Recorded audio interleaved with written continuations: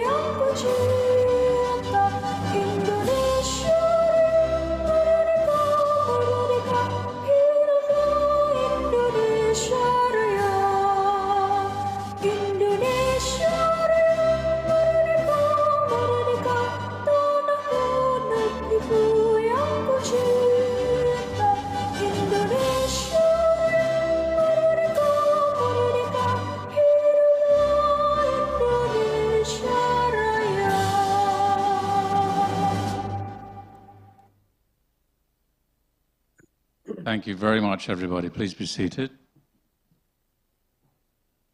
Once again, a warm welcome to everyone assembled today for this session of the 10th Indonesia Economic Forum. Congratulations, Sachin, and all involved at the IEF for this. We're very glad, Jim and I and the whole team at Castle Asia, to be involved in this partnership with you in the IEF, but also, and for the sake of this morning's activities, the digital dialogue.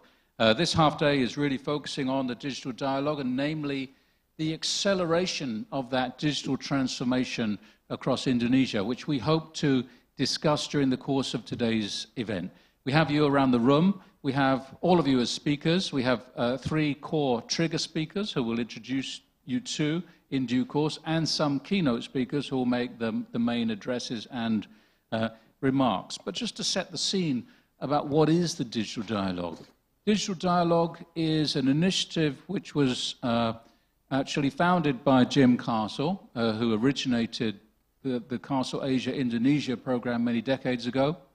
And the digital dialogue is designed to capture the science, innovation, culture, economic benefits, requirements, opportunities, and challenges, all all with due regard to the digital transformation that is taking place across the country and indeed across ASEAN, all designed to promote Indonesia in the most advantageous and competitive space within ASEAN and the rest of the world, considering the size of the population, the importance of the country regionally, in APAC, and globally. We've already had 2 sessions of the digital dialogue. Some of you around the room, we're very happy to see were represented there and are with us again today. The first of those, with Dr. Ilham Habibi, focused on the major factors that are at play behind the digital transformation. What are those opportunities and challenges that Indonesia faces as a people, as a culture, as a government, as a body of commerce and industry in addressing, participating in the digital transformation and helping move that forward in commerce, education, industry, manufacturing, and all those other areas of business that we are engaged in. The second session focused more squarely on education, upskilling, human capital and human resources, what's required in all of those elements in order to drive forward the digital transformation that we're seeing played out across the country. Today, in this session, the largest session we've had with many joining online, we are looking at the acceleration of the digital transformation. Essentially, I'm inspired by a short conversation with Shoaib earlier, this is the next phase. The digital transformation is already a reality in Indonesia. It's here. And if you're not part of it, you're behind that curve. The responsibility that falls upon all of us now as leaders of commerce, business, the economy, trade, and government is to drive it forward and to assist in the acceleration of the digital transformation. We're very happy and proud today that our keynote speakers are Dr. Engineer Ilham Habibi, Chief Executive of the National ICT Council, Wantiknas. He'll be joining us online, or rather by a recorded video session, especially for this morning. We have Dr. Navin Rajagopal, Senior Director of the Singapore Management University. Welcome, Dr. Navin. And we have online, and we'll be starting with him, Professor Engineer Nizam, Director General of Higher Education, Research and Technology at the Ministry of Education, Culture, Research and Technology of the Republic of Indonesia. Following their comments, our 3 trigger speakers will focus on the enabling technologies that are contributing to the acceleration of Indonesia's digital transformation. They will be looking at the innovations in, it might be artificial intelligence, blockchain, the Internet of Things, digital inclusion in financial services, etc. And they are James Elwes, COO of HSBC Indonesia, Martin Terpelovsky of Bumi Vata Technologies in geolocation space. Good morning, Martin. And Thompson Wangsawijaya, morning, Thompson. Avery Dennison. Looking forward to having you help to facilitate the conversation as we move forward.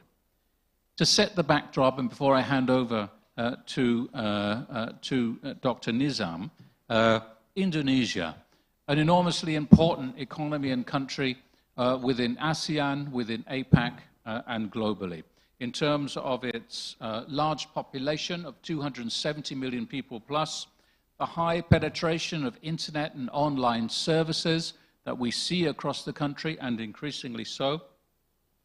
In terms of the economy and commerce, the enormous market scope, purchasing power, consumption, and expansion of demand that we're seeing in online services across the country. Also the discussion on e-commerce, its growth and spread, and its the displacement of the traditional retail and consumer markets that it is introducing. And of course, the digital economy, growing year upon year exponentially into billions and billions of dollars and trillions of rupiah. Digital inclusion and financial services is certainly an element of the discussion we would like to explore as Indonesia's government seeks to bring larger numbers of the population into the online sphere, and as the government seeks to work the digital transformation through the classroom and in the workplace.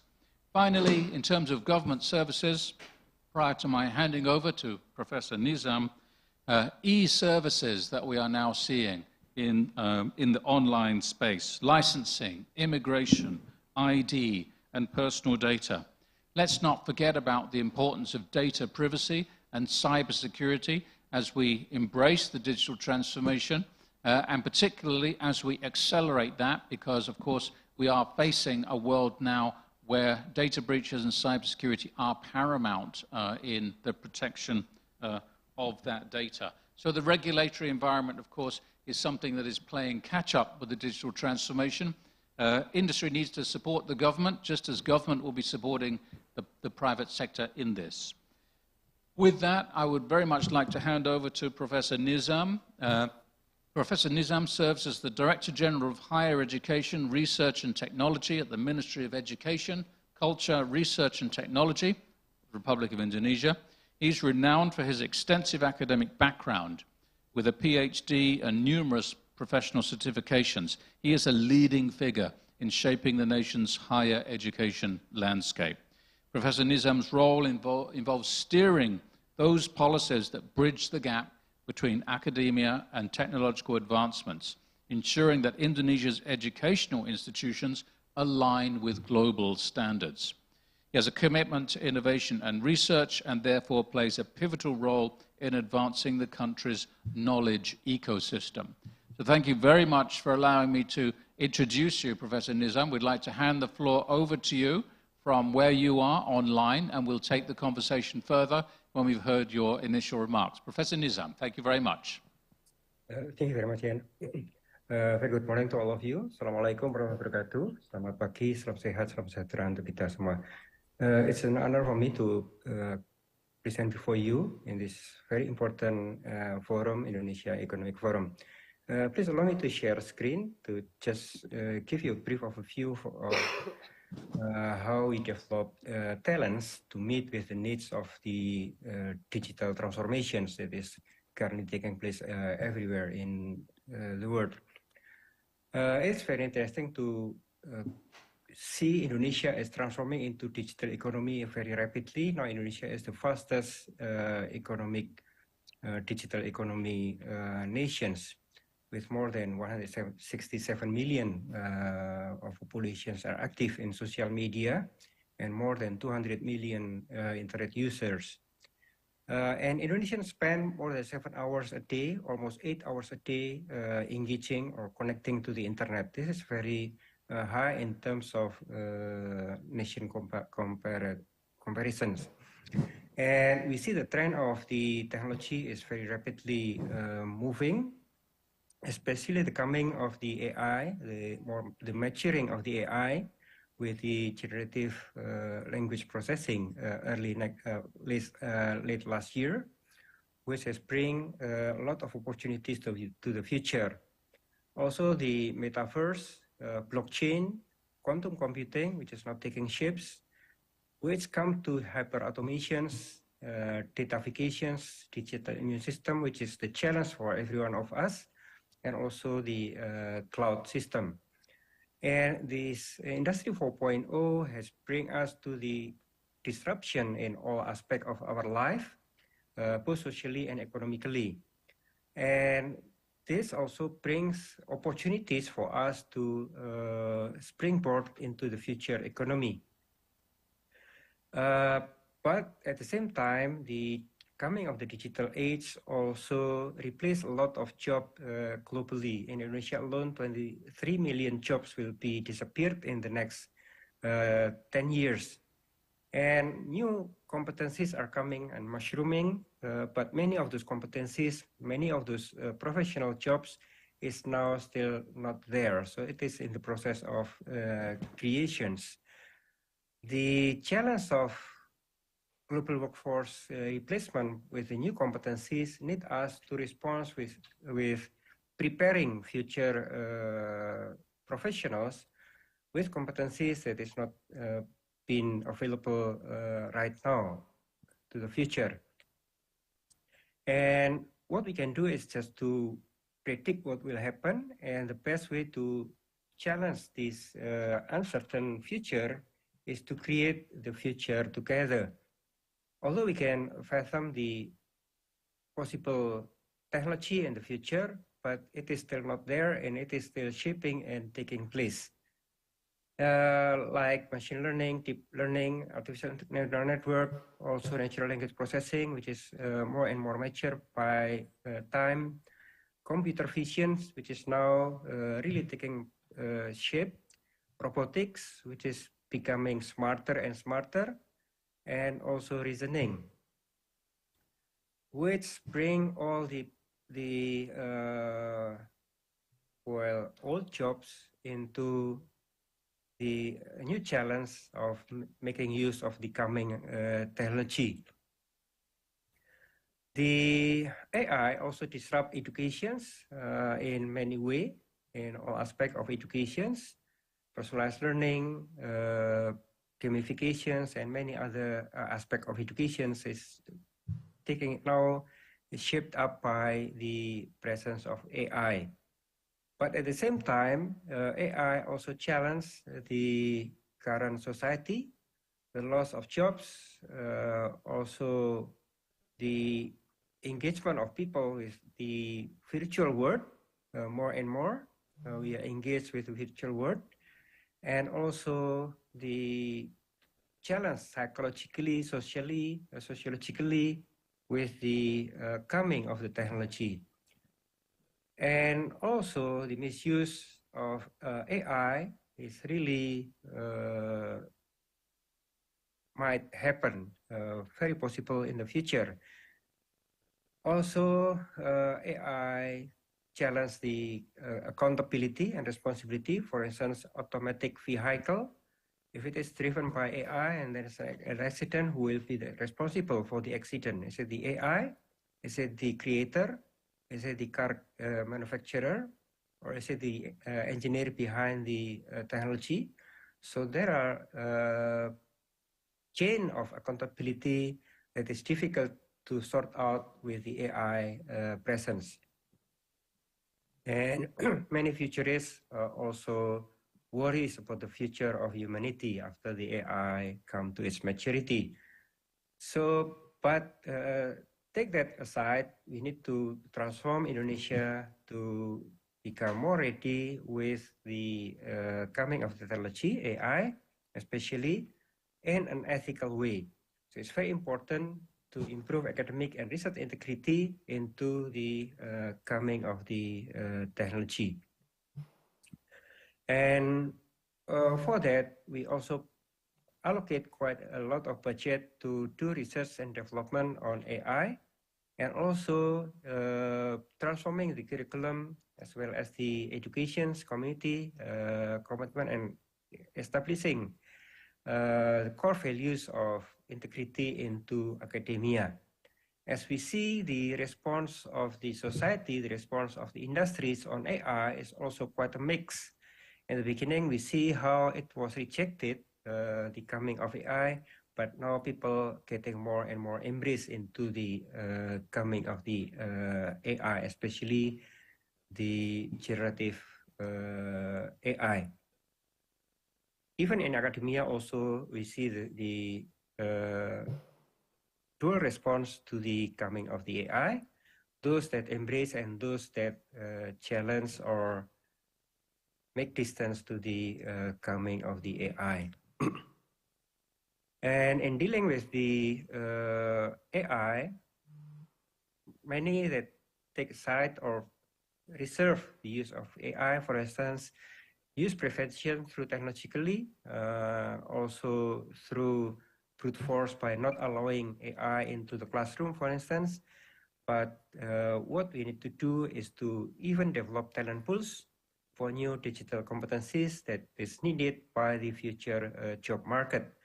And what we currently doing is we transform our university to be more agile, to be more flexible through Campus Merdeka program, in which we can teach students with competencies that is not yet available in the in campus, like AI, machine learning, deep learning, cloud computing, cybersecurity, and many aspects of technological development.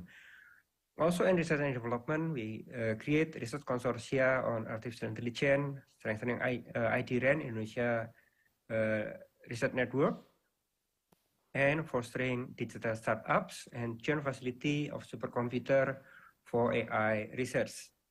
In developing the talent pools, currently we have more than 1,000 higher education institutions that offers information technology as part of the study program. There are more than 10,000 study programs related to digital technology, so many, quite a lot, with currently close to 1 million students taking this track. And we graduate more than 200,000 graduates per year on information technology. So in terms of human resource, actually we accelerate the preparations or the creations of talent pools on digital related competencies. We also use micro-credentials to address need of specific needs in digital technology. Like we work with Microsoft Orbit, for instance, with 6,000 students, Cisco with 6,000 students. This is every year. With Google 9,000, with NVIDIA 3,000. So quite a big number. We create more than 20,000 graduates resulted from these micro-credentials every year with a very specific competencies like machine learning, deep learning, AI, cloud computing, cybersecurity, and the like. Also, we accelerate industry to university partnerships through development of hardware, software, and technology through matching fund. So what we do is we match every commitment from industry to work with university in developing research for the industry. And also we have AI Research Consortium of currently more than 9 universities joining this consortium. And they share supercomputer and connected supercomputers. So nationally we have around 100 petaflops for AI and big data research. And so this joint force between universities and industry, academia and industry professional, we hope that will accelerate the need for the talents, at the same time the need for research and development in information technology. We believe that AI and digital technology will here to stay, and we need to embrace and prepare talents to meet the need of the future, and also develop the technology to make use of the state of development of technology to the future.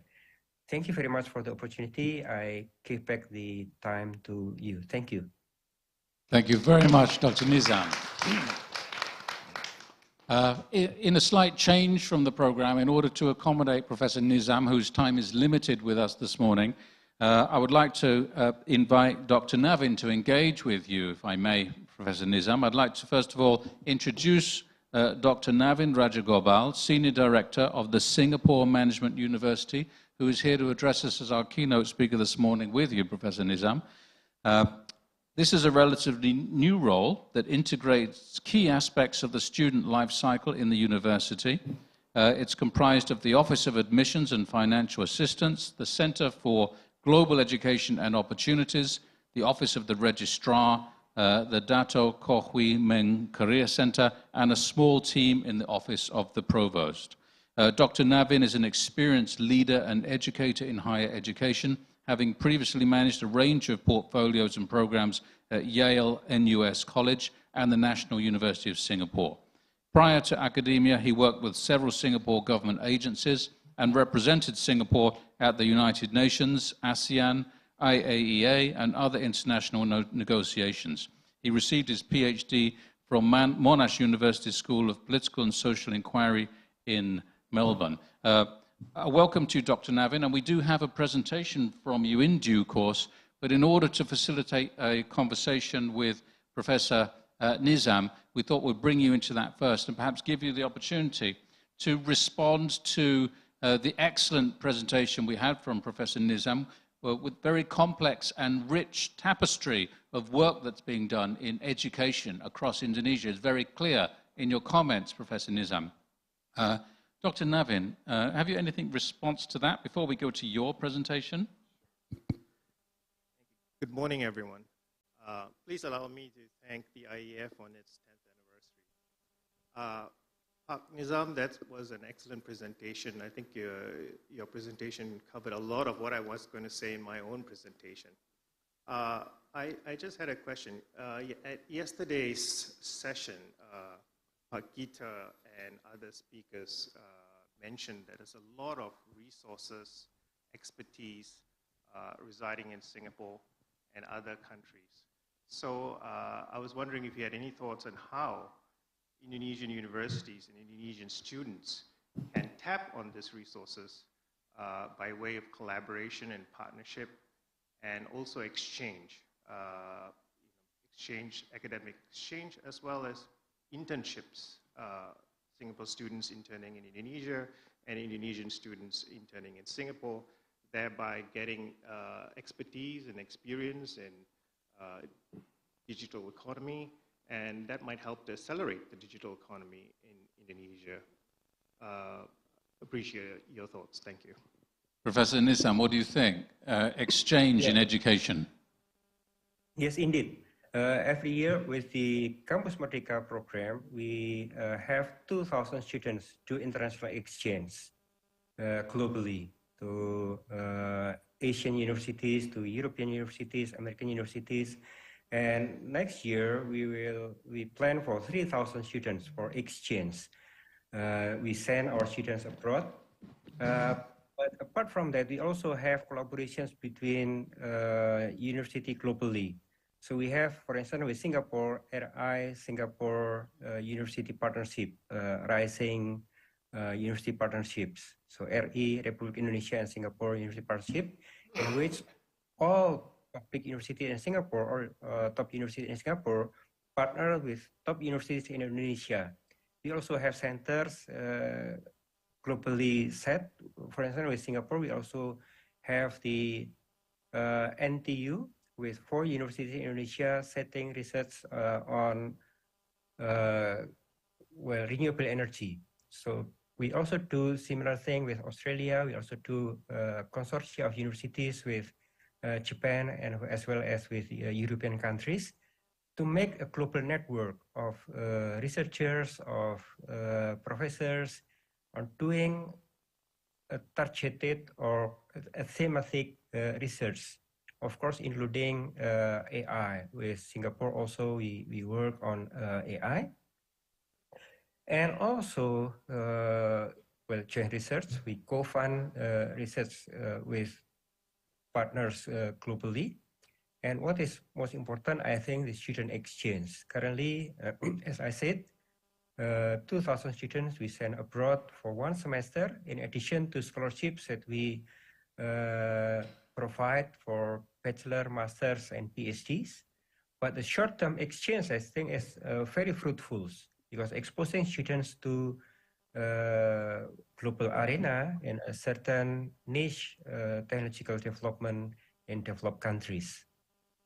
Yes, indeed. So we do exchange, including also sabbatical for professors. Great. Thank you, Pak Nizam. That's very helpful. Since we have you here, I thought I would just say that the Singapore Management University is starting a new summer program on digital intelligence for not just Singapore students, but also international students. We are starting it in summer of 2024. That will include subjects like AI, blockchain, big data, data analytics, and so on. So we hope students in Indonesia will take advantage of that and try it out. It's not a long-term program. It's about 3 to 4 weeks, and it will quickly expose students to the key areas of the digital economy. Thank you very much for that, Dr. Navin. Perhaps I might ask a very short comment from Mr. Shoaib Kagda of the Singapore Management University, just to comment on that initiative or other response briefly to what we've heard. Thank you. There's your mic. Thank you. Thank you very much, Ian, and Dr. Nizam, a very good morning to you. I'd just like to also brief everyone that the Singapore Management Universities, we've set up a overseas center here in Indonesia since December 2022, and we have actually started to engage with a lot of universities, including UI and OGM, and we look forward to really, I think, have this exchange of students, which I think is very critical. We are looking to bring Singapore students here for internships, but at the same time, we also want to bring Indonesian students to Singapore, not just to SMU, but to the wider Singapore ecosystem, which I think there will be a lot of beneficial benefits, mutual benefits on both ends. Thank you. Thank you very much, Shoaib. With that, Dr. Nizam, with your permission, and I know your time is limited, perhaps we'll allow Dr. Navin now to present his slides. Please stay for as long as you can, in case you're able to engage further. But may I invite Dr. Navin to make your presentation. We'll have Dr. Nizam for as long as we possibly can. Thank you again for being with us, Dr. Nizam, Professor Nizam. Thank you.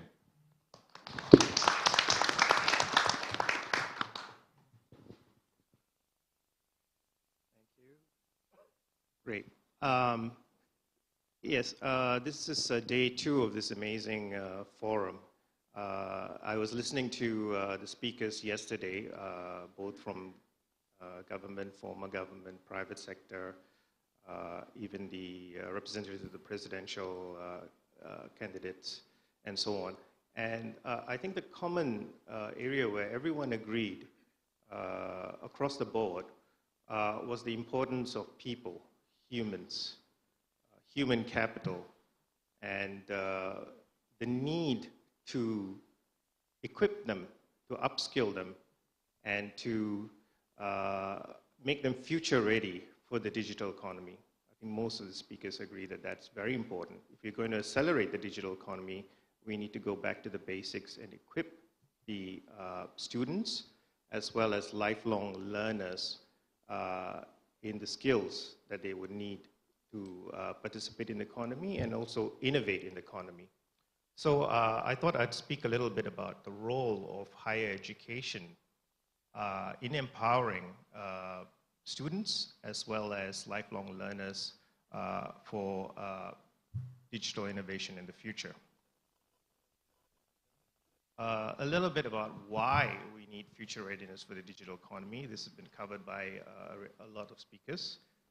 There are certainly economic benefits to do so.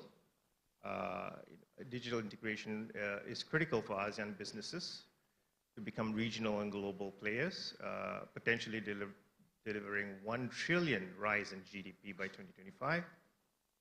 AI could contribute up to 15.7 trillion to the global economy in 2030. Also, the pandemic has escalated the adoption of new technology and massive restructuring of supply chains in Asia. And so countries need to adapt to that. Besides the economic growth aspect of it, the digital economy will also help in other areas. There will be 20% cut in carbon emissions that can come from digital technologies in support of broader industry transitions. In addition, smart cities in Southeast Asia could vastly improve the quality of life, reducing the cost of living by 16 billion annually. So certainly there's economic benefits, but also social benefits to the digital economy.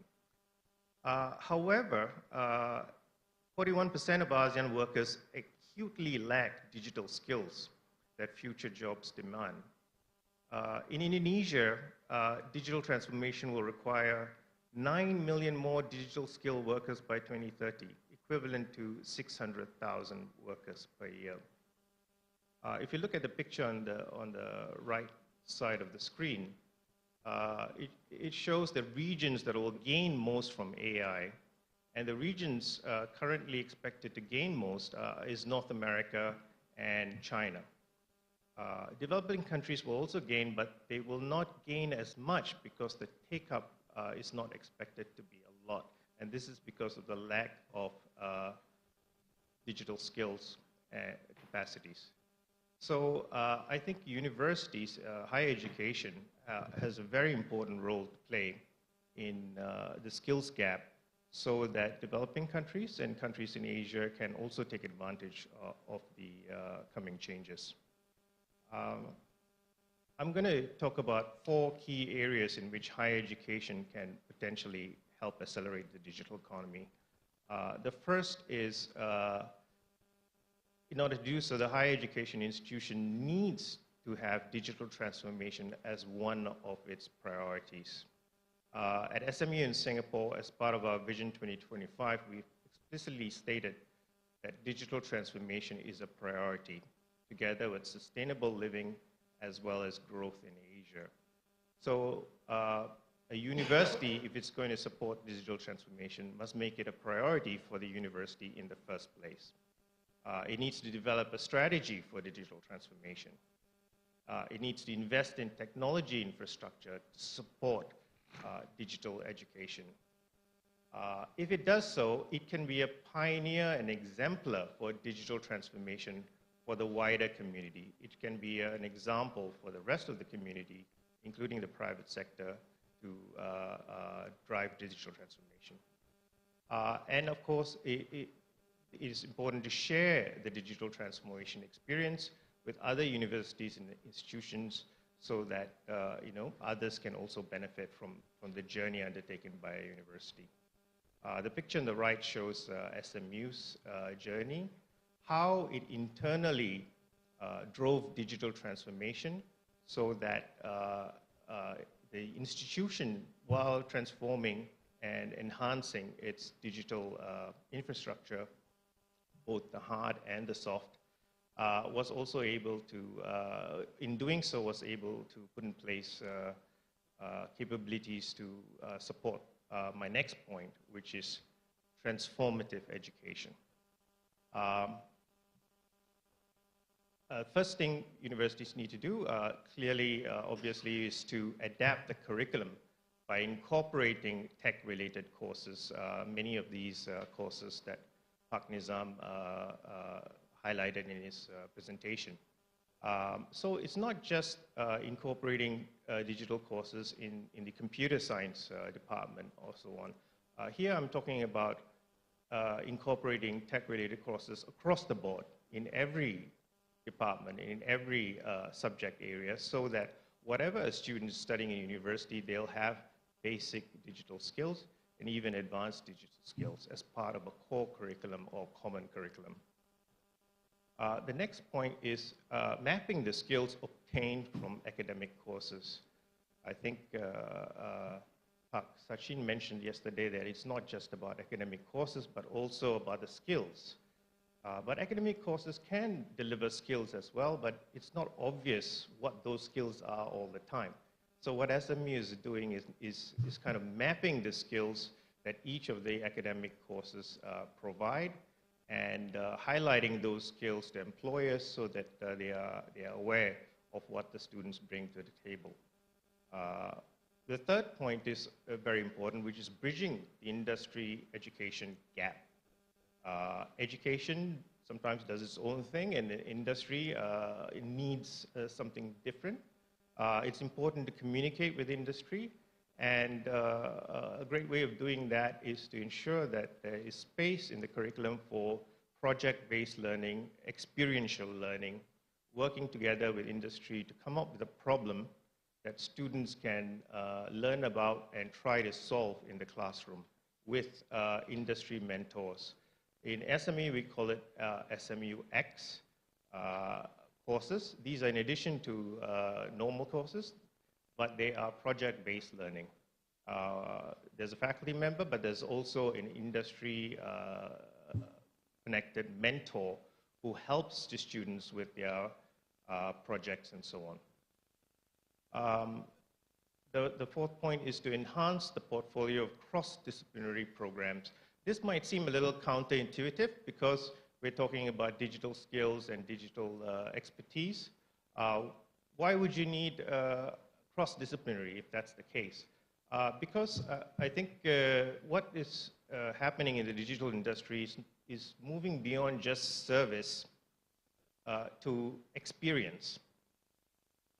The future of the digital economy is going to be about customer experience, how they experience the technology, and in order to deliver excellent experience, you need to be not just proficient in the technical aspects, but also the wider community, the customer needs, and what is the best possible experience you can deliver to the customers and so on. So we are also, while we emphasize digital skills, we are also emphasizing other areas, important areas, creative areas. And SMU recently set up a College of Integrative Studies to encourage interdisciplinary education, to ensure that our students are broad-based and skilled in many, many different areas, and they bring a variety, critical thinking, and so on to the employers. Another important aspect is enhancing distinctive pedagogies and learning experiences. I think Pak Nizam mentioned about online classes, flipped classrooms, and other MOOCs and so on that can be that can enhance the current teaching methods. We are also emphasizing the deepening of the research education nexus, so that what is taught in the classroom is not just something from a textbook from 5-10 years ago, but up-to-date research is being translated into the teaching in the classroom. So whatever research faculty are doing, they are communicating the outcomes of that research in the teaching. Finally, developing students' meta competencies. In the past, this was known as soft skills, but we call it meta competencies now, which is skills acquired outside of the classroom. Universities are not just classroom experience. Students are doing a lot of things outside of the classroom: clubs, societies, community service, many, many areas in which some of them are doing leadership level activities. And this needs to be communicated to employers and so on. So what we are doing is coming up with a co-curricular transcript in addition to the academic transcript, which is not just a list of things students are doing outside of the classroom, but an assessed competency. So when students list what they have been doing, someone in the university will go through these things, assess them, and show that these students have done a lot of things outside of the classroom, which will be very, very important for the workplace as well. Global exposure, very important. Just now I mentioned that to Pak Nizam just now. Not all the expertise and resources are going to reside in Indonesia, and it's important for Indonesian students to be exposed to other countries. Singapore, Pak Gita mentioned Singapore is always eating our lunch. So why not go to Singapore and eat some lunch there too? So yes, so exchange is very important. SMUs are hosting Indonesian students as part of the ISMA program. We hope to host more Indonesian students. Another aspect, lifelong learning and career transition. It's important to keep in touch with the latest. And it's also important that some people who are going to lose jobs because of the digital economy need to reskill and need to transition into a new career. And universities have a role to play in that as well. In SMU, we have executive education for higher level training. We also have the SMU Academy. And a new development is what we call the Industry Practice Masters, which is a stackable masters. You can take short programs, and you can stack those short programs and count them together as a master's. And this is very helpful for people who are already working, who want to upskill or reskill. And I believe this is in the digital space as well. Another thing universities can do is engage and inspire pre-university students. I'm talking about high school students. If we can provide an experience for high school students to come and see what is happening in the university in the digital space, they may be inclined to come to your university and take up those courses. And that's very important, and I think universities should engage school students as far as possible. SMU is starting a new summer program for international high school students in 2024 as well. As I mentioned to Pak Nizam, we are also introducing a new summer program on digital intelligence for students. We see a global demand for these skills, and we want to be able to support that demand. And there's a list of courses on the right, which we will provide in 2024. The third point I want to mention is cutting-edge research. It is important universities are able to support research because that is usually part of a university's mandate. In addition to teaching, there is research. And it's important to support both applied as well as academic research on digital transformation.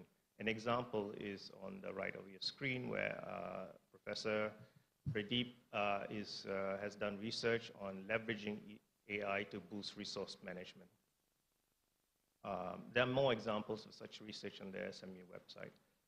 Universities should also encourage research partnerships with the private and public sectors. It's not just doing research for research's sake, but if you can engage with the private sector as well as the government to see what is the priority, what needs to be researched further, then the universities can directly contribute to the acceleration of the digital economy. Encourage research collaboration with national and overseas universities. Encourage student research as well. Students can do research with faculty guidance. And provide provision of expertise to private and public sectors in digital transformation. And this is also very important. Pak Nizam mentioned that knowledge transfer and commercialization of research. And finally, translation of research for better industry and public awareness. A lot of time, academic research is very technical, and they use a lot of technical language in publications for peer-reviewed publication. This is not easily understood by the public and industry. And if universities can have professional communicators, those who are skilled in social media and so on, who can translate the research into something that is much more easily understood by the wider society, it will also help to promote the kind of cutting-edge research. Okay, my final point is the importance of universities to be highly engaged to the city and the region and beyond. So universities need to engage with industry, engage with the entrepreneurial ecosystem at these levels, city, regional, international levels, because they need to not just provide education and do research, but they can be a hub for academic, industry, and public sector exchange of ideas and collaboration on the digital transformation. They can also foster innovation and be an incubator for big ideas and startups. In SMU, we have a dedicated office that looks after innovation, both from students as well as faculty, and an office that is an incubator for big ideas and startups, helping them to start up new companies and so on. And several successful companies that have been started by students that have won awards and so on. Targeted internship and mentorship programs for students in the digital sector. Universities can work with industry to have very specialized targeted internship and mentorship programs. Also, another resource that universities can leverage on is alumni. There are a lot of alumni who are already in the digital sector as well as other sectors that are key. And universities can play the role of bringing students and alumni together so that they are much more in tune to what's happening in the industry and can be much more future ready. I just wanted to say that SMU has very recently started an industry engagement office for one-stop access to the university. A lot of resources in the university, but it's all over the place, and sometimes the private sector as well as the government has trouble accessing the expertise. A one-stop industry engagement office will help to kind of connect everybody. Finally, as Pak Shoaib mentioned, SME has established overseas centers. The first one was in Jakarta. I had the pleasure of visiting the office for the first time yesterday evening. We've also established offices in Ho Chi Minh City and Bangkok. The idea is to be gateways to Asia for both the wider Southeast Asia to engage with SMU, also for SMU to engage with wider Southeast Asia, both on teaching, research, and partnerships and collaboration. I will stop there. I have a whole host of links to useful information in SMU, so if the slides are being distributed to everyone, please feel free to click on the links for access. Thank you. Thank you, Dr. Navin Rajagopal. Thank you very much. We've had two excellent keynote speeches already, one from Professor Nizam focusing on Indonesia's education system and the culture for that, and how that is contributing in a very complex manner towards the acceleration of Indonesia's digital transformation. And I think, Dr. Navin, with yours, you've really moved the goalposts forward even further by bringing us into the world of integration and the connection between tertiary industry, between tertiary education and industry and the entrepreneur ecosystem that you mentioned. You talked about a strategy for digital education. It's not only digital education. You're finding, I understand from your slides, that education is being transformed in the process by the tools and advantages that the digital transformation brings. So it's a road that goes both ways. Also, you stress the importance of research in this, and I think Professor Nizam would agree with you. And finally, again, on those very strong connections.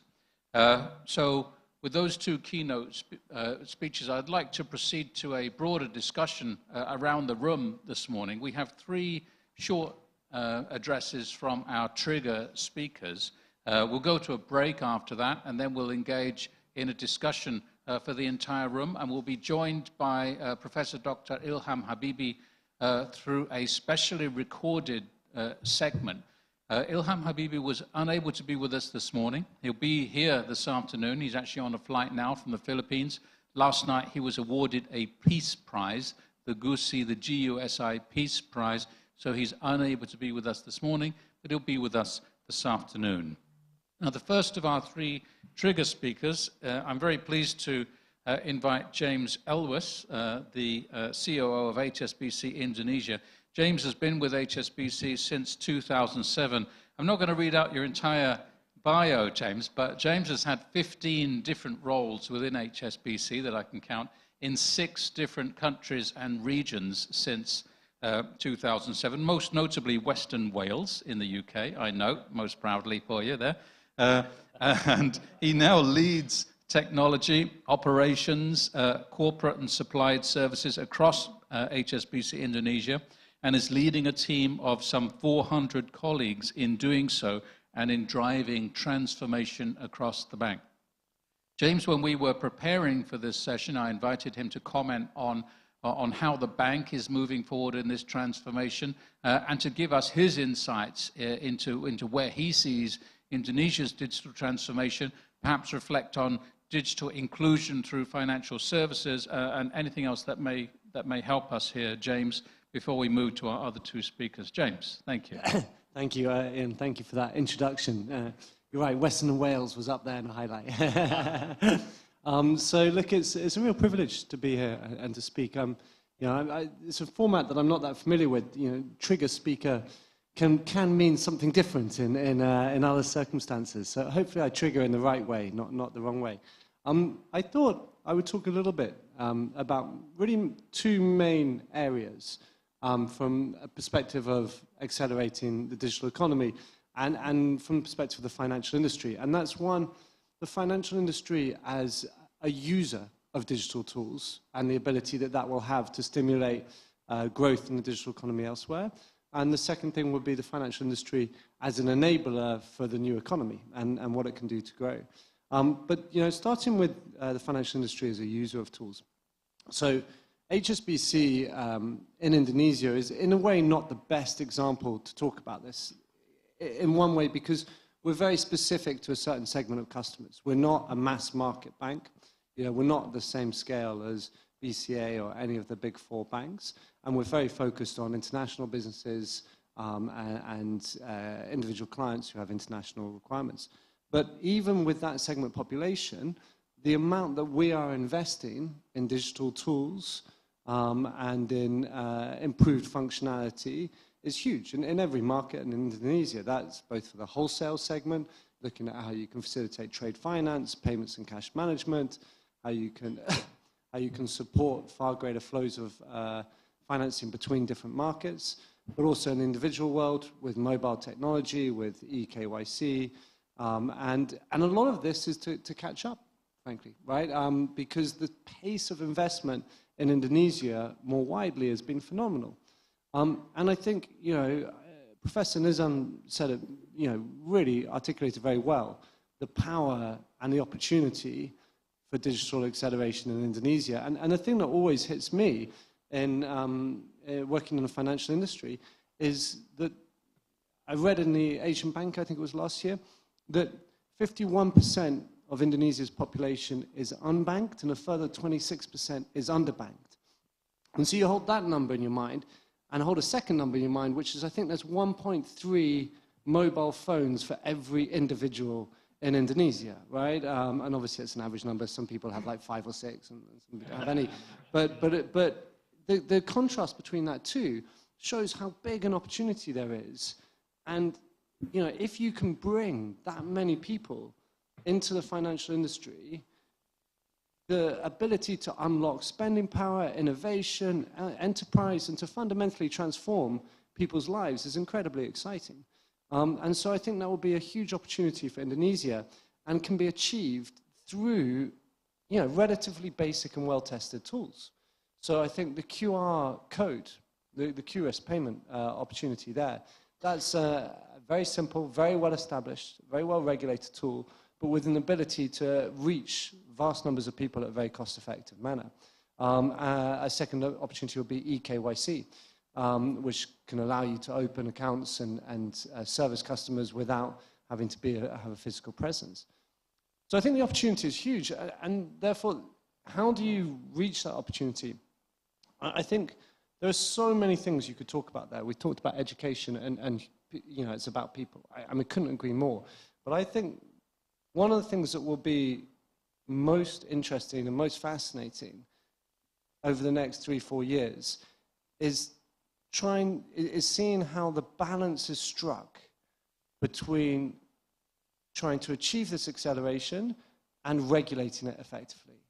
And I think on all of these topics, it's an incredibly difficult balance to strike correctly, and one that I think industry and businesses can play a very active role in supporting. And so if you think about, you know, there's a huge desire for increased functionality and capability, but that desire has to be balanced against, you know, the risks of cybersecurity.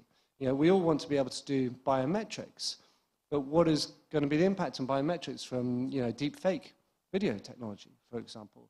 And how does a regulator protect against that while still allowing this really important access? And that's true of all the sort of functionality and capabilities you want. They're usually balanced against, you know, the cybersecurity risk. You can look at another example, data privacy. You know, it's going to be a very important topic, and it's critical that it gets right and it's regulated well, but that's set against the ability to commercialize data and to use it to drive business growth. I think another example is time. You know, it's important that regulators have time to be able to put the right degree of scrutiny, but how do you balance against that, against time to market and the speed at which these things are changing? Or generative AI, we talked about how transformational this can be, but as Professor Nizam said, and on the trade-off, you know, we might get the Terminator here in a few years' time, right? So finding this balance, I think, is going to be really interesting, and I think there's an important role to play for forums like this, for industry, for businesses, and for associations to help find that balance. The second thing, because I don't know, have I already talked too much? No, I'm not sure. Usually I do, so that's why I was checking. The second thing that I think is interesting is the role for the financial industry as a whole in helping to facilitate the new economy. And I think what's really interesting here is, if you look back 30 years ago, the big customers for all banks would have been your oil and gas, or your large your large professional services, perhaps, or your large manufacturing, or large trading companies. But the economic landscape is changing very fast, and you've got obviously behemoths like Goto, but all the way through the new economy and the supply chain is changing rapidly. And I think banks, financial industry, and all the way down to sort of individual investors need to be a part of that. And we need to think about, what is it that is a requirement for those companies? What are their financing requirements? What are their cash management requirements? And how can you, as a financial institution, help them to grow, as you would want to help any of your customers? But then I suppose also, how can regulation help support, especially at the sort of more startup end, to encourage individual investment into this industry and to encourage risk-taking in an appropriate way, and to help unlock further growth opportunities. So I think, what's very interesting sitting in the financial industry is you sit on both of those areas. You've got to use technology to help bring financial tools and literacy and opportunities to as many people as possible. And on the other side, you have the opportunity to try and support customers who are more and more part of the new economy. James, thank you very much. You've done exactly what we wanted to achieve here in highlighting HSBC as an example among industries, as a user of tools and technology, but also in terms of the banking space and inclusion, both financial and digital, the role of the bank and the industry at large in financing the new economy, which is being driven through by this digital transformation. You talked about some of the leading giants in the digital transformation, such as GoTo. Very happy to have Martin Topolowski with us here as our next trigger speaker in that regard. I should have mentioned that as the other. That's okay. I'm going to read your bio first, Martin. You've got time to finish that. So Martin Topolowski is the founder and investor of Boomi Vata Technology.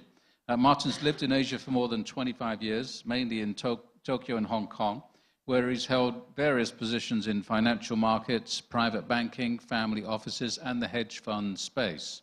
He set up his own venture capital business in Singapore in late 2016. You can hear all about his opinions on venture capital on his LinkedIn account. Do see after. Martin moved to Indonesia in 2018 to focus on his current investment, Boomi Vata Technology. He'll tell us a little bit about that. And Martin, I hope really in your role as trigger speaker that you'll trigger a conversation around the emerging technology that you're bringing with Boomi Vata and what that's going to do, perhaps not so much to disrupt the space, though it will be a disruptor, but also to change and help in the acceleration of the digital space in Indonesia. Martin Topolowski. Right, so first of all, we're a lot smaller than HSBC, so I'll explain briefly what we do for those who don't know. We provide location analytics software for the government and also for private sector businesses so they can make better business decisions. So we have been using machine learning to do predictions for companies like McDonald's, XXI Cinema, Kraft Heinz, so they can make savings on their business development costs, they can make savings on the logistics costs. This is a proven concept elsewhere, but still quite new to Indonesia. I think we're by far the biggest in this space with around 150 employees. But it's interesting what some of the guys say. I think education is going to be key. There is still, from our perspective, I believe, there's a lot of reliance still in Indonesia on outdated business processes. And there is, I think everywhere there's concern about how technology may affect jobs. But I think maybe here it's more significant, especially in the BUMN sector, where people, I think, there's so many people in jobs there, which may be affected by our software and by AI, where people need to upskill and start doing different things, not see this as a threat, but as Dr. Navi mentioned, upskilling upskilling the people who are already maybe older. Because often I have to have meetings with people who've been working in BUMN for the last 30 years, and they really don't really have much interest in what I have to say, because they basically see this as, yeah, but we've done without this until now. You know, what benefit is this to me? Is this going to affect, am I going to get a promotion if I introduce this? Or am I going to get people knocking on my door saying, how can I not make the money I used to make effectively? So there is a challenge in introducing deep technology to Indonesia. And I think also there's Indonesian people need to be more confident of their own abilities when it's making technology. Now, when we went to introduce our technology to Telkomsel Sigma, they were like, oh, we don't deal with Indonesian-made technology. We only deal with the big foreign firms when they're introducing. Now, we now have contracts with some of the system integrators here, but it was very complicated at first. They rather stick to what they know. So how can Indonesia develop making their own software? You know, you look at India and China, they used to import everything from the United States. Now we have Infosys, we have multiple Chinese companies, Tata, all these multinational companies. And as Indonesia becomes bigger globally, they're going to have to also adopt. So I think the opportunity here is absolutely huge. We know the size of the population. But even if we look at 2045 and the economy becoming the 4th biggest in the world, for that wealth to be spread out more and to lift people up in society, I think technology is the best way to do that. So the main thing here is getting the main stakeholders to buy in, the governments, the various organizations. We have many events like this, which we get to talk to people. We had an event recently with Dr. Anis, and there's various other events where we get to point out what we're trying to do. But I still think, yeah, the biggest challenge here is the still reliance on outdated business processes. But I think the opportunity is that for what we can do, we can drive the revenue of businesses. So people should see this as an opportunity, because if you have all the data to hand, and that data is an understandable way, so we have live telco data, we have data for, we collect our own point of interest data, so Toko Kelontong, we collect data from all, the national statistics, Dukcapil, and we put this all in one piece of software, which will then make predictions based on that using AI. Effectively, the companies using that type of thing can increase their revenue significantly and can create new jobs. So I think changing the whole outlook to ensure that people don't see technology as a threat, but see technology as a massive opportunity. And at the end of the day, you know, in the UK in the old days, everyone, even when I first started work, we had a typist, right? Now, I think I heard, I think it might have been Sachin who said this at an earlier event. We don't have typists anymore, but we don't have mass unemployment. We have people have upskilled and now do different things. And I think the younger generation is certainly buying into that. We have a lot of relationships with UGM and ITB and things, but yet getting the buy-in from the decision makers, particularly in the government sector, I think is the biggest challenge. Private sector, it's a lot easier, obviously, because they can look at the black and white. How much revenue am I going to increase by using AI to make predictions instead of having people going around counting people? Because still the system being used here for making business decisions by a lot of the big corporates is very analog still. People going around with a pen and paper, making notes, what they think of this. So there's a lot of change that can be made very simply. I was yesterday meeting with the head of the Indonesian Real Estate Association.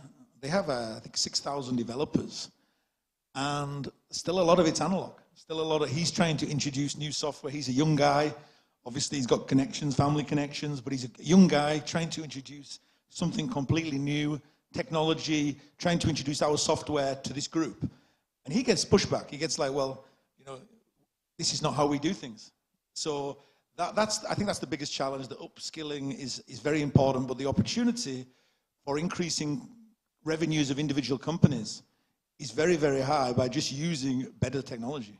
I mean, just being able to make predictions based on data rather than just effectively using Feng Shui or something, which has been used quite a lot in Indonesia in the past.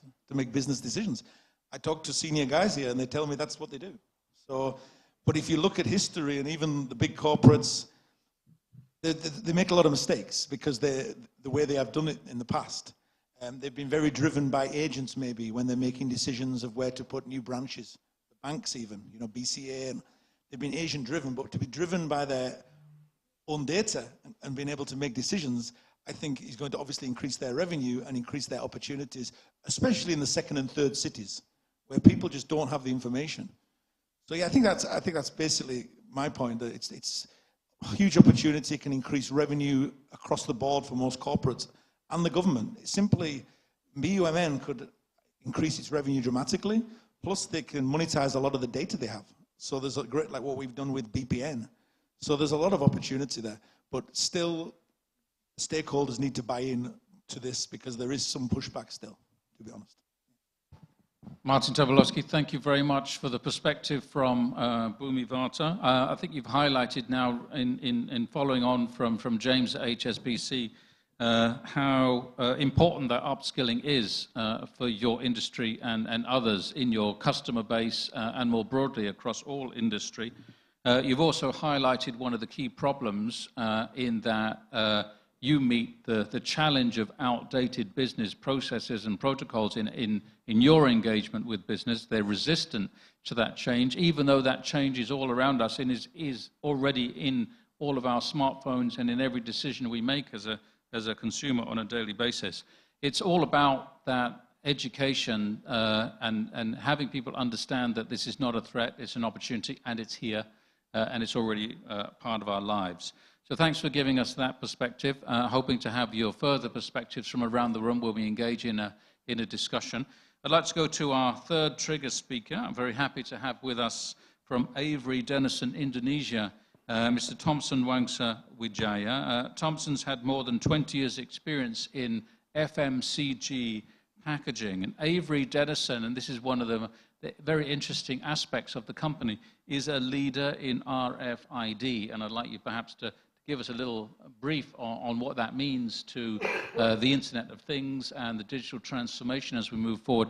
Digital transformation and today's event, it's all about introducing these innovative technologies and understanding how they will contribute to the acceleration of the transformation, whether it's AI, blockchain, or the Internet of Things. And I sense a role for Avery Dennison in this space. You're a market leader there. So perhaps, Thompson, before we move to a break and our discussion and the video presentation from Dr. Ilham Habibi, Thompson Wangsa Wijaya. Thank you, Thompson. Thank you, Ian.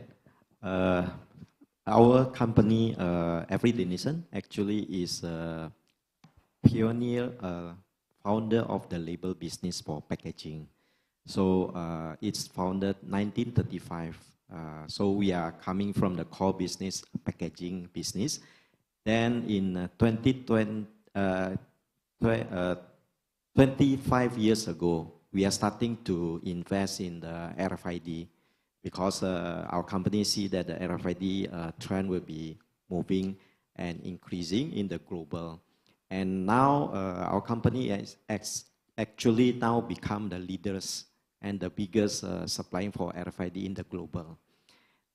From Indonesia perspective, because 20 years ago also we are trying to expand the business for RFID as well. Quite a lot of challenges like Martin mentioning. Thompson, yes. RFID stands for those who may not know? Yeah, RFID is a radio frequency identification. So it's labels with a chip, and the chip can contain of a memory. So now we see only the barcode. So barcode is, everything is same. One barcode can use for every same barcode numbers. But using RFID, you have a unique numbers. Each of the chip, each of the RFID have different numbers. So we can tracing and tracking all the products. And this is a quite good things that we are doing for the RFID tracing. I think a couple years ago, our government trying to implement RFID to give the petrol distribution, but that one is not going on. But now RFID is quite significant growing. In the private sector, in the past, quite a lot of challenges coming from the capex. Investment is very high, the cost is very high. But now, since the COVID situation, I think everybody is looking at the cost, how it can be more efficient, and the cost is lower. And this is something that we can see that Indonesia also is growing the RFID. Digitalization is going faster in Indonesia. And we see quite a lot of industry is also implementing the digitalization, starting from the manufacturing industry, then to the retail industry as well. And the retail industry, you can see very easy now. If we go to Uniqlo, we go to Decathlon, everybody is using RFID, because why? If we go to the garment industry, it's quite a lot of SKU there, and it's quite a lot of products. You have many sizes, you have a product item. If we do the tracing inventory, it takes quite a lot of time. You need to count, scan one by one. Using RFID, you just use a hardware to as a reader, then you scan the RFID, then you can count everything in just a second. So it's quite convenient for some industry. It's a good thing to implement in the industry actually. That one is on the retail business. On the manufacturing, actually we also working on with some of industry to do the tracing from the production line up to the streaming to the distribution and up to the final dispatch, the distribution center as well. So that will be quite a huge demand later on, replacing the barcode system. And this is what we see now. Actually, there's quite a lot of challenges as well, like Martin mentioned. When we go to the industry segment, a lot of people may see that, oh, this come to the investment on the technology, and then the people will be not using quite a lot of people anymore. That is also one of the challenges. I think Dr. Navin already mentioning that we can have something to upgrade ourselves as well. If we cannot sustain in this level of business, maybe we can upgrade ourselves to be more advanced to cope the market trend at this moment. Yeah. Thompson, Wangson Wijaya, Avery Dennison, thank you very much. It just struck me that we've had feng shui for 2,000 years, and then we get barcodes, and now you want to change barcodes for RFID? Well, I guess that's the acceleration. We will have a conversation about this. I would like to invite everyone, we will take a break now for 15 minutes. Despite all the digital acceleration, we are biological beings, and there are certain requirements, coffee, snacks, etc., which are served. So please do enjoy. Let's reconvene in 15 minutes at just before 1:45. We'll have our discussion and a Q&A session, and we'll engage with Professor Dr. Ilham Habibi in a pre-recorded segment. So see you all again shortly in about 15 minutes. Thank you, everyone.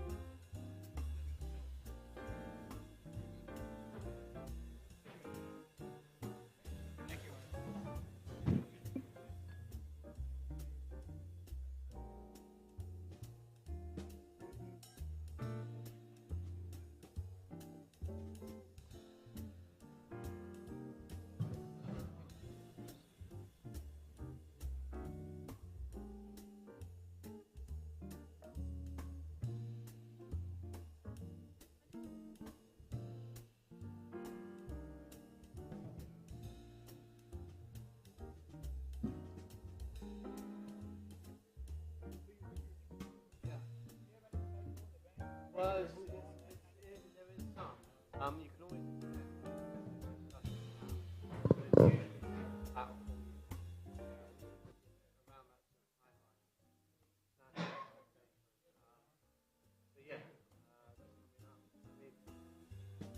it's hard. Children get older.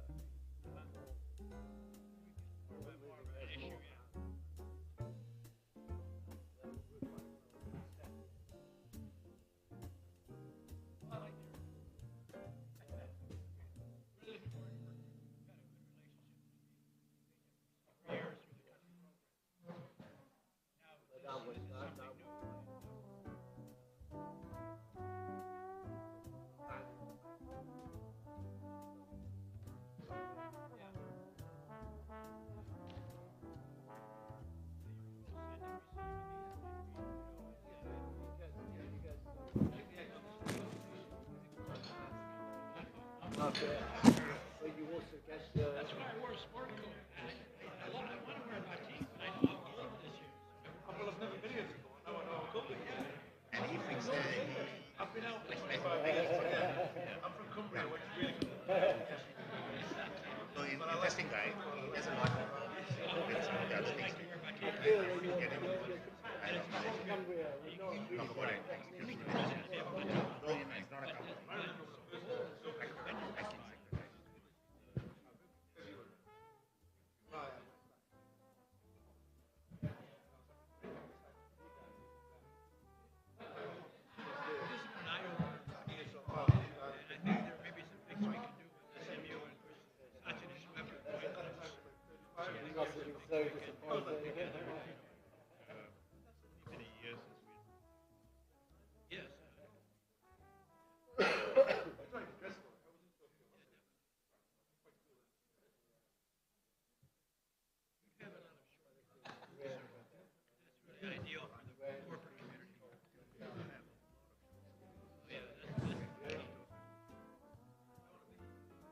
Well, welcome back, everyone. I hope you've got your calories and carbohydrates and everything else sorted out. And if you brought it into the room, all the better. So in this session, this will be our open discussion session. Just to reiterate what we've done so far, we've had excellent keynote speeches from Professor Nizam and Dr. Navin. We've also had our three trigger speeches, James Elwes, HSBC, Martin Topolowski, Bhumi Bhatta, Thompson Wang Sawijaya from Avery Dennison. And the last keynote that we will have is from His Excellency Dr. Engineer Ilham A. Habibi, Chief Executive of the National ICT Council, or One-Teknas, Republic of Indonesia. Ilham Habibi currently serves as the chairman of the Indonesian ICT Council, also serves on the board of supervisors at the Habibi Center, and of course here we are at the wonderful Habibi and Ainun Library. The center is a Jakarta-based think tank focusing on democracy and human rights, founded by his father, the late President Bahruddin Yusuf Habibi. Ilham is also the chairman of PT Iltabi Rekatama, a private investment company, which he founded in 1991.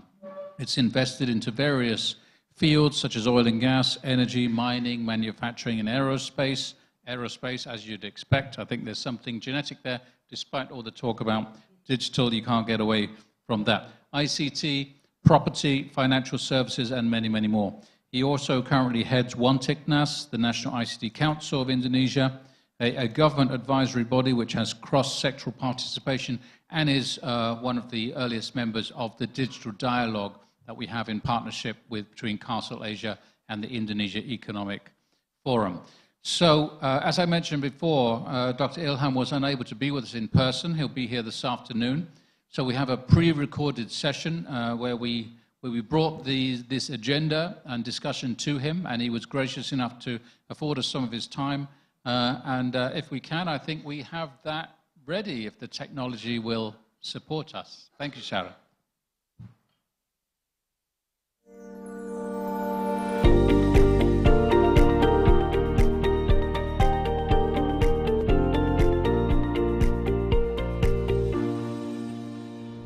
Welcome to this, the 10th annual session of the Indonesia Economic Forum. Today's session on accelerating the digital economy. And we're very pleased to have with us Dr. Engineer Ilham Habibi, Chief Executive of the National ICT Council, Wantiknas of the Republic of Indonesia. Today's session is designed to bring together innovators, policymakers and influencers, as well as entrepreneurs, on a platform that will help to facilitate and support Indonesia's digital transformation as we move towards advancing technologies that will help to shape the future of the country, business, commerce, on the basis of digital inclusion for the entire population. Dr. Ilham, it's a pleasure to have you with us today. Thanks for inviting me. Thank you for joining us. We have a number of points we'd like to explore with you with regard to accelerating the digital economy and exactly what that will mean for that nexus of business and commerce as it faces the policy environment in Indonesia and where that meets the global environment for the regulation of the digital economy more broadly. So perhaps if we could start off by exploring where you see opportunities for collaboration between the government and the private sector in the digital economy, and if you have any case studies where this is already starting to bear fruit, for example, in Indonesia. Yeah, well, thanks for the question. I think that it's probably better to focus first on what fields and what sector within the digital economy things should be happening or are already happening. So we are seeing that in the last years, in areas such as fintech, for instance, Indonesia is actually one of the most advanced countries you can find in the region, even globally, when it comes to innovation in that particular sector. And that is because of the policy or the attitude of the regulator and also the central bank in that regard. Whenever there is something new coming up, it is given some space first in what we call the sandbox. Yeah? So there's room to experiment, but the risk is minimized by basically monitoring it closely. So in that time frame, whenever you have that sandbox available, then the framework for policy and regulation is being developed, and once it's ready, then it's fully launched. There's no guarantee that that is already sufficient. I mean, we've seen now big challenges in Indonesia, where particularly online lending, there's a lot of victims here, and that is it's not because of rules and regulation, but mainly because of the inability to prevent illegal lenders to come into the market. So the big challenge here is basically to improve digital and also financial literacy for the users. It's very difficult to prevent that kind of a phenomenon happening in any market. It's so easy to enter the market and basically make your money here and then disappear again, or you remain here as an illegal lender. But I think the key here is not to sort of firewall the whole of Indonesia, and so nobody illegal can come in, but it is to educate the population what to do and what not to do. Yeah. So that is a good example how the collaboration between the government as the regulator and the government as also the giving the direction where they should go in a particularly active sector in Indonesia has been happening, is still happening, because fintech is certainly is there since a few years, but there's always new things happening in every sector in there. And that is because the digital technology itself or the, is developing fast when it comes to disruptive innovation. Mm-hmm. I think in the last days, we have seen the turbulence in artificial intelligence. Yes. With the, I mean, it was just very surprising, to say the least, what has been happening in some companies in the US just over the weekend. And it shows the hope and also the fear that people have vis-a-vis that particular breakthrough technology. And we are just at the beginning. And you can imagine, and this is so digital, I mean, it needs a lot of data. Yes. It needs high computing power. It needs a fully developed cloud system in order to gather the data. It needs so many things. Yeah? So that is the prime example of what to expect in the future, and also where this might be going in terms of acceleration. I mean, we're talking about acceleration. Yes. So right now, the vision of AI for any technology, including any digital technology, is it will be helping for us to be more productive, more efficient, more effective to do our work. So basically, think of it as an assistant, as a co-pilot. Of course, if you develop that picture further, then people think that at some point in time we don't have to think anymore and everything is taken over by AI. I think that is exactly the fear that many people have about that, but it depends on us, how we regulate this, how we do this. Indonesia, your question was about Indonesia, I think Indonesia, first of all, is a very prospective case here because we have the big numbers. We have 280 million people. If you would appropriately gather the data of all Indonesians, from very simple matters until very complicated matters, it would be the cornerstone of basically using the data to develop new businesses, new companies and industries. Yeah. But for that, there needs to be a strong data policy, and also the government needs to be more open about data that are not conflictuous in nature. There's, of course, always a balance to be met between the privacy of the data and the universal use of the data. Yeah. Thank you very much. Now, you mentioned some of those emerging technologies. Right. Fintech is one example, AI is another, and you also mentioned the very large size of Indonesia's population. Right, yeah. One of the clear challenges then is the development of that digital literacy and the skills development that's required for Indonesia to take up the advantages of these technologies. And perhaps a final question. We talked a little earlier about how some of the digital transformation is political. Some of the players within it may be political. Okay. We're also facing a geopolitical world these days where we have providers with technology and advances from China on one hand and also from the West. How does Indonesia balance the availability of these technologies that we're seeing being offered as part of the Belt and Road from China and the major platforms we're seeing from the West? Sitting in the middle here in Southeast Asia, does Indonesia have a place in that balance? Okay. I think from a political perspective, Indonesia needs to have neither in the camp of the US nor in the camp of China. We are basically friendly to both. We are partnering with both.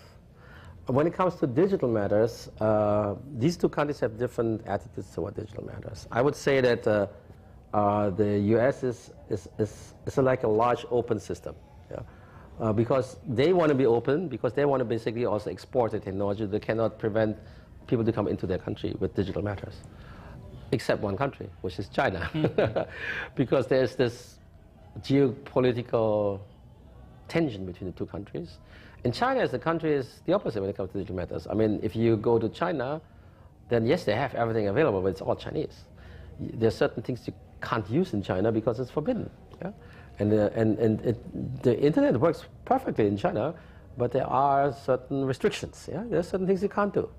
And that has to do with the nature of the political system in both countries, and they're just different. Yeah? What about us in Indonesia? Well, as a country, we resemble more US, I think, because we're open. Yeah. But as an economy, our relations are much stronger with China. China is the second largest investor in Indonesia, and maybe in the future going to be the largest. Yeah? So the interdependency between those two economies, I think, will be growing, and it's something we cannot prevent because we are almost neighbors. Yeah? I mean, these links in business in Asia, I mean, we talk about East Asia, Southeast Asia, have been there for centuries. Belt and Road. It connects China, Southeast Asia, South Asia, Middle East, and part of Europe. Right? Even Latin America. Latin America, yeah. Well, that's an extension of the original Belt and Road. I mean, I'm talking about the old Silk Road, which is the initiator for the idea of Belt and Road. But of course, that in the 21st century, that concept can be expanded globally. So Africa would be also another part of the globe that originally was not part, I think, by and large, of the Silk Road, right? So yeah, I think we have to differentiate between political systems that are maybe there are stronger links. I shouldn't say stronger, but stronger resemblance between two countries here, Indonesia and US. And when it comes to economic matters, I think China is more impactful than Indonesia. Well, Dr. Ilham Habibi, thank you very much for this contribution to accelerating the digital economy, part of the 10th session of the Indonesia Economic Forum. Thank you very much. You're welcome. Pleasure. Thanks. Terima kasih. Well, thanks everyone for watching that. That was, I'm reminded that was actually just 2 of the questions. I think the interview ran for about 40 minutes and there were at least 10 questions, and the whole thing's available on YouTube if you want to see that. That was the greatest hits, if you will. But there's a lot more on the YouTube interview, and all that material will be available to you if you'd like to hear more comments from Dr. Engineer Ilham Habibi. So this session is designed to be interactive, and we really like to get the input from the room here. All of you are invited here by virtue of your position and your particular role in facilitating the digital transformation, and especially in its acceleration. So whether you're in government or a multilateral organization, private sector or public, we'd value your input. I know 1 or 2 people will have to leave before we conclude, and that's fine. But I'd like to call on a couple of people, if I may.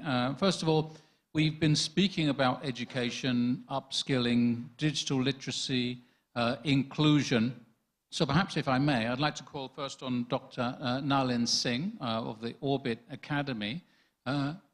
Is Nalin, where do we have? Yes, Nalin, can we ask for your response, if you were, I'm not sure if you were here for all of the session this morning, but if you could give us your response to what you've heard so far, and perhaps highlight what the Orbit Academy is doing and its role in fostering that transformation and its acceleration. Thanks, Ian. It's terrible of you to make me speak after Dr. Ilham. Anything I say won't sound half as good. And because whenever he speaks, you get a lot of insights, and speaking after him is not a good idea. I believe that, education and the higher education side of it is the last traditional bastion waiting for disruption. We've already seen it everywhere. And the traditional people always miss the bus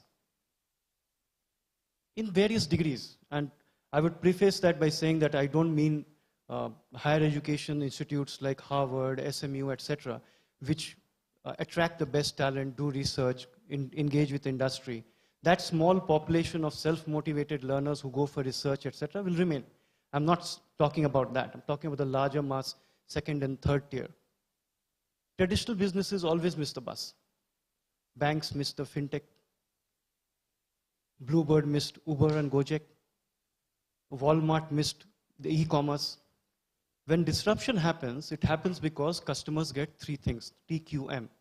It's the new service saves them time, it is infinitely better quality, and it saves them money. I'm not batting for EduTech because EduTech doesn't do any of these 3 fully. EduTech briefly became a need during COVID rather than a want that it is. In its current form, EduTech makes you spend more time after school and college, you come back and study more. Makes you spend more money after your parents have paid the fee, you pay again. The quality of the tutor is the same except that he's better groomed on screen. That's why they're all failing. But what about the universities themselves? Are they giving anything of the TQM? It's worse. If you look at all the sectors that have got disrupted, and if you look at, for us who are 40 plus, the 2 things that we pay disproportionately higher money for, healthcare and education. In healthcare, at least if you go in an operation theater, you see all these new gadgets, robotics, etc. In education, you see the same classroom, but you're paying 10 times more. That's the frustration. Then if we look at who is our target audience, the students, where are they, what is their mindset? Martin mentioned that they think we are dinosaurs. He also mentioned something interesting about Indonesians not having enough confidence in Indonesian talent. If you put all of it together and look at our target audience, post-school, pre-work, they are on TikTok. They are doing 1-minute videos. They are interested in dance, drama, learning in 1-minute clips. If you put a 3-minute clip, they fast forward. University systems, except the top quality ones, are doing what traditional businesses did and missed the bus, which is make baby step cosmetic changes. I will add 1 department here. I have 50 departments, so I made a single point of contact. Which world are you living in? Baby steps, cosmetic changes, thinking that is innovation and thinking that will make them look modern. Or do what Walmart did, get an old man's facelift, go buy Flipkart. These don't work. These don't work, and the traditional business miss it for these reasons, and the response to it is inadequate. And the response is inadequate for various reasons, right from inertia to incompetence, delusion, denial, whatever you call it. I don't know what the education system will go towards, but the traditional university system is not the answer. It is being rejected outright by our clients, which is the students. University enrollments are at an all-time low across the world. In the US, after 1980s, when it peaked, it's going down. After COVID, it has accelerated. EduTech in its current form is not the answer because it doesn't give the TQM. Something else will come up. I don't know what that is. We are trying in our own way through Orbit, but I'm sure something else will come up. We also are not the complete answer. We will also evolve. Those are my thoughts, Ian. Back to you. Thank you very much for those thoughts. I think you've really thrown down the gauntlet there in terms of universities. We have a number represented around the room, so there'll be an opportunity to respond. But I take you up on your initial point, and that namely that education is one of the last industries waiting for, or perhaps ripe for, disruption, and perhaps the digital transformation and its acceleration will play a part in that. I'm going to come back to your end of the room shortly, but first of all, I'd like to invite Mr. Bayu Prawira. Perhaps, Bayu, you have a role in finance. You've written books on financial inclusion. That's been a little bit about what we've talked about here with James at HSBC. And how that inclusion fits into the digital transformation. Perhaps you could give us your response to what you've heard this morning and what you're doing and what your role is in the transformation. Bayu. Thank you, Ian. So my name is Bayu Prawirahi. Actually, my PhD is in digital transformation, and I'm helping banks, conventional banks. And I think you're the first PhD in digital transformation, am I right? Yeah, for Indonesia. as far as I know. Thank you. So I'm helping banks, conventional banks, turn into digital transformation. Well, if you ask, is it bank lacking in IT? No, bank is always using IT since the earliest IT available. So the question is, why banks are called into this digital transformation in Indonesia after 2020? Wasn't it before 2020, they have already implemented core banking system with IBM IS400 with all these advanced technologies. What did they do? Didn't they do digital already? They did, yeah. What they did was digitalizations. Digital transformation is different than digitalizations. Digitalizations is having digital into your business process, while digital transformation is transforming your business model, not only the process, the business process, but the business model. What is the business model that the banks has to transform? Yeah, you look at the fintech. Yeah, that's the new business model. Yeah, what's the fintechs doing? Fintechs doing of serving people, getting them into financial inclusions. That's why or statistics shows that unbankables in Indonesia, the latest data was 48%, but the financial inclusion is more than 80%. Where the difference comes from? The difference comes from the fintech. So those people considered as included in financial system, in financial system, when their data is already in the system. Yeah? Some of them went to bank that has been existing for decades, and some of them, the data is in the fintech companies. So that's the difference between why the financial inclusion is different than the bankables. Now, yeah, we'll see that, like Nalin said, that education, so the conventional education is not yet changed and it's not relevant anymore.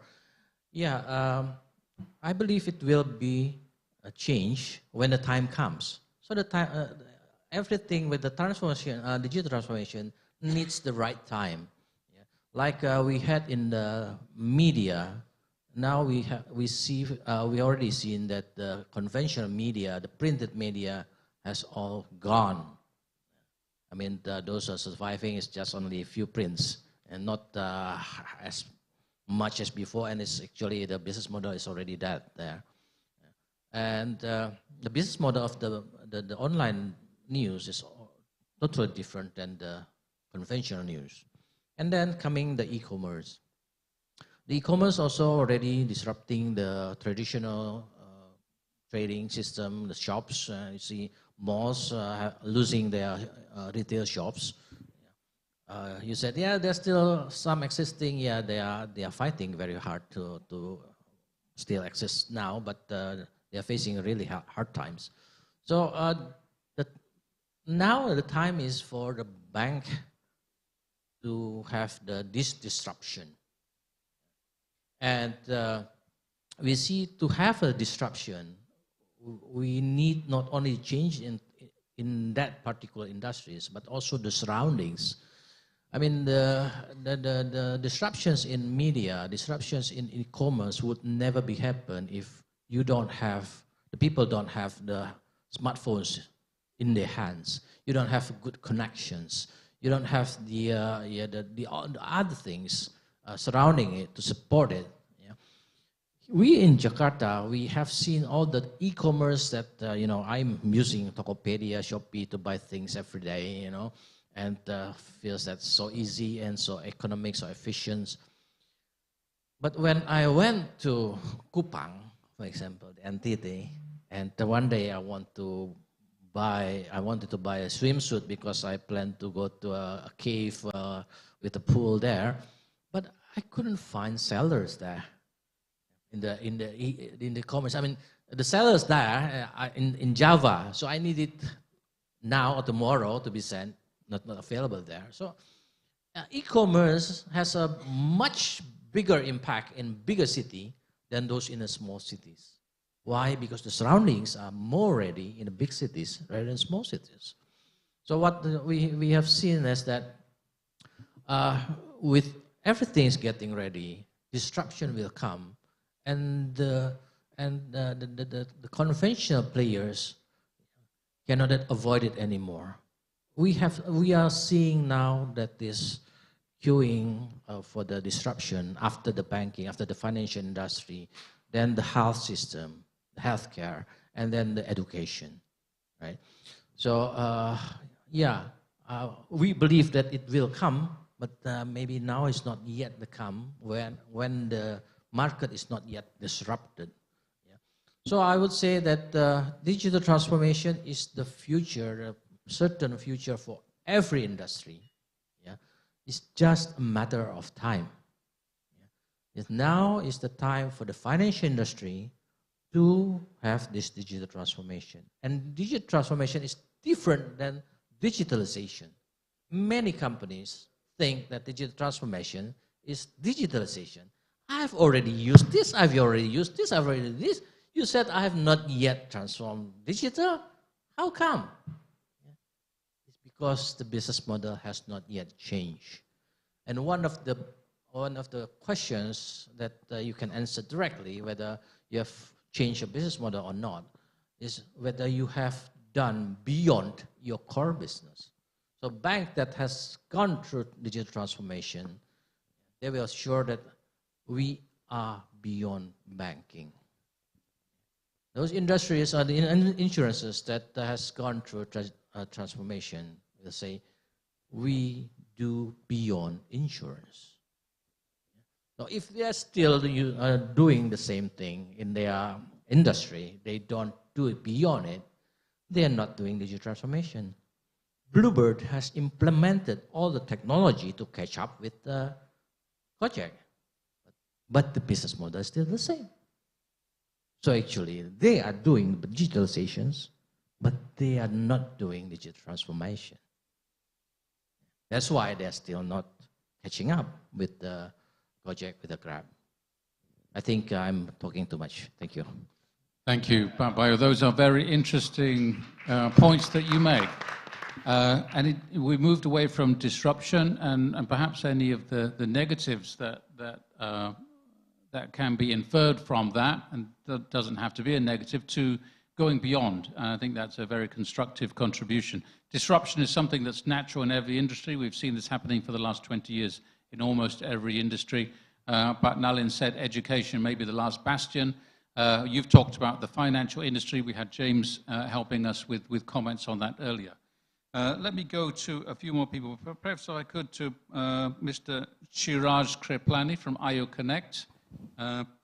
Shiraj, could you give us your perspective from the purview of IU Connect? And you're also a member of the Digital Dialogue, so thank you for that. How are you seeing this transformation? And we are making now this clear distinction, I don't think that's lost on anyone in the room, between digitalization and the actual digital transformation.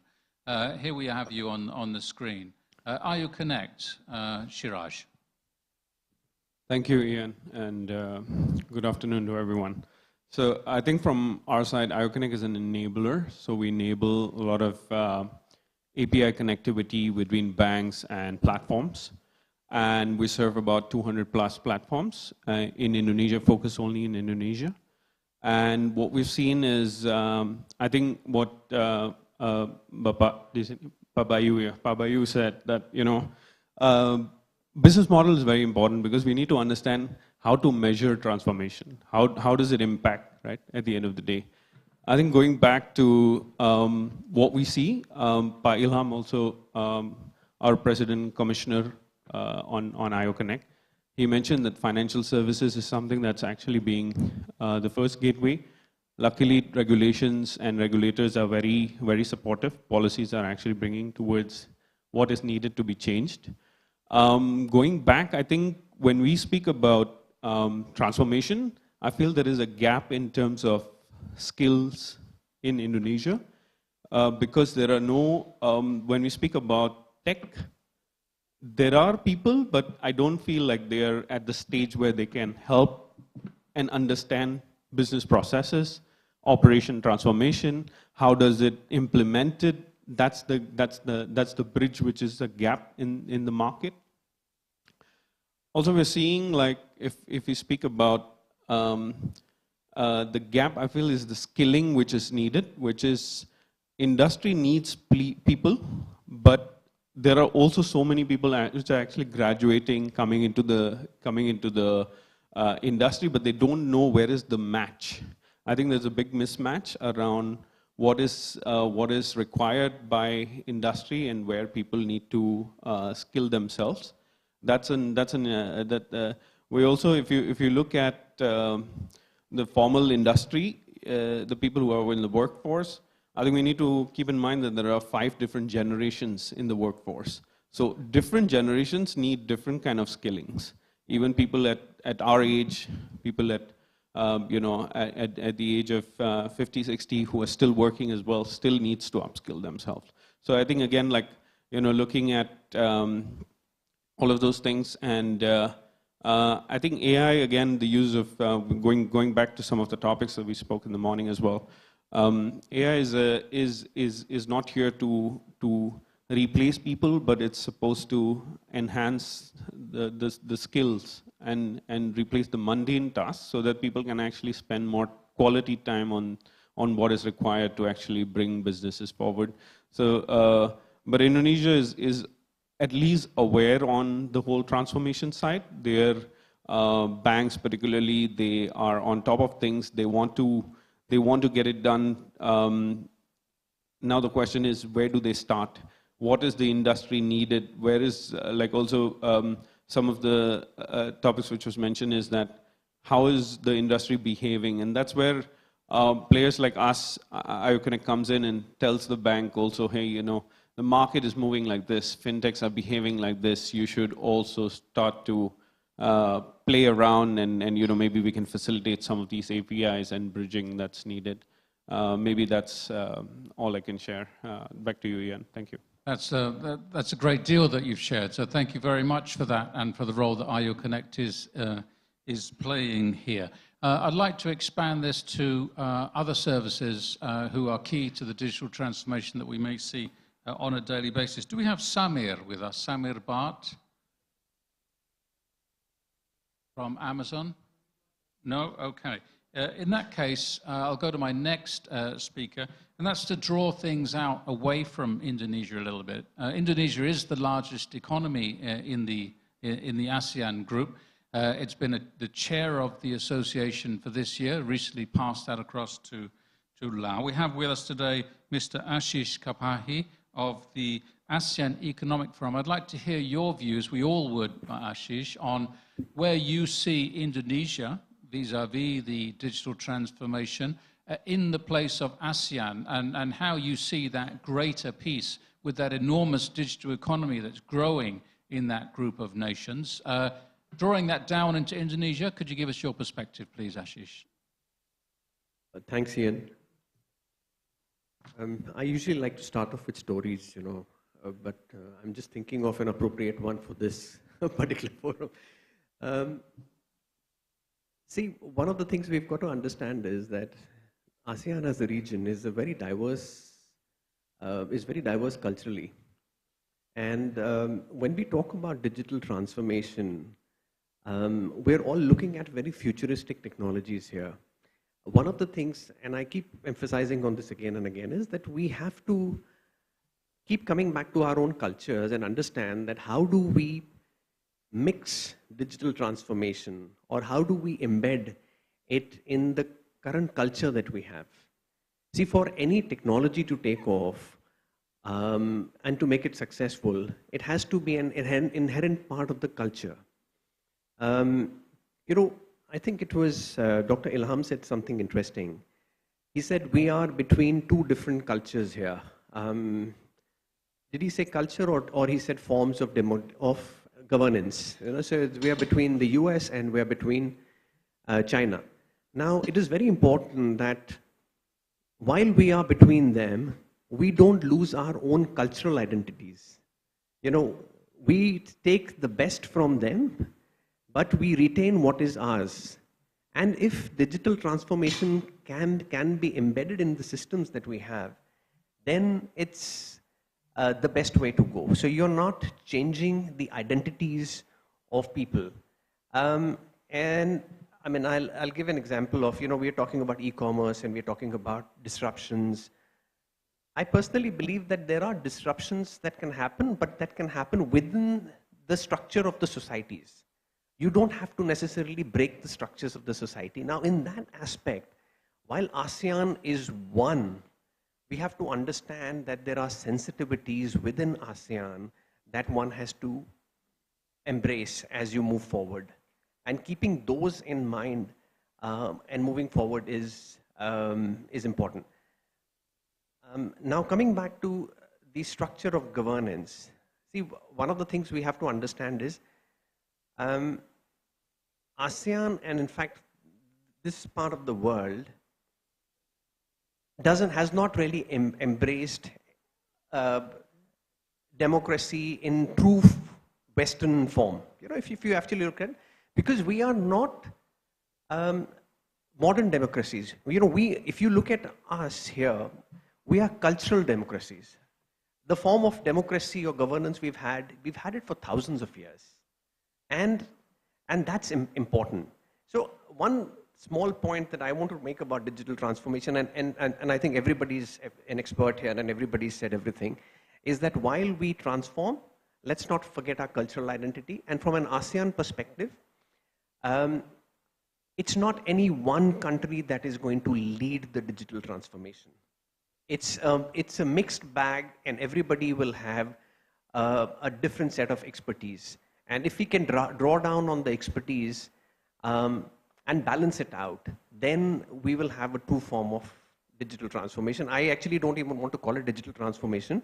It's transformation as economies and transformation as people, and that's, I guess, more pertinent here. Thank you so much. Well, thank you very much. Now we've gone beyond digital. In fact, we've removed the word from the phrase itself. So thank you very much for taking it a step further, not just into ASEAN, but into a new concept. So thank you very much for that, Ashish. It's very useful to have the context of ASEAN and Indonesia's place within it. Staying within industry, perhaps I could call on Alin Saxena, Sales Director at PT Tech Mahindra Indonesia. Alin, if we could have your perspective on how you might respond to the comments you've heard around the room this morning from your company's purview, and how you see your place in this transformation, let's call it that. Thank you, Ian. So, I feel the race has just begun to reinvent, modernize, and, disrupt the data, technologies, people, processes, operations, right, in the institutions and organization. If I see, and if I recall, digital transformation was also a priority issue in the G20 presidency, right? One of the priority issues, right? So digital transformation is taking the world by storm, right?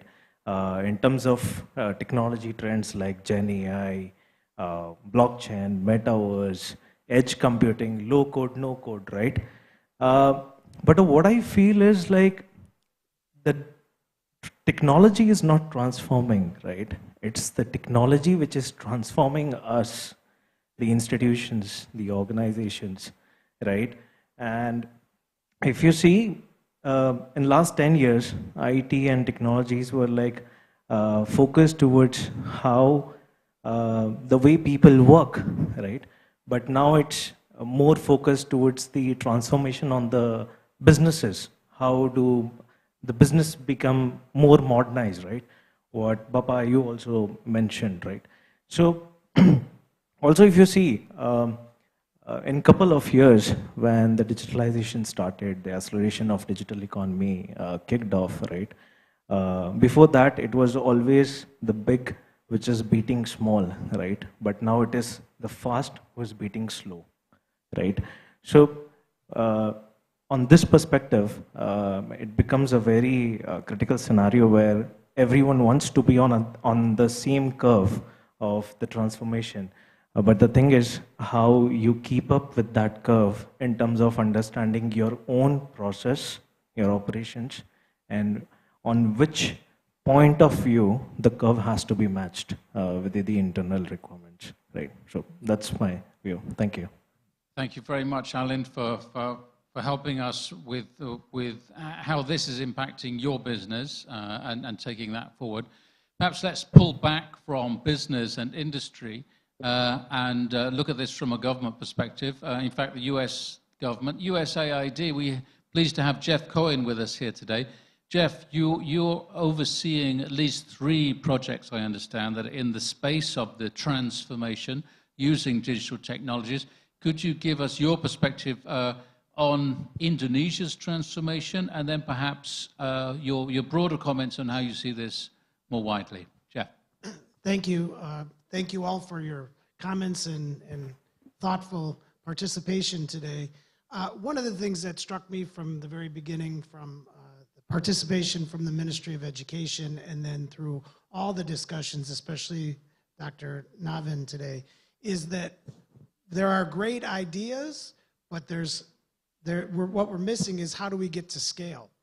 If Indonesia, and I've heard this number many different times, one of our partners, AWS, that's working on upskilling university students in cloud computing, the 600,000 new employees, IT skilled employees every year, well, if the government is only tracking 200,000, and that's a recent number, then there's this gap that gets bigger and bigger and bigger every year. And this is a missed opportunity for Indonesia's digital transformation and future economic growth. So what is being done to address the scale issue? And while individual universities and companies can engage with ITB or IPB or BINUS or the small subset of institutions that are a little bit more forward-leaning and understand how to engage with universities to build programs that match industry, the upskilling needed, and the students, we're still only getting a small scale for what's actually needed in Indonesia to actually make the next moves into a digital transformation space. And so, Nalin mentioned those second and third tier institutions. Why are companies not working at scale with the Muhammadiyah system or the NU systems? These are systems that touch larger numbers of university students all across the country and don't require students to travel to Bandung or Bogor or Jakarta. And I think that if Indonesia is going to make that leap, you have to find those nexi. From Detroit, my English is always challenged. But what about in Pontianak, right? What about in Makassar? What about in Ambon? And another part of this is, and I think AWS recognizes this, and all companies should, is you need to skill those local government officials, whether they're elementary school teachers or the accountant at the kabupaten or the district. Those folks need those skills. The transformation is not Jakarta-based, right? Just as you said in Kupang. Where are the folks upskilling people in Kupang so that they can start up their digital e-commerce company? And so I think that the Ministry of Higher Ed or the Ministry of Education has a purview here, but we also need to make sure that we're getting out beyond just the ivory towers in Jakarta and start working out in the field across Indonesia, whether it's Papua or Aceh or Sumatra. And USAID, our programming is a small subset. If we're going to upskill 60,000 laborers in cloud computing, well, that's not enough. And so we certainly can't do it alone. And I think, matching industry with universities, with the students is the right methodology, as Dr. Navin said. And we have a partner, ASU, which is a leader in this around the globe. But it's going to take a lot more, right? It takes every industry, healthcare, it takes education, it takes, everyone has to play a role in order to get to scale. And I think there needs to be the push from government and the pull from the private sector in order to make it happen. I think that's probably enough for me, but know that USAID and the US government is here to be a partner in these endeavors, and we hope that, I'll say one last thing.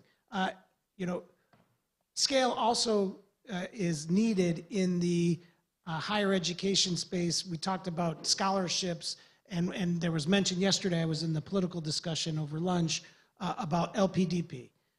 Indonesia has its own resources to invest, and we found out yesterday that the government is only providing 60% of the scholarships available with the funding. Well, there it is right there. There's the funding to set up the scale needed. LPDP is the government's endowment of $10 billion and grows every year. And utilizing those to send people around the country and around the world, it can't be 2,000.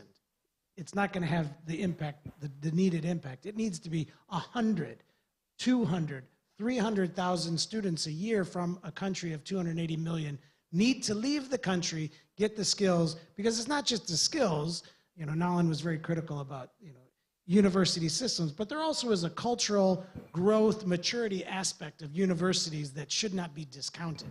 And sending students overseas is probably one of the best things you can do for a culture because they bring back new and better ideas. And Indonesia needs to tap into its programs that already exist and do more. And I think that industry and universities can push LPDP and the government to use the resources already identified and send 100, 200, 300,000 Indonesians overseas to bring back those skills to Indonesia. I'll stop there. Thanks very much, Jeff. I think you've just thrown down the other gauntlet there in terms of sending those exchange students overseas. We couldn't agree more, I'm sure. Another industry which is working very fast within the digital transformation is the insurance industry. These are financial services, non-banking. We're very pleased to have with us today Naresh Krishnan, who is the CEO of Principal Insurance Indonesia. Naresh, I hope I got that right. Naresh, could you give us your perspective from your industry and your own personal views on this transformation that we're seeing? Thank you, Ian. I just wanted to make a small correction. It is Principal Asset Management, and we are in investment management business, not in life insurance. Thank you. But of course, I've been in the Indonesian life insurance industry as well as investment management industry. So first of all, I want to thank everyone for this wonderful opportunity to be here and listen to all the expert view on the topic. So the capital market and the financial services industry has seen clear acceleration, especially post-COVID. We have seen some unbelievable changes taking place in the industry. I think prior to COVID, the number of Indonesians having securities account was a minuscule. Now post-COVID today, I think this has grown by 10x, if I'm not mistaken. Almost 12 million individuals are holding securities account in Indonesia. So clearly, we have seen some spectacular growth thanks to the digital capability that has been brought into the industry. And it is making some transformative changes to the overall markets and behavior. So if you look at the retail ownership of, let's say, the Indonesian equity market, you can see that over the last 10 years, we have seen today we have the highest amount of retail participation in the equity market. The same thing we are seeing in the bond market as well. So if you look at the domestic retail ownership of government securities, both Sukuk as well as government securities, once again, we are seeing the highest ownership today in the last 10 years. So clearly, we are seeing lots of transformational changes coming in. But that also brings in a wide range of challenges, So to take this growth further, I think for us, the God player is basically the regulator, you understand now. So I think when I listen to the entire forum today, in terms of technology, in terms of innovation, in terms of capability, I think there is a plenty available. There is a lot more that can even brought to play. But how are we going to leverage and how are we going to use it to further the ambition of digitalization? For our industry will solely be with the regulator. The regulator is going to decide the make or break for the traditional financial services industry. It also brings a very different set of challenges for us, correct? So the so-called stalwarts of the financial services industry are used to traditional brick and mortar models, and they are financially strong, and they are the backbone of the entire economic activities. Now, all these institutions, I think we just heard the disruption is here. So eventually all these institutions will disappear. If this AI and the digital capability come into play the way people are expecting, we are facing a Kodak moment for the traditional players in the industry. So I think that also has serious implications that needs to be very well thought through and ensure that the stability of the institutions and the protection of the consumers are appropriately taken. So from our perspective, we love everything that is going on, and we see that this trend is going to continue, and all of us are only, my joke is like, I'm used to speaking to people, now I need to reskill myself so that I learn how to speak to the camera. That's a reskilling that is taking place at this particular point in time. Clearly, I think there is a lot of regulatory changes that will be needed to continue with these acceleration of digitalization. With that, I'll take a pause and give it back to you. Thank you very much for that, Naresh. Very valuable comments. And from an established and growing industry in Indonesia, perhaps let's take the temperature of the water now for industries and companies, digital, seeking to enter Indonesia. We're pleased to have us with us today, Seema Sung Hai, legal consultant and SRSP. Seema, perhaps we could get your perspective on how attractive the market is for digital companies and what you're doing to facilitate them in their entry into Indonesia. Seema. Good morning, everyone. As introduced by Ian, I'm Seema. I've been here for over 16 years, and I'm seeing the transformation and companies coming into Indonesia in the IT sector in the recent past. The interest is large. A lot of companies coming from India are looking at investing in the IT sector because they see the market. There's a huge market there. And as legal consultants, we help them in the incorporation on the licensing part, on the restructuring part, and also, on the other aspects of the IT sector. Some of the challenges we face as users of the digitalization is one aspect, and the other aspect is helping our clients in entering the market. There are two aspects to it. So the interest is large. The interest to come into this sector is huge, immense, and the regulations are not very tight at the moment for IT sector. It's quite liberal in that sense. But as a user, there's a huge challenge that we face, that the system that has been implemented across Indonesia, there's still a lot of scope for integration, improvement, acceleration, and understanding of the issues that the user faces so that it can be addressed quickly because one of the issues that as a user, as a lawyer, as a user of the system is addressing the issues that the system that has been implemented or has been put in place by the government or the various sectors. There's a huge scope for improvement there. Sometimes I wonder whether the digitalization is there to facilitate and expedite the process, or it is actually, I'm sure you understand what I'm saying, right? Is it a hindrance for us to, cater to the market? So, yeah, that's been my experience, Ian. So there is a huge market. There's a huge market. And there's a lot of interest. I have seen in the recent past a lot of tech companies coming from India. They are helping everyone, vertical, horizontal sectors in digitalization and acceleration. The interest is huge, but the challenges that we face as users are also equally very challenging.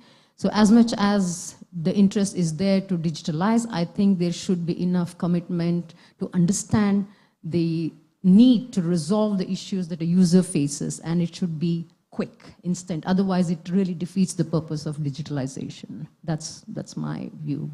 Seema, thank you very much for that. And I think we are starting to appreciate the challenges of the legal environment, which you indicate is still very liberal around these new and emerging technologies. That has its advantages and its disadvantages. Certainly in the space of e-commerce, we're seeing the regulatory environment very much playing catch-up with the industry, which is moving too fast for Indonesian law to match, and therefore some major players are slipping through the gaps. I'm sure they'll be back. But that's an example of where the regulatory environment is perhaps still lacking the acceleration to meet the demands of this transformation. We'll come back to law in a moment because we also have another representative legal from Christian Theo and Partners. But I'd like to stay with startups and investment for our next speaker. I'd like to ask Avalo Roy, Managing Director of Kolkata Ventures. You're very famous, I understand, sir, for helping to initiate these startups in India. What can we do to initiate startups in Indonesia? And with you being here, how can we help to facilitate the acceleration of the transformation in Indonesia through your services, sir? I think what really inspires people is to see examples, right? When we see young entrepreneurs coming up and being successful, who are not very different from the rest of the people their age, they feel, oh, if he or she can do it, I can do it too. So I think to create those first few examples, there needs to be education, there needs to be resources, and the universities are providing that. But when I say education, I don't mean education in the form of theoretical knowledge, but actually hand-holding them with the help of established entrepreneurs, taking them to the next step. When I was studying at Illinois Institute of Technology in Chicago, I had the great fortune of getting the best and brightest entrepreneurs from Chicago who were guiding me not only through knowledge and wisdom, but also connecting me with the right lawyers, helping me figure out the marketing strategy, helping me figure out how to go to China and ask the right questions when I need to take care of mass manufacturing. So those were 10 minutes and 15 minutes of nuggets of wisdom and connections that saved me years of struggle and years of banging my head against the wall. And I think that's what Indonesia needs. We have perfectly intelligent people. We have great universities. We have resources. But we need good examples. And to create those examples, we need to handhold them through the process. And if we can have a few companies that have crossed that threshold where they become well-known entities, which is very, I shouldn't say very easy, but easier in the digital economy, in the digital system, rather than the traditional world that we have seen in the past. Then in the next 5 years, we can have a goal of creating 30 such companies that really create, several, in several industries. We were just speaking a few minutes back that what's happening here, there are so many people with cell phones, 1.3 cell phones per person, and yet banking, it seems to be underserved. And what we saw in India was our Prime Minister first made sure that people have access to banks. Then there was these companies like Paytm and other companies, fintech companies, that came in and completely disrupted the system, beat against the 40, 50, 100-year-old companies. And I think that's what's going to happen in Indonesia. And as Kolkata Ventures, as myself, as the group we have come from India, would love to support that system, love to handhold these entrepreneurs, give them the resources they need, show them the success stories that we have figured out in India, and so you don't have to make the same mistakes that we did, and thereby expedite your progress and take you to the next level. Thank you very much for that, and that's a very impressive bio you have in your own tech startup career there with 5,200 jobs to your credit. So thank you for that. Lessons to be learned for Indonesia with your support. I'm hoping that many will also benefit from those lessons. I'd like to come back to our two earlier trigger speakers in a very short while, if I may. But first of all, to turn to the legal fraternity once more, we have Glenn Wijaya from Christian Theo and Partners. Glenn's joined us at every digital dialogue session that we've had so far. So Glenn, we've had the benefit of you in the room and would like your perspective, having listened to Seema, the challenges of law and the regulatory environment. Any perspectives you can share with us from your legal standpoint or other? Right. Thanks for the opportunity. In terms of legal or the regulatory framework, I think it's in the past few years, we've seen huge rise of numbers of new regulations and laws in terms of laws that try to accelerate the digital economy. For example, in the data privacy sector, we've seen the data privacy law, and we are still waiting for the implementing regulations. And also there's, we expect to have a new statutory body to implement the data privacy law.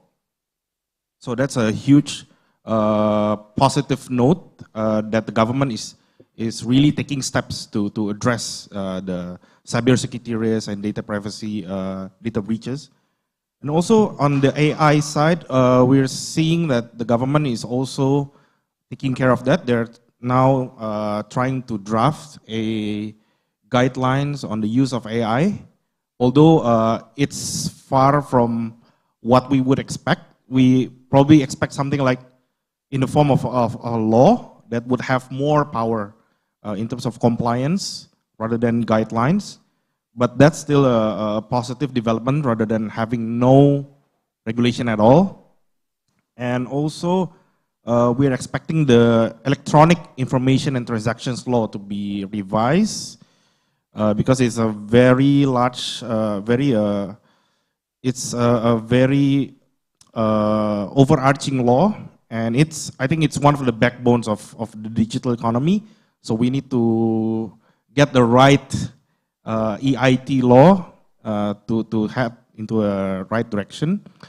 And for legal consultants like myself, I think one of the challenges is first to help clients to understand the law. Because in recent years, there are so many new laws and regulations from the top level to the regional level to specific sector level. It's really hard to understand what the regulator wants and how can we comply with the law. So that brings me to my second point, which is the compliance costs. So many licenses, so many licensing applications. Sometimes we don't know whether the deadline is really a deadline or it's something that can be negotiated. And I think in one of the discussions I heard about the sandbox regime.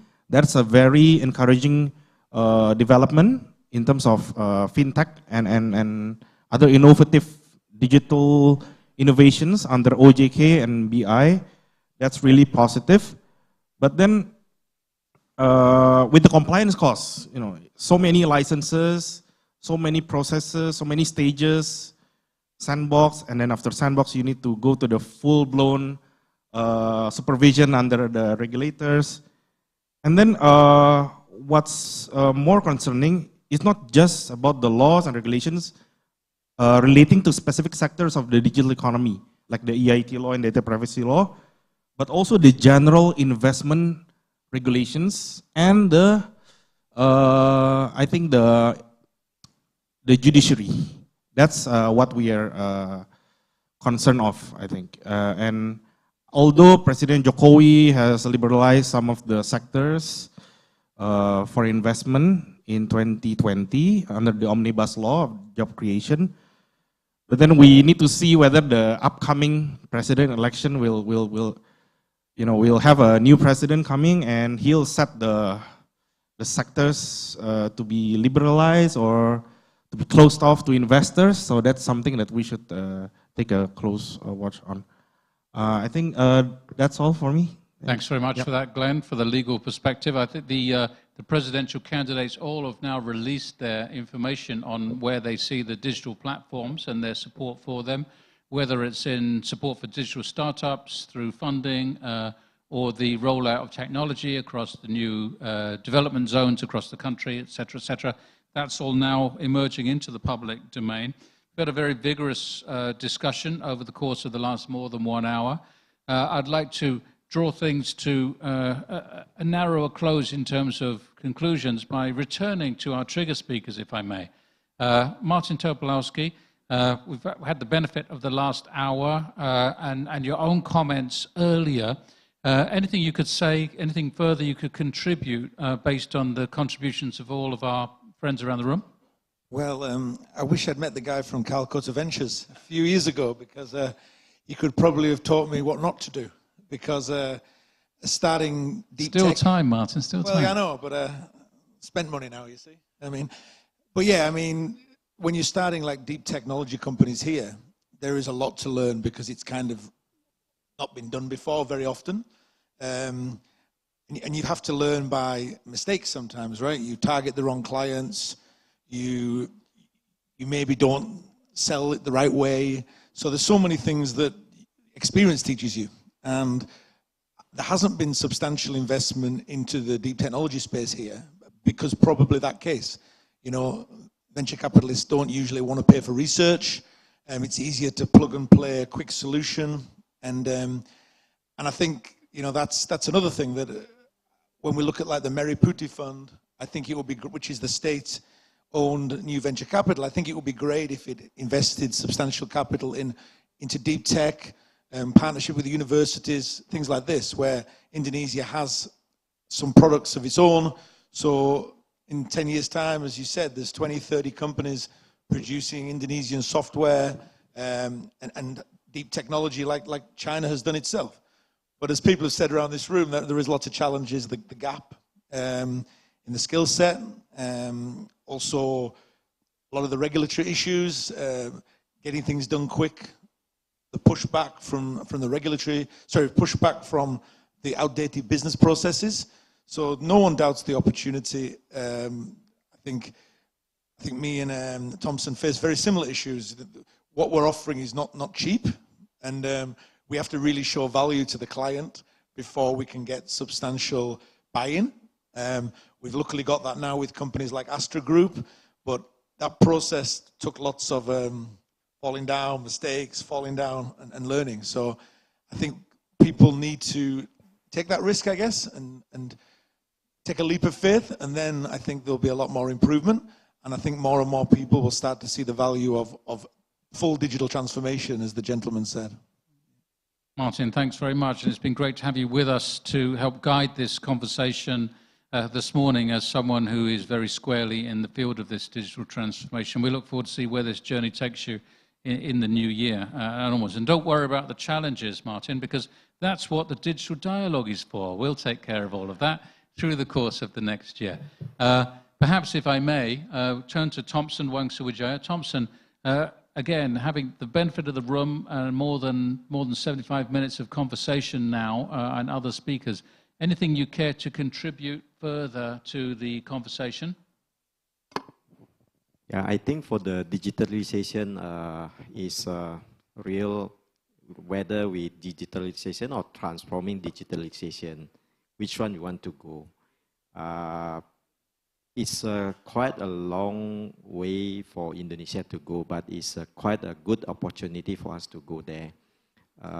My company also trying to trigger private sector or some of institution to use our RFID, so it'll be more easy to do the tracing as well. It's good to go from one part to another part. Yep. Thanks very much, Thompson. I must say, when I first met you, it was less than a year ago, I thought you were in a very exciting space and a bit of a pivotal space in terms of this technology, and you still are. And as a leader in the RFID market, as Avery Dennison, I think we're going to see much more coming out of your space in the course of the next year and period. I'm going to call on Sachin in just a moment to give us some additional comments, but I'd like to ask if there's anyone around the room who hasn't been given an opportunity to speak. I'd like to hand the mic to you. If you'd like to identify yourself and your affiliation. I think I met you earlier. And then give us your contribution before we move to rounding up. Good morning, everyone. Myself, Vikram Motwani. I'm the founder of Edgo Cards, and we are on an e-mobility business, and we are making electric cards for different resorts and hospitality businesses. So my view and my point of view on this digitalization, first of all, if I talk about Indonesia, what I studied with ChatGPT or AI, what they figure out is 97% in Indonesia, domestic employment is provided by SMEs, right? We talk about digitalization, top-notch companies, they can digitalize themselves easily.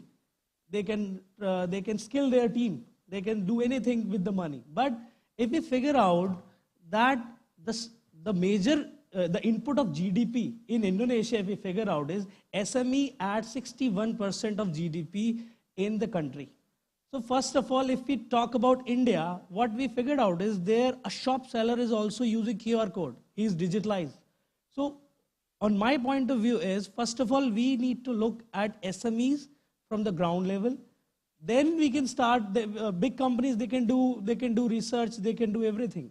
But for digitalization, SMEs, we need to focus on SMEs. And one more point might be out of the topic I talk about.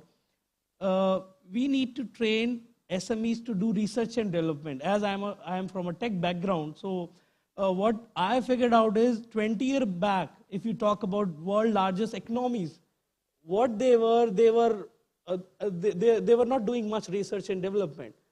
But in last 20 years, if you talk about Google, Apple, or all the brands in 90s and in 2000, they were very small SMEs.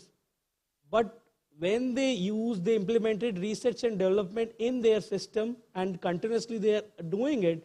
So now everybody knows about Apple and Google. So in here, in Indonesia, 97% domestic employment is provided by SMEs. So we should focus digitalizing them first. We should train them first, because I was in lectures, I used to give vehicle dynamics and electric vehicle lectures in India across 50 to 70 universities. I talked to the people. I have talked to universities also. Because what I figured out, there are bright students passing from the colleges, but they are not getting jobs. The reason is, top companies, they hire from the top colleges. Now we have SMEs, those are having the job to hire the people, but they are not upgraded, they are not digitalized, they are not doing research and development. So engineers passing or IT people passing from the industries, but they don't have companies also. Because when I was having words with many students in the universities, even the professors, they say that our students, they are very skillful. They are getting top-notch percentage, they are participating in many automotive events, and IT, they are doing very great. So the last option, either they have to start their own or get a very low pay job. So first of all, from my point of view, we should force SMEs to digitalize or to do the thing out of the box. Then only any country, any nation, we can take an example of China. 20 years back, they were 1 trillion economy. Now they are 8.3 trillion. If we talk about America, they were 16 trillion. Now they are 27 trillion.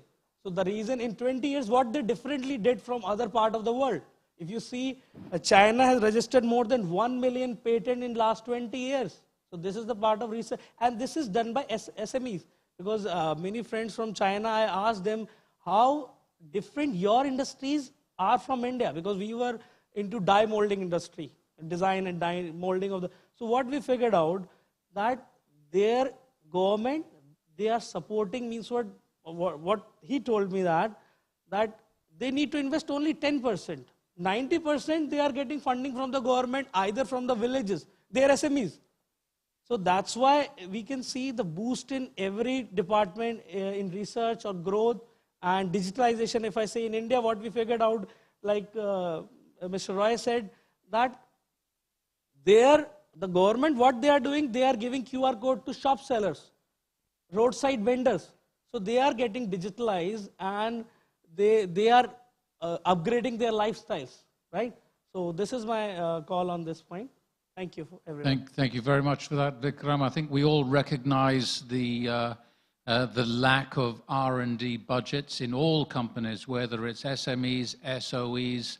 It seems that the only ones with a major budget in innovation R&D are those major platforms and the benefits they're bringing to the industry as a result, and it's something that's essential and a major part of education. I think what you say about the role of SMEs is a good fit for Indonesia. We've seen a lot of success in some of the local governments, West Java in particular, with agriculture and e-fisheries, even at the individual level, where the smartphone becomes not just the instrument of communication, but the actual instrument and deliverer of the work itself. So we are moving across to a new phase in that transformation here, but thank you very much for that contribution.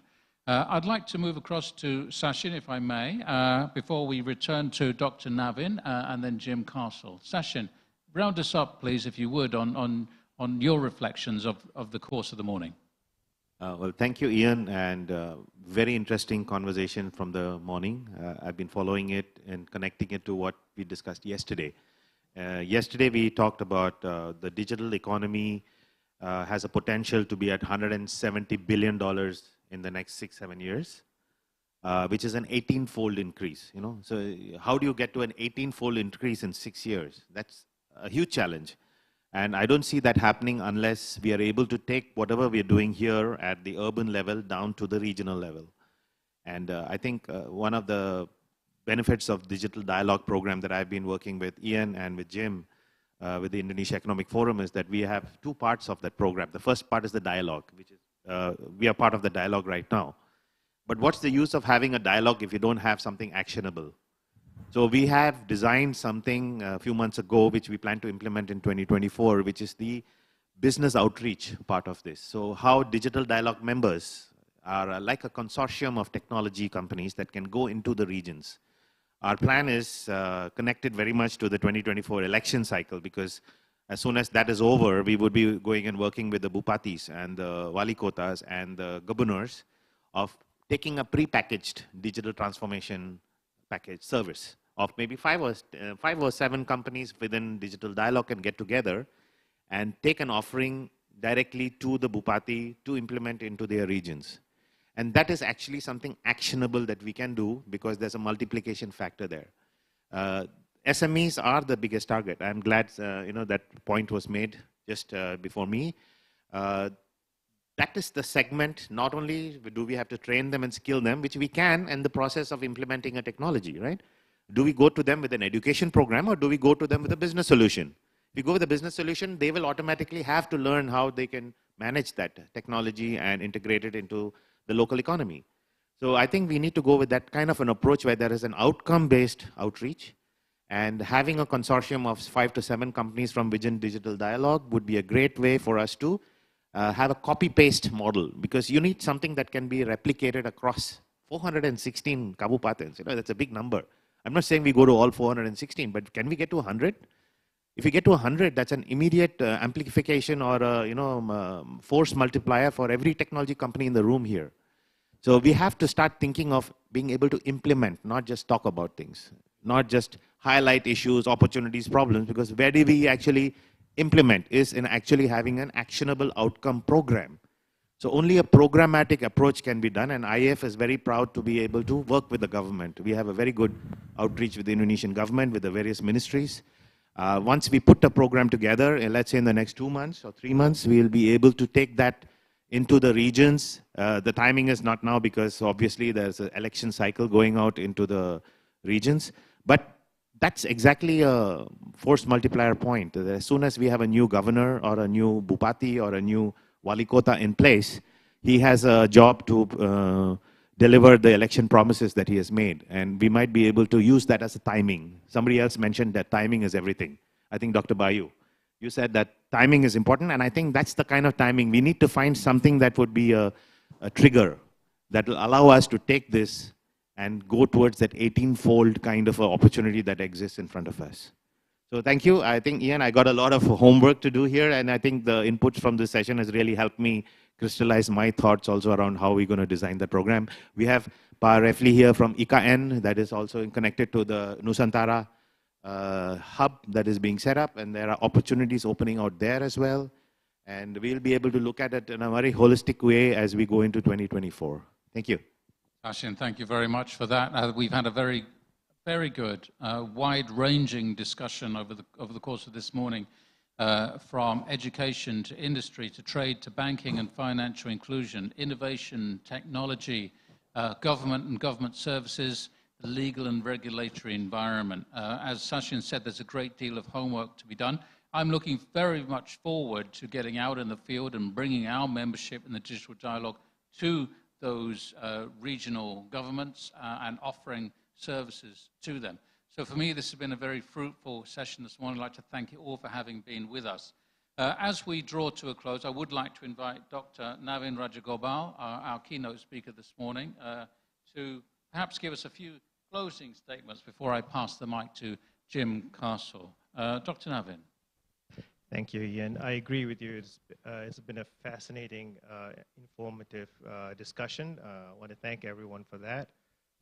Just some final thoughts. I want to thank Pak Nalin for equating, putting SMU in the same category as Harvard, which is an absolutely accurate description. Thank you. On a serious note, I want to say that universities, if they are working well, shouldn't be the last bastion of anything. They should be at the forefront of whatever we're trying to accomplish. As somebody mentioned, there might be resources available, and partnership opportunities available. So it's more of a mindset change to some extent rather than the lack of resources. So that is important.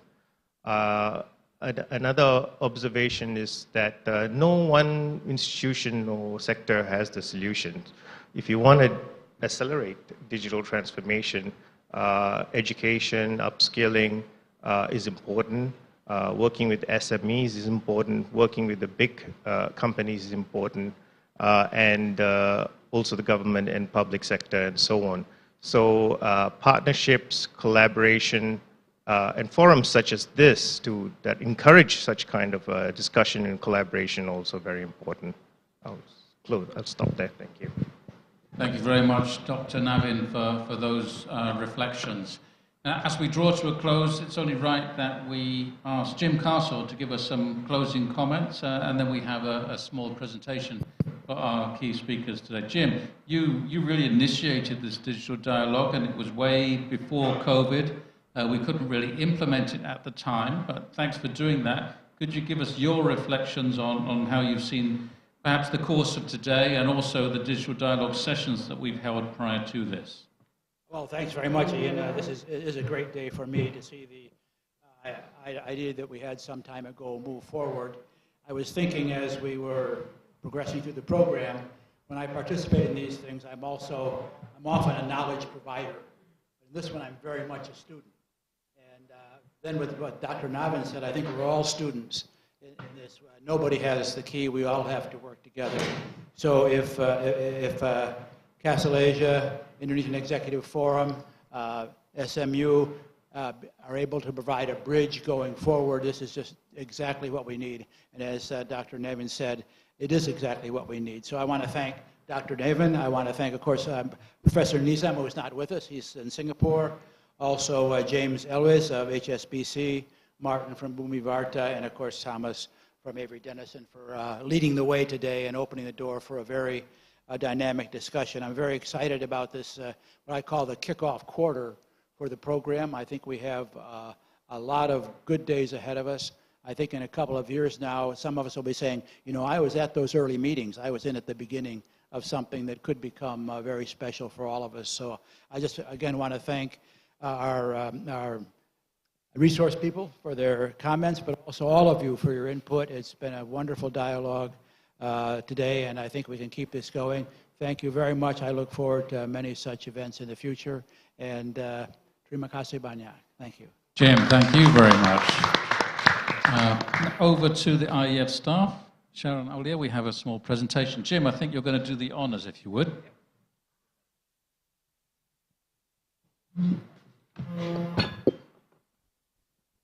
Aulia, first we have a certificate for Dr. Navin Rajagopal, please, if you would.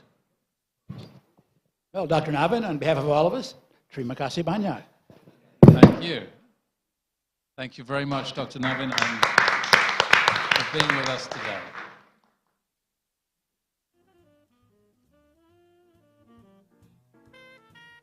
And we have a certificate for Mr. Martin Topolowski, Bumi Varta Technology. I think you've met before. Thank you very much, Martin, for being with us. Thank you. Did we get the photo? Very good. Thank you, Martin. And is it Thompson? Thompson Wangsujaya. Thank you. Avery Dennison. Thompson, thank you very much for being with us today. Thank you.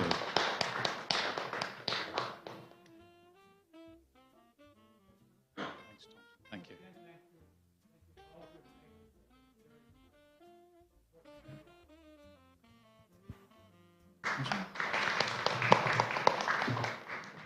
Well, thank you very much for being part of this session, and thank you, Ian, for a wonderful moderation. A big round of applause for Ian.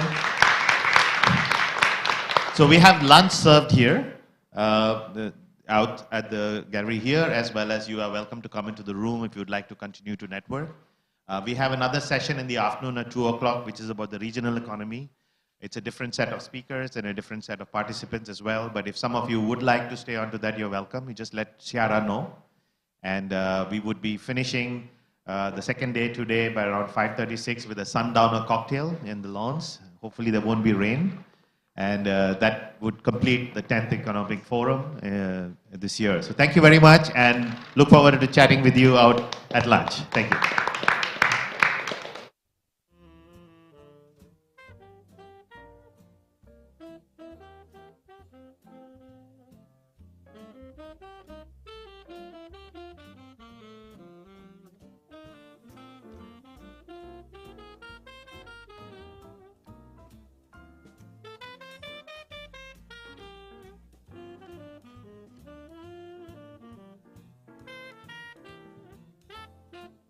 Thank you.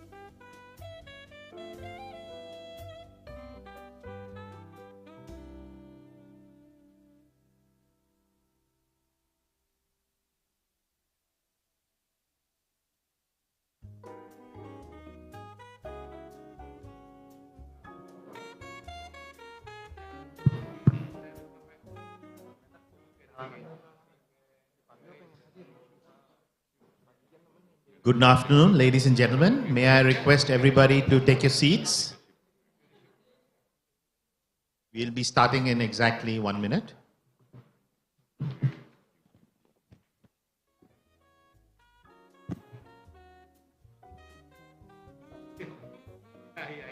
Please come, take a seat up in front. To be part of the discussion, please sit at the table. If you want to only be an observer, you are welcome to sit in the back seats. But we would like to encourage anybody who wants to be part of the discussion to be at the table. Please come up.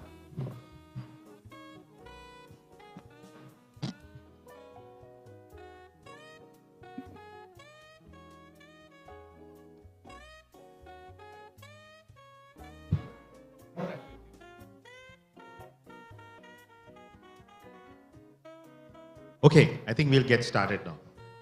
First of all, a warm welcome to all of you to the final session of the Indonesia Economic Forum. This is the 10th Annual Indonesia Economic Forum. We started in 2014.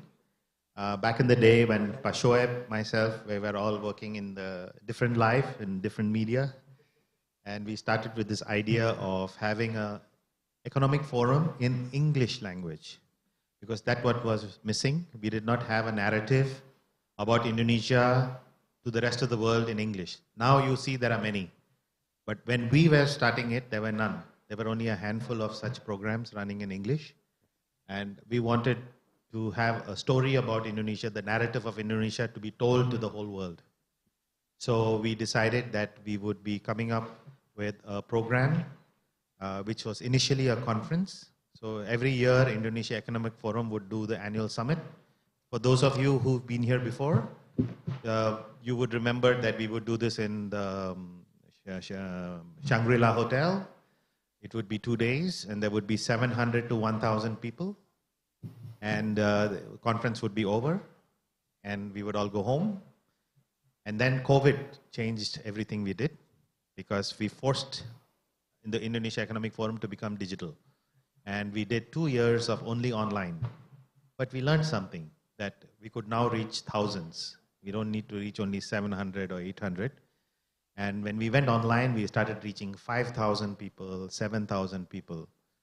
So now we have come back to a slightly more normal world. And our format is now hybrid, where we only invite speakers in the room, and the audience is all connected online.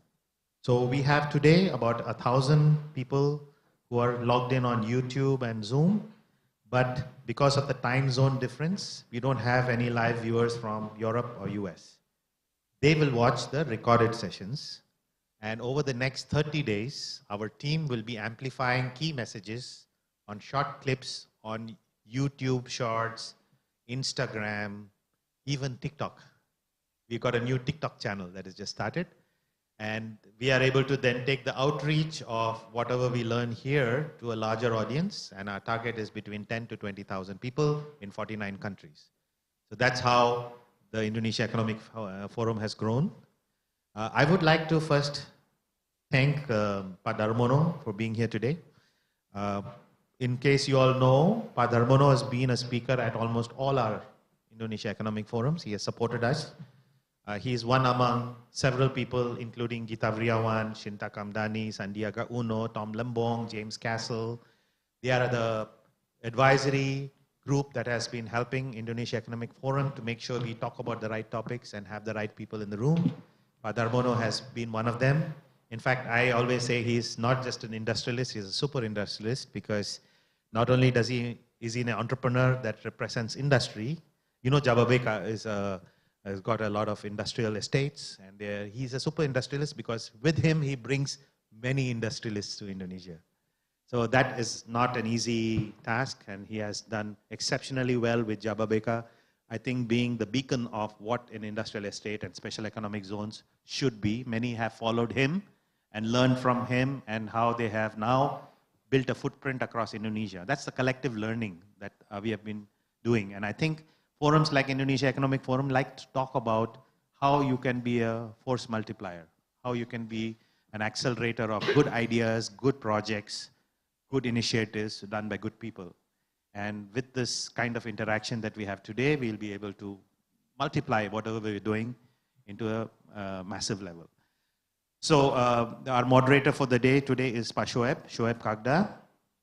We have many other very esteemed people in the room today. Dr. Bayu, I noticed that you're here. Would you join us in the front table, Pa? Because we'd like to have you as one of our key speakers. And anybody else, if you would like to be participating in the discussion, kindly move to the table and not the back seats.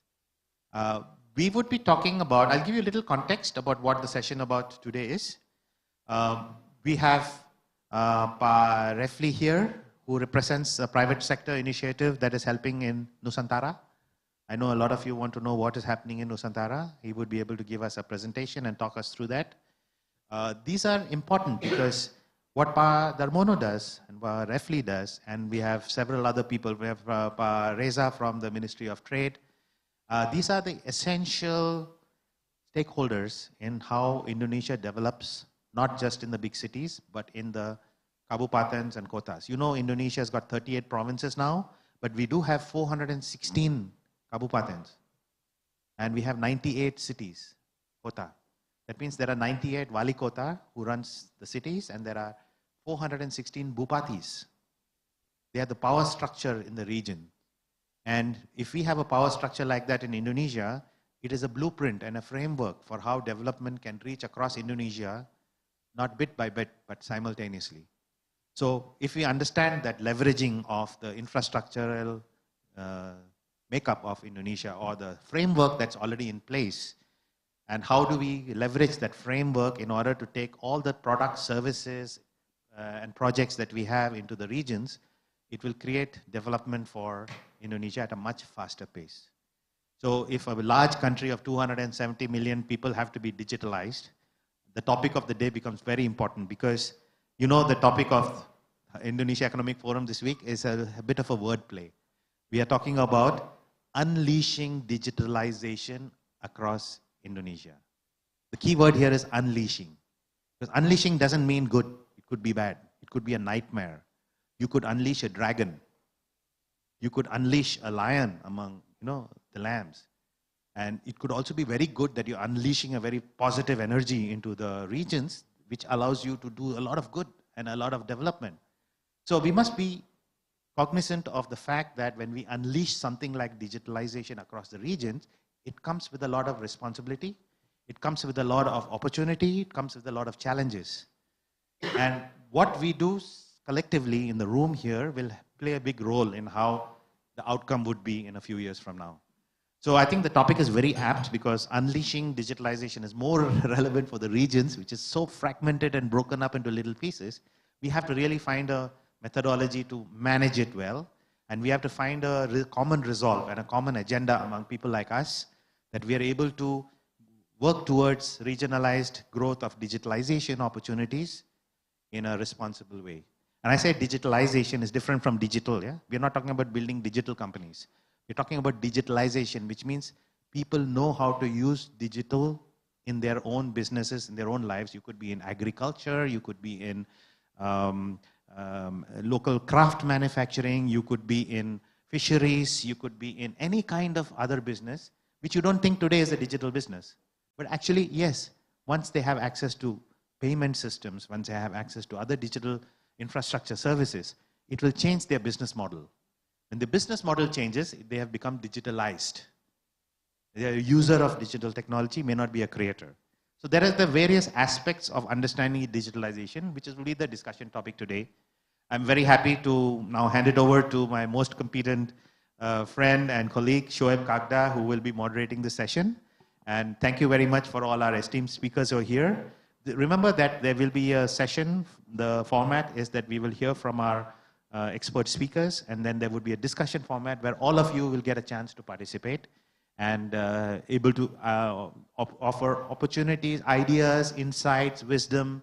That's the input we are looking from you, so that we can then take your messages and amplify it on our social media. More people will hear what you have to say. Thank you very much, and looking forward to active participation today. Now over to you, Shoaib. Thank you, Sachin, for laying out for doing half my job, in the sense of laying out the theme for this afternoon session.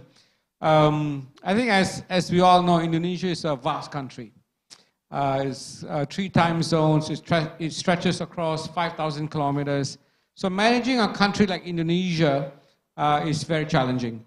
And when we talk about digitalization, I think we are really at the moment only scratching the surface, right? We have digitalization only in most of the big cities, but across the regions, as Sachin has pointed out, in places far-flung across the eastern part of Indonesia, many of these regions have only seen electricity in the last few years. So to talk about digitalization of these far-flung areas is kind of a big step, yeah. But the fact is, if Indonesia is to become a digital nation, if it is to achieve its stated ambitions of golden era by 2045, digitalizing these regions will be critical, and in fact is the most pressing challenge facing the country. I think in the big cities, we have the infrastructure, but I think beyond just the hard infrastructure, what we really have not focused on so far is a social infrastructure for digitalization. Are our people ready? Are we going to get a nation of TikTokers, or are we going to get a nation of innovators? Because everybody can access TikTok, but what does it really do? You know? So in that sense, education system, our value systems, our ability to use digital technology for innovation and not just be consumption driven. Because so far we've been very consumption driven.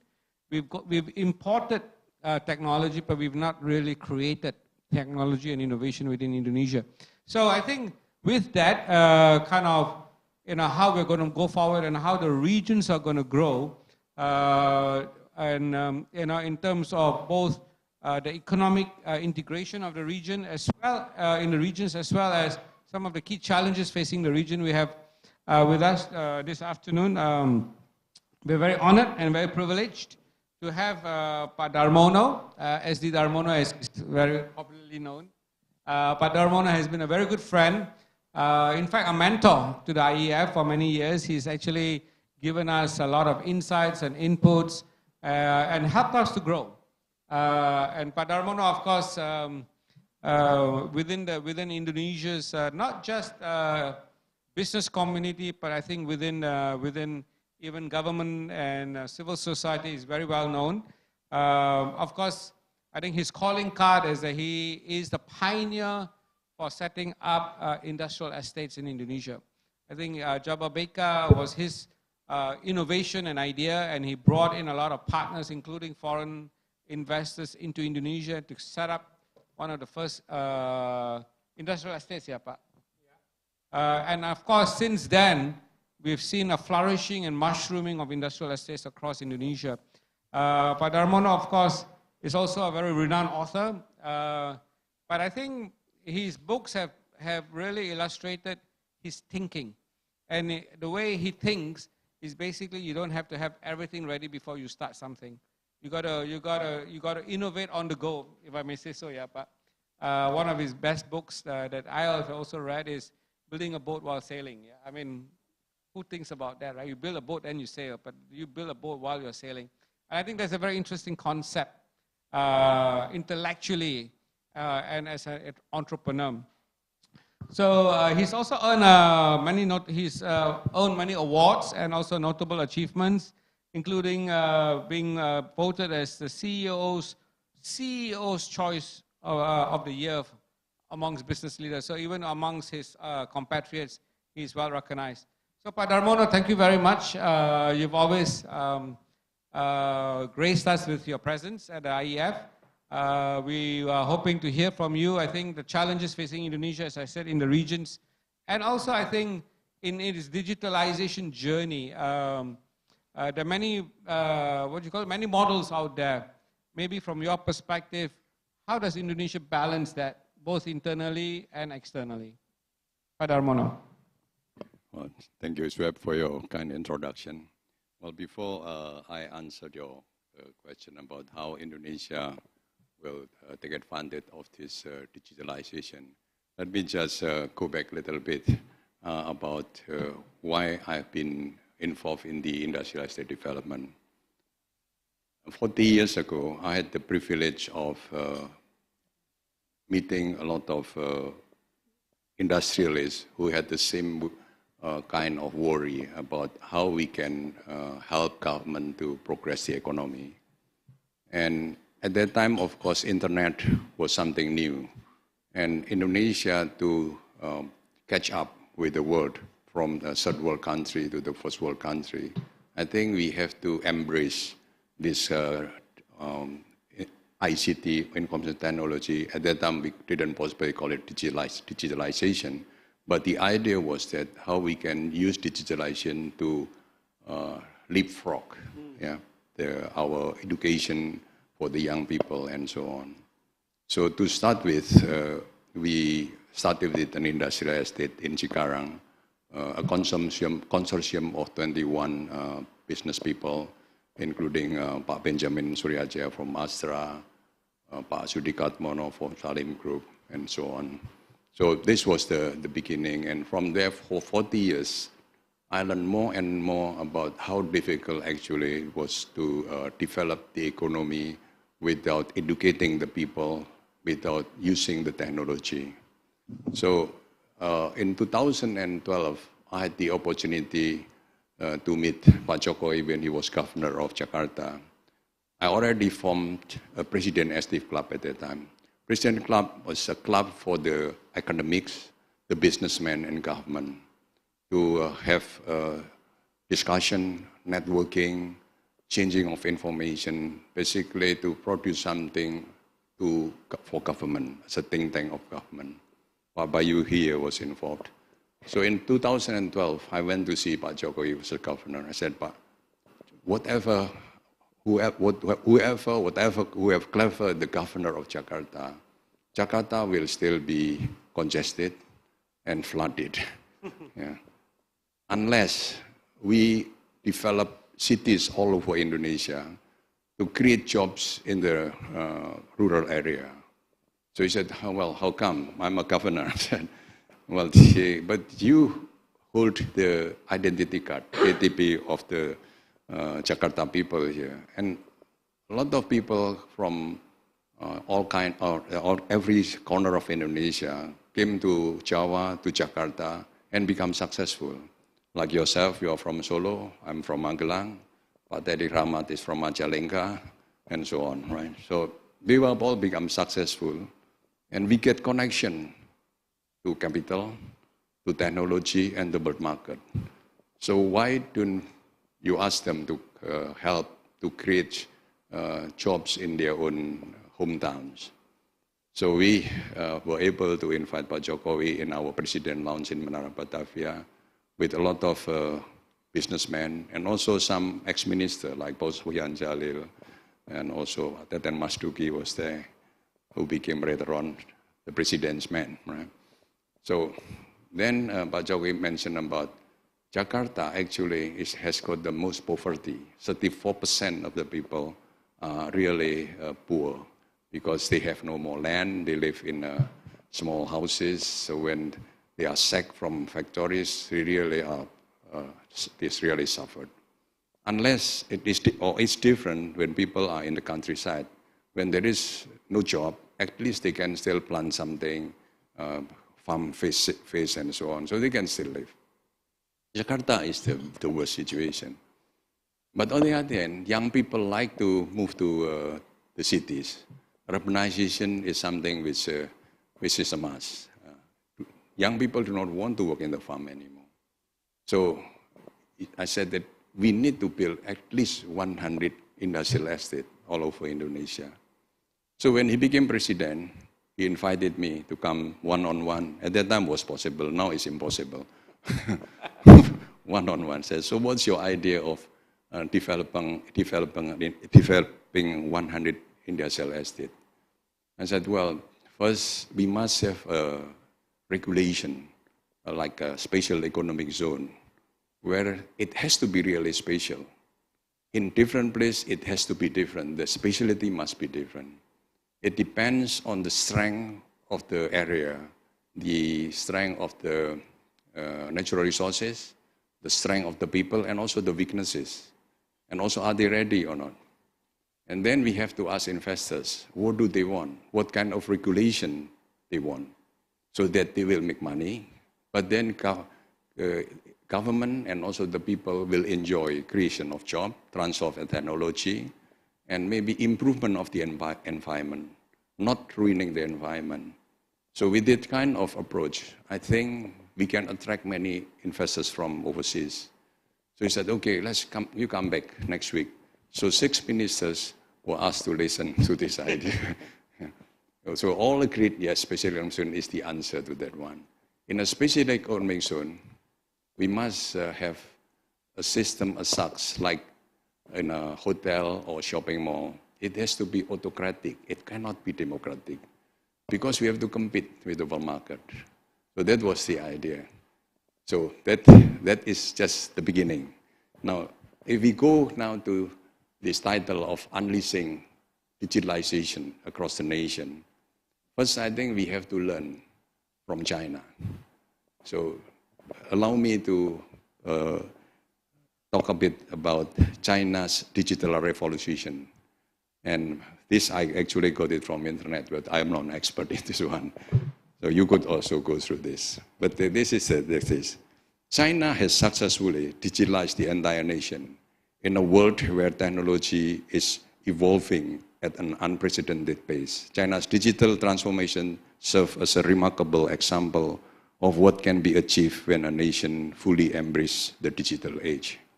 Now, the opening up of the Chinese economy under the leadership of Deng Xiaoping in the late 1970s dovetailed with the creation of the World Wide Web. This possibly we can talk later because we do not have Deng Xiaoping here and also different system to China. Since then, China has experienced both revolution, industrial and digital, almost simultaneously.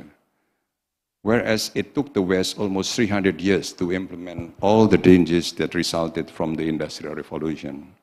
China did it in less than 3 decades, transforming itself from an underdeveloped country into one of the largest economies in the world. The pace of China's digital revolution has been even faster. The country is becoming a leading force in the world's digital transformation, which is creating a new driver for the Chinese economy. China's digital economy, ranking second in the world for many years, has seen robust growth and become a major growth engine for the countries marching toward modernization. The scale of China's digital economy reached 50.2 trillion yuan, about 7.25 trillion US dollars in 2022, accounting for 41.5% of the GDP. The scale was only 2.6 trillion and accounting for 13.9% of GDP in 2005. China has also rolled out a plan for the overall layout of the country's digital development, vowing to make important progress in the construction of a digital China by 2025, with effective interconnectivity in digital infrastructure, a significantly improved digital economy, and major breakthroughs achieved in digital technology innovation. By 2035, China will be at the global forefront in terms of digital development, and its digital progress in the economic, political, cultural, social, and ecological fields will be more coordinated, also sufficient, according to the plan. What is the foundation of the success? The development of Chinese digital economy benefits from the construction of infrastructure in digital technology in China. This part introduces supercomputing, 5G navigation satellite system, and big data center, respectively. China has 167 of the world's top 500 supercomputers with a total capacity of 211 PF-LOPS in 2022. This is another measurement, PFLOP/S. The United States has 165 of the top machines with a cumulative capacity of 173 PF-LOP/S compared to 211 in China. That is a reversal of the ranking 15 years ago. The 5G subscribers reached 510 million in 2022, a net increase of 150 million over last year, accounting for 30.3% of mobile phone users and making it the largest user group in the world. Chinese operators target 560 million 5G subscribers by the end of 2023, which would comprise almost 35% of the world's users. As for coverage in China, 5G covers all the urban areas of prefecture cities and the county, and more than 92% down in the rural areas. China has the number of 341, the largest number of cities covered by 5G, followed by the US with 279 cities and South Korea with 85 cities. In February 2022, China approved the construction first 4 regional computing hubs: the Yangtze River Delta Hub, the Jing-Jin-Ji Hub, the Guangdong, Hong Kong, Macau Greater Bay Area Hub, and the Chengdu, Chongqing Hub, and another 4 regional hubs of Guizhou, Inner Mongolia, Gansu, and Ningxia are prepared to guaranteeing computing power for the future. Despite these 8 computing hubs in key areas in Western and Eastern China, the Chinese government also planned to construct 10 data centers cluster within these hubs. These 10 data center clusters will contain several data centers adopted to the purposes of the region. As an essential space infrastructure, China had developed the 3rd mature satellite navigation system after GPS and GLONASS by developing 45 satellites in 27 years, which serve transportation, public security, emergency management, agriculture, forestry, and other industries, integrated into power, finance, communication, and other infrastructure, and widely entered the fields of public consumption and people's livelihood. Cloud computing emerged as a critical pillar of the digital economy. The growth of digital economic output in the world's top 35 economies were proved to be highly associated with the public cloud market. According to recent data, Chinese cloud infrastructure services expenditure grew 21% year-on-year to reach $7.3 billion in Q1 2022. 13% of global cloud infrastructure spend. The top 4 leaders of their cloud service vendors, Alibaba Cloud, Huawei Cloud, Tencent Cloud, and Baidu AI Cloud, accounted for 79% of total expenditure in China. E-commerce and digital payments. China is the largest e-commerce market globally, generating almost 50% of the world's transactions. According to eMarketers, China's online retail transactions reached more than 710 million digital buyers, and transactions reached $2.29 trillion in 2020, with forecast to reach $3.56 trillion by 2024. In 2021, China became the largest market for e-commerce with a revenue of $1.5 trillion, placing it ahead of the United States. Alibaba's Taobao and Tmall, which is 50.8% market share, followed by JD.com, own 15.9%, and Pinduoduo, 13.2%, are the domestic platforms that dominate China's e-commerce market. China has leapfrogged traditional payment system, embracing a cashless society powered by digital payment platforms such as Alipay and WeChat Pay. Mobile payments have become the norm, with consumers using their smartphones to pay for everything from groceries to transportation. This digital payment revolution has transformed transactions and enabled financial inclusion, particularly for the unbanked population. China's digital payment ecosystem is a model for other countries seeking to modernize their payment system. According to Statista, the total transaction value in the global digital payment market is projected to reach $9 trillion in 2023. Of this, the Chinese digital payments market is expected to account for the world's highest accumulated transaction value of $3.6 trillion. Between 2023 and 2027, the compound annual growth rate, or CAGR, for the total transaction value of digital payments worldwide is predicted to be 14.66%, resulting in an estimated total amount of $15 trillion.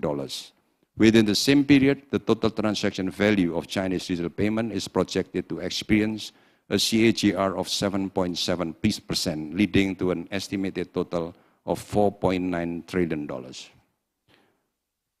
The rise of the tech giants. China is home to some of the world's largest and most innovative tech companies, including Alibaba, Tencent, and Baidu.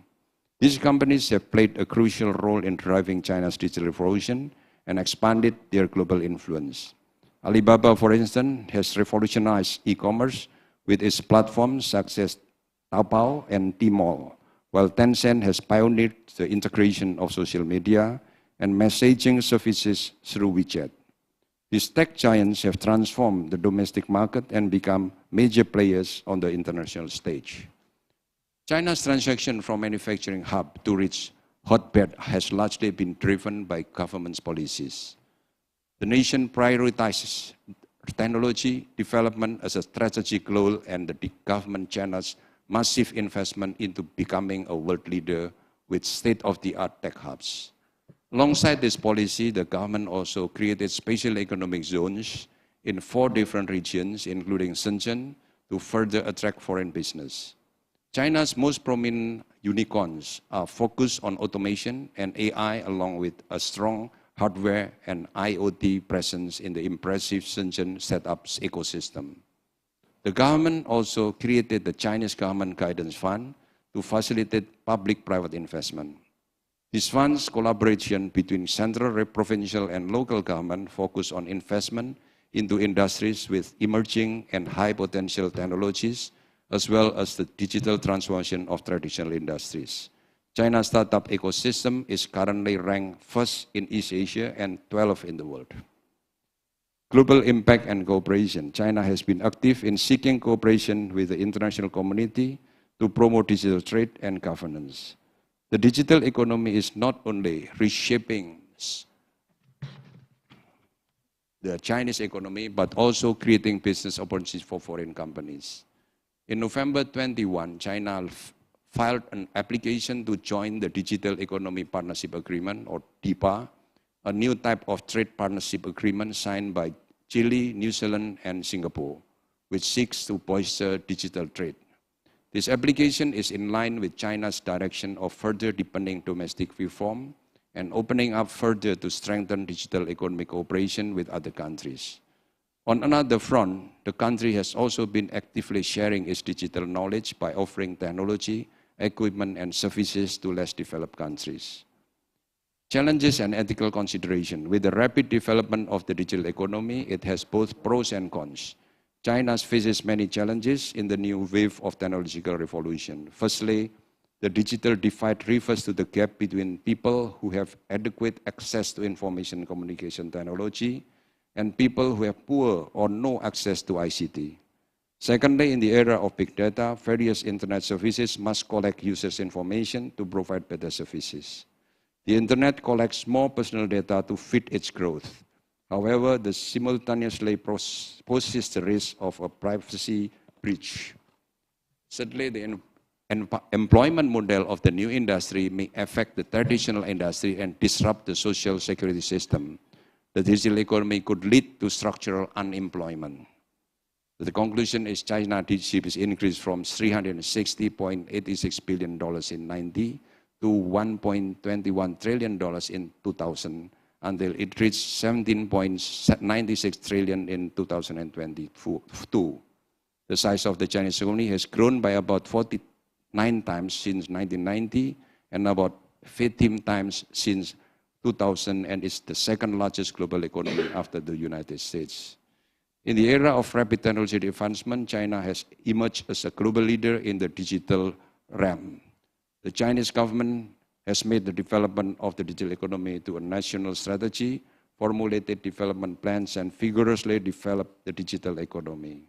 The rapid development of the information and communication technology sector has brought significant economic and social benefits. So that is what we can learn from China. Now, how about Indonesia? So my book about Think Big, Start Small, and Move Fast is the first book. It's actually a very good motto that we cannot just copy China, because China is a continental country. Indonesia is an archipelagic countries. And China has got 5,000 years of history. We are basically a new country, 78 years old. And still we have many, many things to do. So the second book I wrote was, so I mentioned about building a ship while sailing.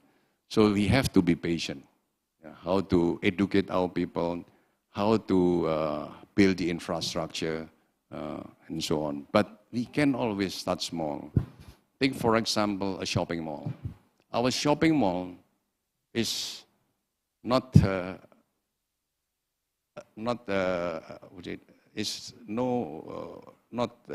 it's as good as any shopping mall in the first world. Why? Because in a shopping mall, this is small, and also the system is a corporate system. So the discipline is there, the regulation is clear, that's we can do. So if we have a giant shopping mall in the special economic zones, then surely we can also follow the system like in Singapore with the regulation as such that ensure the investors will feel happy and secure. Today, Singapore is the most expensive country in the world, but still people invest in Singapore as well. The government, was about less than a year ago, increased the stamp duty for foreigners to buy property in Singapore by 60%. And people keep buying.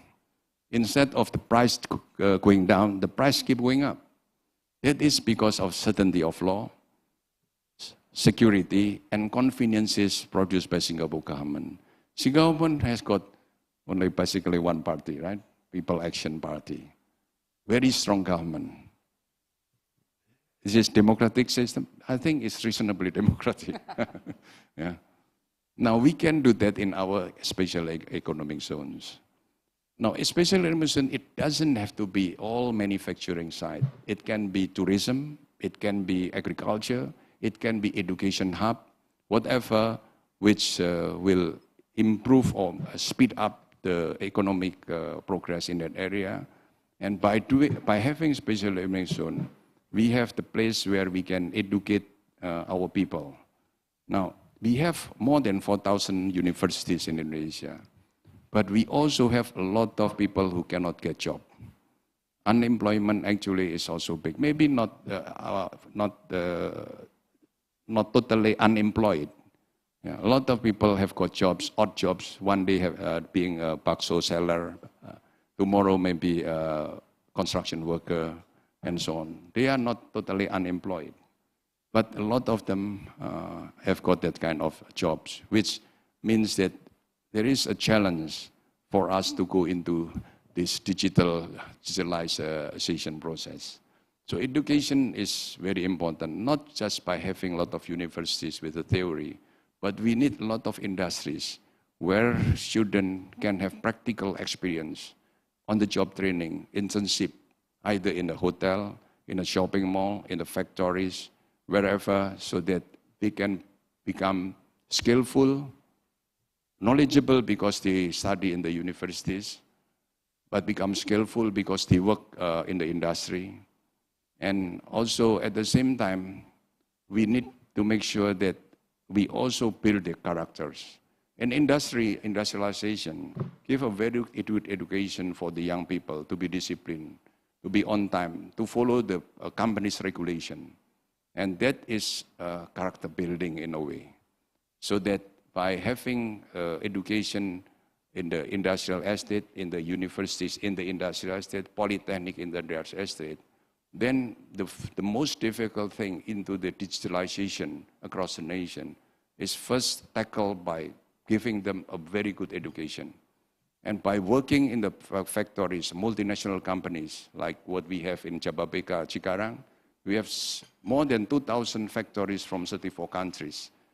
You name it, there are Samsung, Toyota, Honda, and so on. So that our children, our graduates, can work in the factories and learn and also experience the latest technology, most expensive machineries, without having to go to overseas.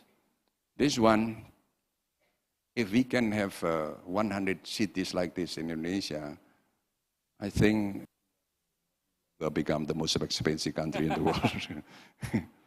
So this is possibly something which we can discuss further. What's the problem? There are many problems. But if I look at the history of Indonesia, which I was mentioned in my book, Building a Ship While Sailing, and the third book, Bringing Civilization Together, every 25 years, we have a cyclical change. We did not have revolution, but I think we had evolution. 1945, of course, we had revolution and we became independent. 1965, there was a change of government, change of system. So in 1970, Order Baru, the new order, came into power with different system. And that was not revolution, it was evolution. I was 21-year-old, graduated from my college and got a very good job, very happy with the new government. I think the 40, 50 years old people at that time also took risks and become very successful. But the 70 years old, over maybe they are afraid to move on. Maybe they move to Singapore, America, Australia, if they had money. And in 1998, the same again. We had change of government. We had a different system, reformation. And again, same thing repeated. It's an evolution again. Now it's 2023. It's another 25 years from 1998. So perhaps we should expect also a kind of evolution.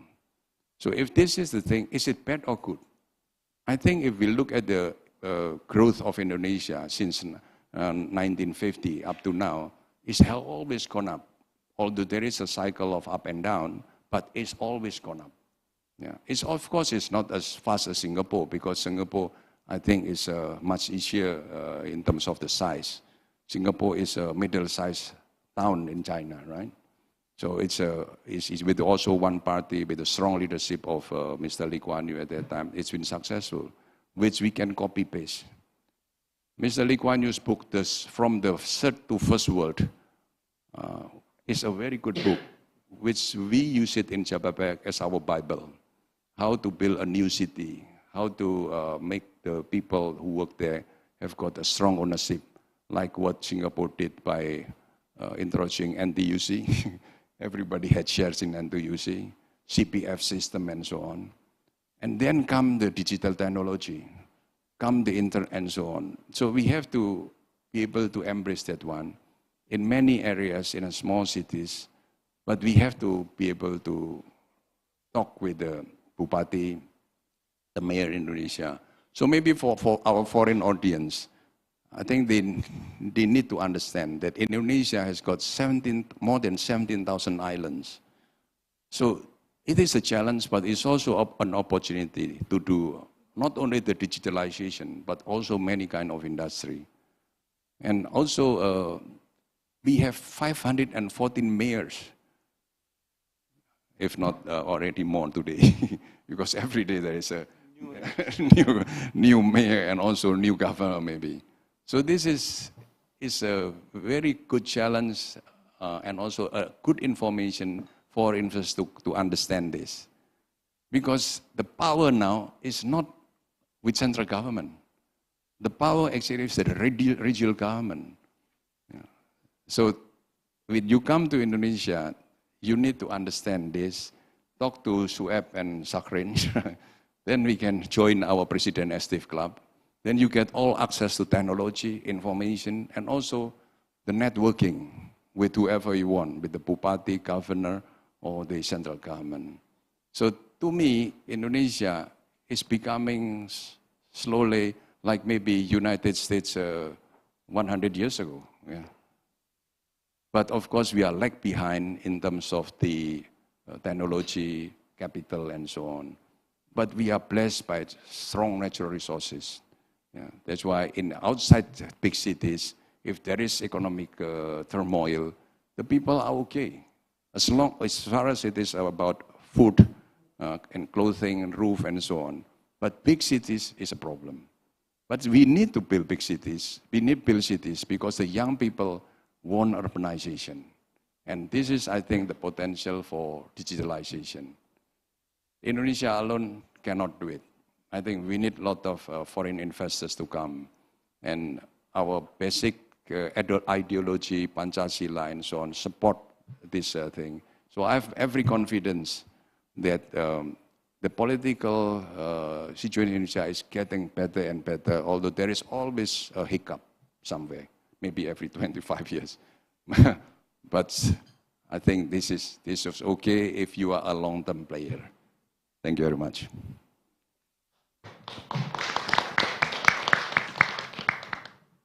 Thank you, Pak Darmono, for that, I think, very thought-provoking opening in terms of how Indonesia can go forward, especially in its regionalization. As you rightly said, Pak, we go through evolutions every 25 years.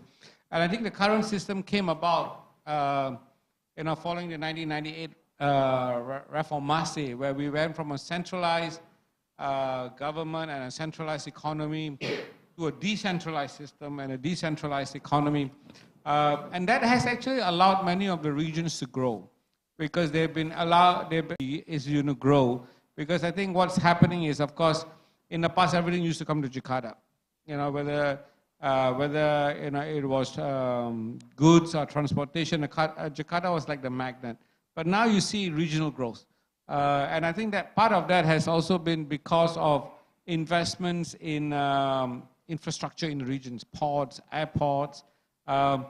Do you see the regional trade movement growing between provinces where there is more trade within intra-regional trade?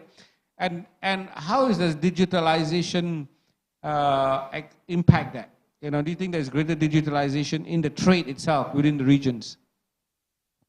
Thank you. First of all, I just would like to thank you for Indonesia Economic Forum. I would like to say that my minister, Pak Zulkifli Hasan, very sorry not able to come here, as well as my DG, Mr. Jatmiko Briswicaksono. But again, first appreciate what the Indonesia Economic Forum does. Yeah, I think this is really important. And second, would like to appreciate as well what Pak Darmono has mentioned.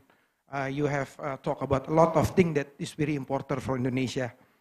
My point of view is that Indonesia is the biggest country in the Southeast Asia. We have, again, Pak Darmono mentioned 17,000 islands to 70 million people, internet growing faster, things like that. Of course, that related to trade, Pak. I mean, trade is the engine of growth. And if you can see that, not only export, but Indonesia is worried about import as well. I mean, I'm not saying that import is bad, no. But we have 27 million people. And now, because of the geopolitical tension, war in Ukraine, make it the price of food, the price of energy, things like that increase. And in response to your question, Pak, of course, again, trade is really important because trade is part of our sort of economic growth. And if we see that now, yeah, honestly to say that only Java now concentrate on trade, yeah. And talking about digitalization, I do agree with Sachin mentioned that this is unleashing something. Unleashing it means that in a positive way, not in a negative way. You said dragon before. So again, we have potential actually. This is my colleague from Populis. You have a lot of data, maybe you can mention it. But the things about the institution, in my point of view, if we refer to the book by the Acemoglu, I forgot it. Why country fail and why country rich, why country very low in economic growth is because of two things, politics and economic related to institutions. So the problem in Indonesia is institution, I believe, but this is just my point of view. So if you have the good institution, it going to the politics and going to the economic. I just refer to the book by, again, Professor Acemoglu. Yeah. You can read that. I mean, the professor argued that the institution is very important. And also I refer to Pak Darmono mentioned that, actually Indonesia have been blessed by natural resources. So, yeah, honestly to say that what we export only palm oil and coal. Yeah, this we can do anything with that. But if we can downstreaming, again, I do agree with Pak Darmono mentioned about to strengthen industrial estate, to strengthen industry manufacturing, because like country in Africa, a lot of natural resources, but they are still poverty, you know. That if we compare to Singapore, Japan, they don't have natural resources, but they are rich. So the problem is, I believe, institution. Again, sorry to say that maybe corruption, things like that, to make this institution in Indonesia is not, maybe not revolutionary, you said evolution, ya Pak, ya. Yeah. And talking about digitalization in terms of the international trade, actually, this have been discussed intensively. Because when we talk about digitalization, of course, there are opportunities and challenges. The challenges is literacy, the digital divide. Indonesia, we don't have any technology, human capital. If there is corruption, institution bad, human capital, so yeah, you name it. And then the infrastructure as well. And education. So how many percentage of our GDP are related to education? Education is also important. I just copy what Pak Darmono mentioned. And in international trade, what we have doing about digitalization is to support small, medium enterprises, Pak, to get access to the international market, make them able to export, to get revenue for the country. And again, that in international relation, for example, in WTO, There is an issue about custom duty on electronics transmission. This is related to digitalization. What we want to do that if we import something from Netflix, there should be a tax. But most developed countries said, please don't put tax. So this is one the issue, yeah. But again, it's depend on Indonesia. If we want join, we are not ready. But if we don't do anything, other country will move forward. So my conclusion is just, I mean, digitalization is really important. Again, not only for business, but to increase Indonesia competitiveness. Again, we should become a tiger, 270 million. If good institution, I mentioned many times about institution because institution is the key. And also we use the international trade, investment again. How come people can come if the regulation is not, always changed? So I think we need to reform and strengthen by doing digitalization. And last but not least, that Indonesia has a proposal now to become Indonesia Emas, Indonesia Gold in 2045. So I don't know how to achieve this, but if we have good institutions, technology, human capital, infrastructure, things like that, it becomes Indonesia prosper in the future. But once again, thank you so much for inviting us. I do appreciate. This is the very good topic. Digitalization is very beneficial for us. I stop here. Thank you.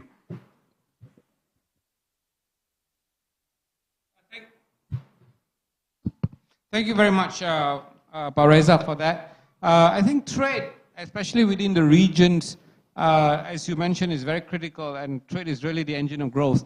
If you look at the regions in Indonesia, especially those who are a bit further away from Java and further away from the big cities, if we look at what kind of industries are in those regions, you find a couple of industries, either agriculture, whether they are growing agricultural food or what we call things like rubber, cocoa, right? And of course, fisheries. Fisheries is a very big part of Indonesia's economy.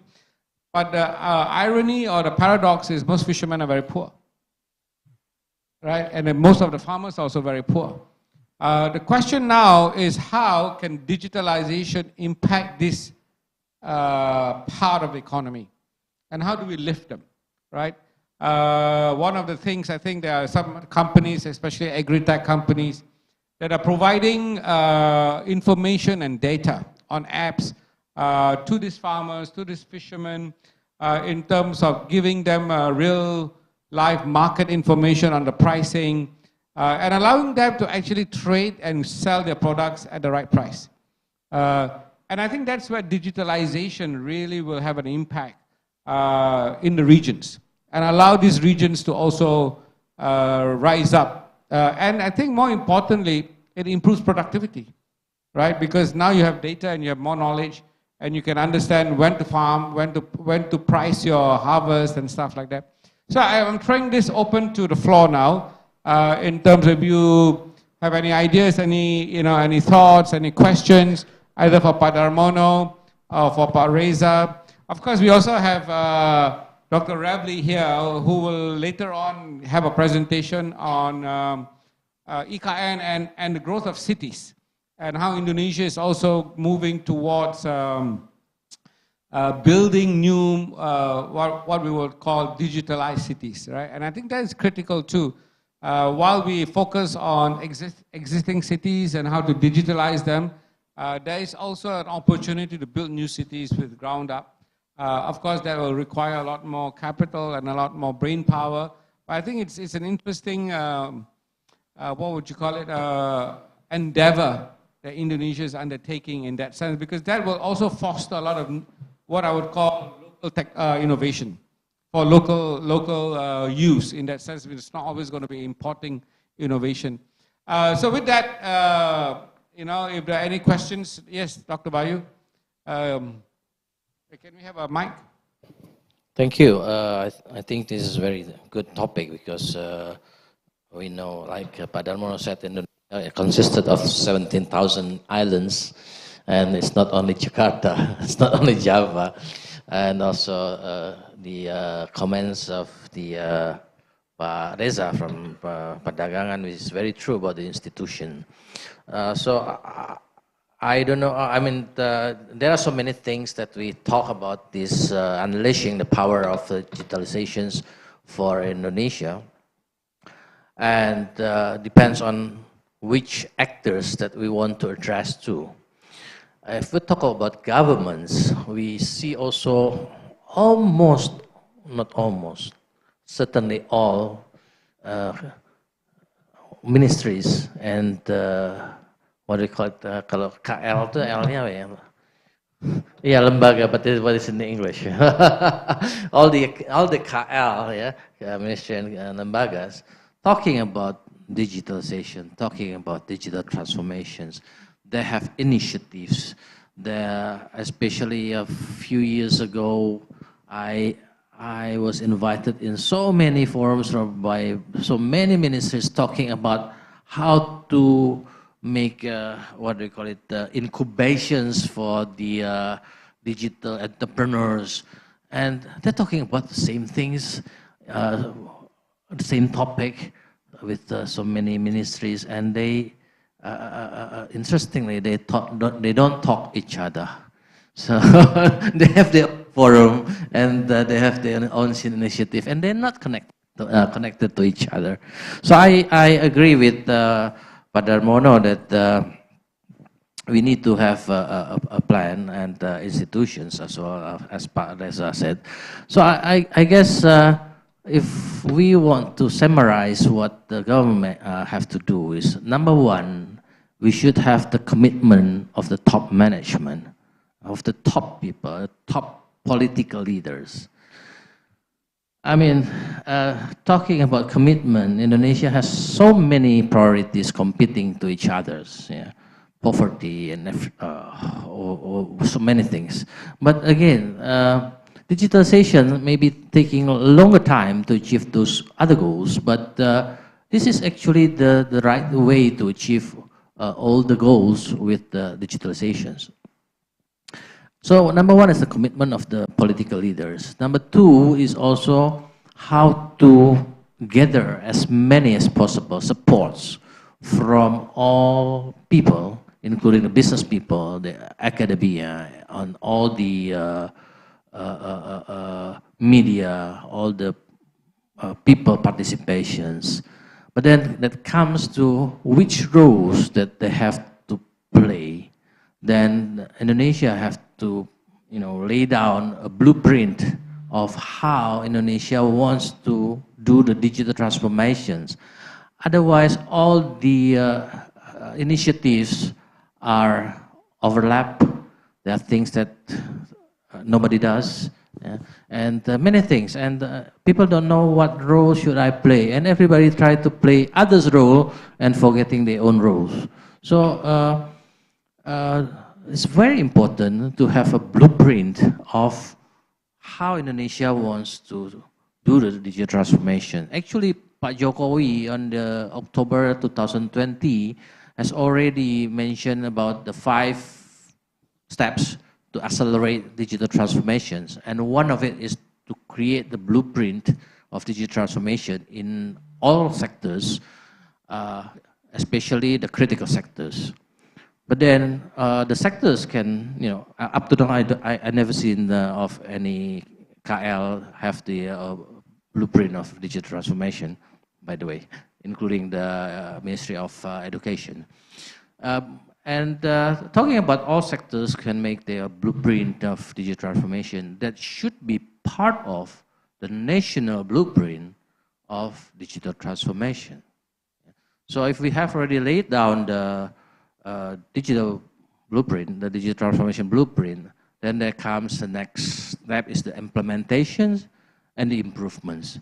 I think sounds maybe, I don't know, it sounds too high or not, but I think it's very important with the new president coming in. I think it's important to put this because we all talk about how important digital is, But in reality, we don't put it as the plan as important as it could be. Yeah, so there's no plan. I would say there's no plan, there's no comprehensive plan of how we together should tackle this digital transformation. Thank you. Yes, Poonam, you wanted to add to that? Thank you. You know, I hear you when you say farmers and when you talk about fishermen. And I also hear Pa Darmono when he talks about 510 internet users in China, where smartphone penetration in China. Whereas in Indonesia, we have over 200 million smartphones in a population of 270 million. So the penetration of smartphones is much higher. So that's a good thing. And that's something that we can leverage on. And we've also established that Indonesia, we are a population for consumption of digital products, digital information. We like TikTok, we like Instagram, we like YouTube. So and this is just thinking aloud, but what if we could take this and leverage it to provide information to the farmers, to the fisher folks, have it available to them knowledge that they can use. So what is the right time to plant? What is the right fertilizer to use? Where is the best place to fish? Or what are the regulations surrounding it? Why not leverage what we have to provide information to the people who need it most? Using what we have, like the smartphone penetration across the 17,000 plus islands. So it's just thinking aloud and it's just food for thought. Well, yeah, thank you very much for that. I think that's exactly what we are talking about, right? We don't lack infrastructure in that sense. And in fact, with smartphones, you can access the internet just about anywhere as you can get a signal. But the question is, what are we using that for? Are we using it for productive use, or are we just consuming stuff that is not productive? Maybe entertainment, yes, but it's not really productive in that sense, yeah? And we're not creating enough content you need the content to be pushed out on the platform. So we have the platforms where we don't have content that is of use to these communities and which will help with our digitalization. So I think those are some of the key challenges that we face. So when you say, for example, who will provide this information? Is it the private sector? Is it maybe in partnership with the Ministry of Trade, Reza? Do you see this as something that the ministry could partner with, one of the digital players or even a startup, to fund it, to say, okay, can we because I don't see that being channeled. It's like, okay, entrepreneurs have a great idea, you go get capital and you find something. But it's not being channeled. You say, okay, this is what we want, and we'll fund it. We can run it, drive it, Maybe Darmono and then maybe Reza, comment on that. Yeah, it's actually it's a very good, very good comment for that one. But we have to understand the cultural situation here. Now, for example, 30 years ago, I was asked to develop Tanjung Lesung Resort in the Sunda Strait. It's 180 kilometers from Jakarta. And the message was the people in that Kabupaten, Pandeglang, was poor. So please help by building a new economic zones based on tourism, maybe later on maritime. So I went there and I saw a couple with 11 children running around under the palm trees or the coconut trees. So I thought, well, they were poor, why they have 11 children? So I asked the man, why do you have 11 children? I didn't say that we are poor, why you have 11 children? And he said, well, one coconut tree can feed one child. I have thousands of coconut trees. So they are not poor, right? Then I go to the fishing village. And I saw one fisherman with a lot of fish on the boat. I said, can I buy? And I demonstratively show several 100,000 rupiah, right? And said, no, this is not for sale. You need fish? Please take as much as you want. So who needs who? Huh? Yeah? So that is Indonesia. Many people misunderstand the situation. Do we want to introduce digitalization? We are happy. But what is the problem when we started to develop is healthcare and education. Yes, we are poor in terms of healthcare and education, but not poor in terms of food, roof, because Indonesia is through the year about what, 20 to 30 centigrade.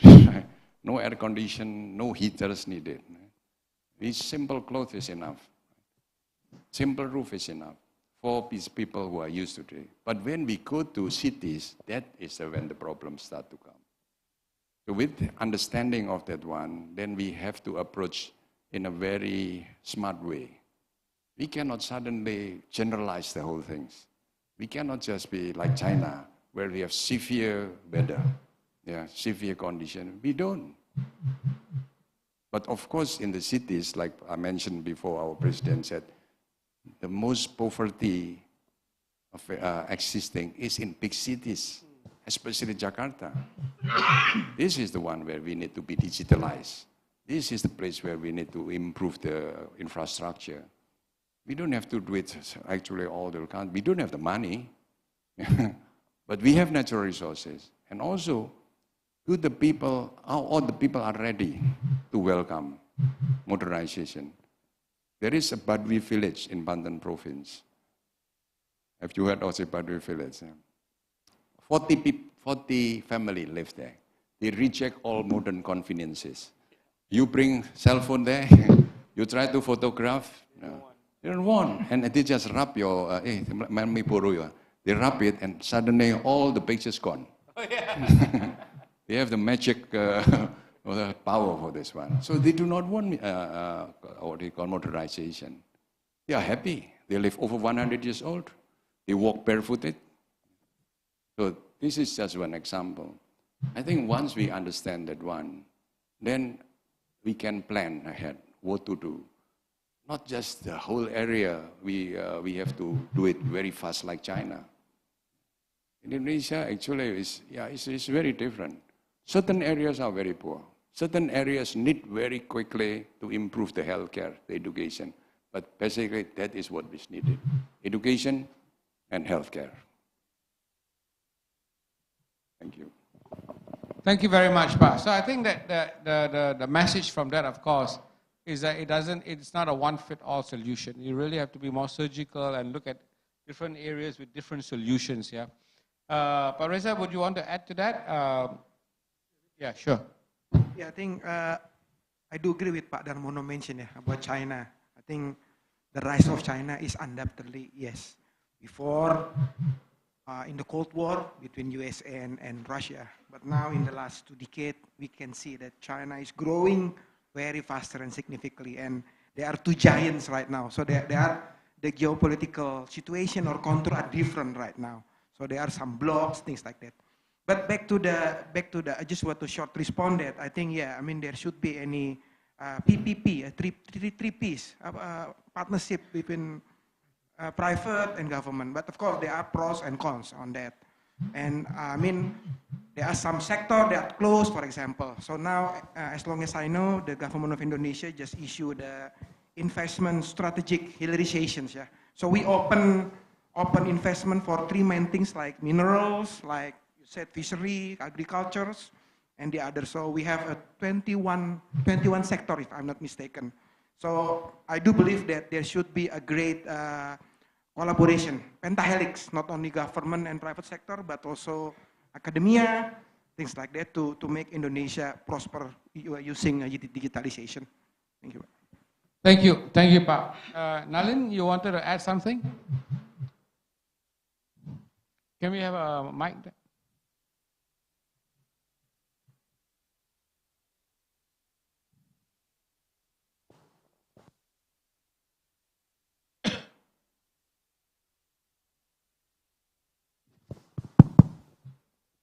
Thank you, Shoaib. I've heard Pa Darmono earlier also in previous editions of Indonesia Economic Forum. Your life and your work is a true inspiration. I have lived in Jakarta in Indonesia for 5-6 years. I wish the country I come from had leaders like you 30 years ago. who have clarity, and your explanation of poverty was very apt, because those of us who have come from India, we are smiling within ourselves when you discuss your problems. Poverty. There's no visible poverty here. Those of you who have gone to India, you will know what is poverty. Corruption. Come to India, I'll show you what is corruption. So while we compare ourselves to the best, like Singapore, etc., to have perspective, we must appreciate not only the things that are wrong, but what we have done right. We have done more things right than wrong. Hence, we are able to have a discussion like this in an open forum. So I just wanted to bring that perspective. And I wish there were more leaders like you in where I come from, the 20, 30 years ago. Thank you very much. Yeah, I think it's all relative, right? How poor, how rich. But I think overall you do want to see progress. I mean, progress of the nation, progress of the people. I think most importantly is, of course, Indonesia's demographic dividend is always touted as something that, that a country can benefit from. But again, if we don't create enough meaningful jobs for them, if we don't give them hope for a better life, I think while, yes, you know, we enjoy, in a sense, you know, great weather all year round, and, you know, you throw something on the ground, it will grow. You do want meaningful jobs, and you do want economic progress too. I think that's really the key for Indonesia, right? How do you continue on that trajectory? Like you said, you know, it always grows up, but of course there may be cycles. But with that growth, I think one of the key things, of course, is equity, right? Equity growth, in the sense that, you know, you don't want growth only at the top level. You also want, well, not growth, prosperity also from the ground up, right? You want more people to be able to afford, you know, for the lack of a better word, more material things, right? A more comfortable living. I mean, yes, you could live, what do you call it, very basic, but you would wish for them to have electricity, running water, as you mentioned, access to healthcare, access to education. And I think those are the challenges. And the question is, how can digitalization accelerate that, right? So it's going up, yes, but how can digitalization accelerate and help the country move forward and, you know, improve productivity, really? Because that's, again, one of the key, right? Our workers, our economy has to be more productive. And I think China has shown the way in that sense, where productivity has just jumped by leaps and bounds, you know? Yeah. Sachin, you wanted to say something? I had a question for Padar Mono. I'm very inspired by your book, you know, Building a Ship While Sailing. And I have a question in that context. And it's also a little bit related to digitalization. I was doing the math the other day when I first realized about 2 years ago, how big Indonesia really is, which is the 416 Kabupaten. And I started thinking to myself, I think there is no human being who has been to all the 416 Kabupatens. Because I was trying to do the math, what would it take? Let's say I get on the road and I spend 1 day in every Kabupaten. And I come back. It'll take me 2 years to come back. After going around the whole country and then crossing an island, then going Kabupaten by Kabupaten, then crossing another island, Kabupaten by Kabupaten. By the time I come back, it's 2 or 3 years. So it's that big. I mean, the size of Indonesia is mind-boggling. But I feel that digitalization is one way to reach everywhere in one shot, because you can't do it physically. Do you have any advice that if everybody here wanted to go and really reach into Indonesia using your philosophy of building a ship by sailing, do you have any words of advice that you think, you know, we could listen to? How can we actually cover all of Indonesia? I'm not saying we have to go and change everybody, but I'm just saying just to be there and participate and be a part of every part of Indonesia. Is there any thoughts you have? Because I know you do have a 100 cities program and several things you have thought of scale before. That's it, Pa. Yeah, it's not an easy question, really. But I was thinking that what is actually our strength, Indonesian strength? We have beautiful nature. We have 150 more volcanoes, right? And 300 1,000 kilometers, 1,000 kilometers of beaches and so on. Just, this actually is our strength, which we do not need to do very much in terms of cultivating or exploiting the earth. But we can make this become attraction for people to come to Indonesia. And then we will not lose our mining, we will not lose, we can beautify our place. So this is something which I think not only government, I think also the society must try to improve their condition, that one, trying to teach the people around our area how we can become more hospitable. Because what is tourism? Tourism is about when we decide to go into a tour, we prepare the time, we prepare the budget, and we want to be entertained. So if I go for holiday, say for 10 days, I prepared so much money. But then if I go to a certain place, I could not spend the money, I feel very bad. Yeah. And then also, if the place is not healthy, yes, this is also something which we don't want to continue staying there. So that is number one. And then we want to be entertained, sometimes to be fooled. We are happy to be fooled, right? You know, with all the funny stories and so on. So that is tourism, which we have a lot of stories in Indonesia, to legend and so on to tell there. But what is lacking again is the education side. So we have many already universities. We have many pesantren in Indonesia. So the institution are already there. What it needs is how we can improve the system, the education system, or the curriculum through online digitalization. And education is the longest investment, right? We should not be impatient. We have to be, we have to accept the thing. So this is where I was very happy when Pak Jokowi became president. He's from Solo. You know, in Solo we have this all alon-alon asal kelakon, which means slow but sure, right? But every president has got his own ambition, right? When they look at China, oh, they go so fast. Within 40 years, they become prosperous. We also want to follow. Right? But what is prosperous in China possibly is not what Indonesian people want. It's a different type of prosperity, what we need. So this needs a lot of discussion like this. We need to teach our children to read more books. Although most of Indonesians like to watch, like to listen rather than to read books. So this is again a basic back to education. So the unleashing this digitalization, as you said, is making the dragon suddenly. Right? So there are many bad things in digitalization, negative videos and so on, which is a bad education. So how to do that? To do this? So to overcome this one. So in my book, I mentioned about that possibly we need like one country, two systems. And in Pancasila, we have the ideology of the five principles, which is paradox in a way.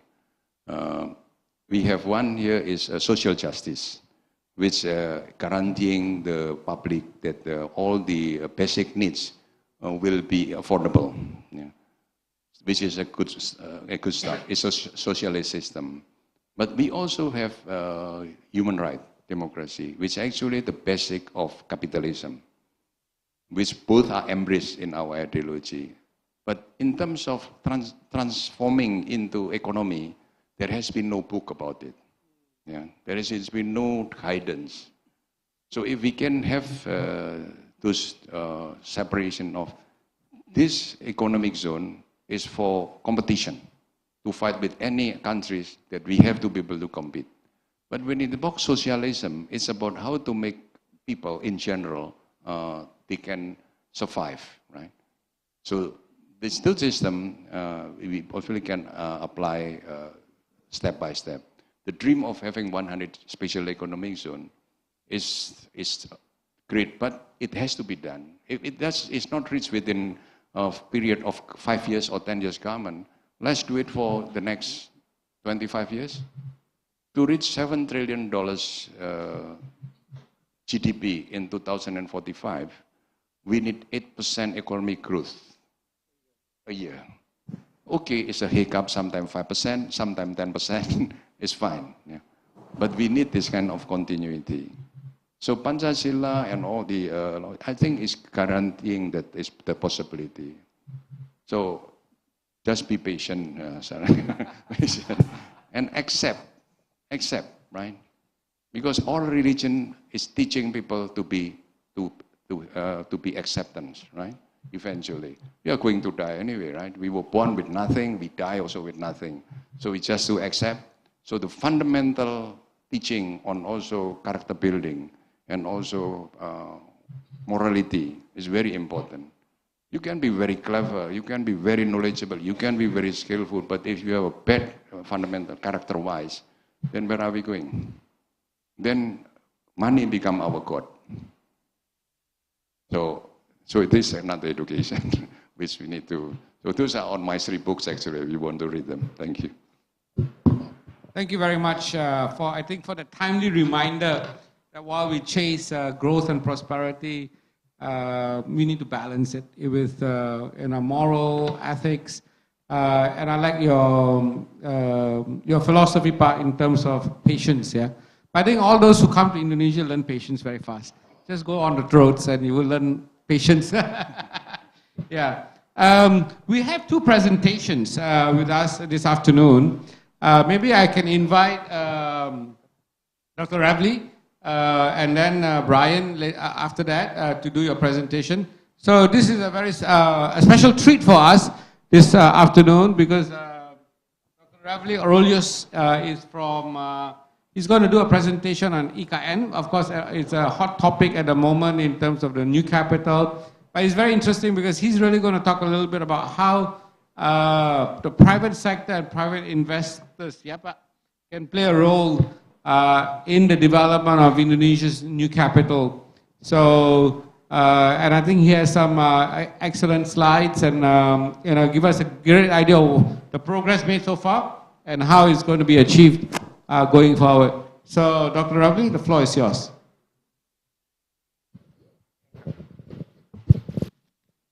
Thank you very much. Okay, I think before the slide, I want to show the 2 video presentation.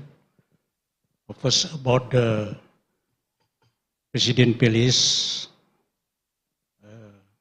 and then another one, connectivity, international hub, what is very important to ASEAN Pacific Rim, about the trading and everything by this session.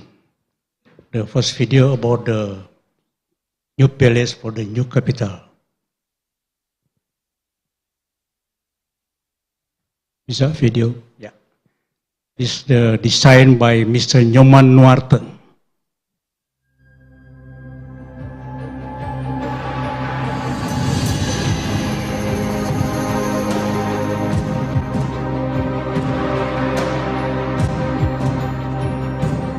The president office already 52% under development.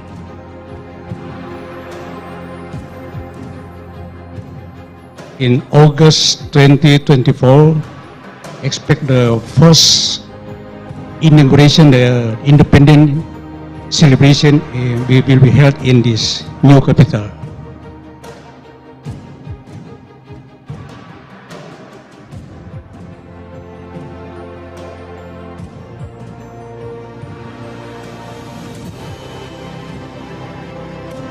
Building area just 20 to 25 from the location around. Smart city.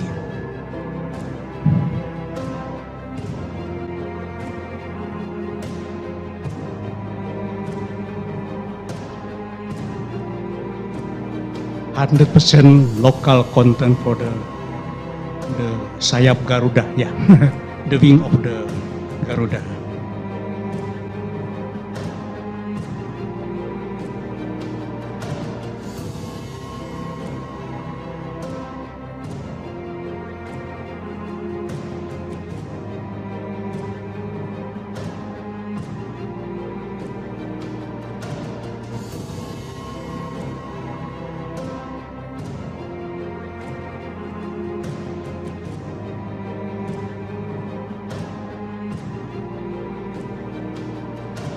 For the future,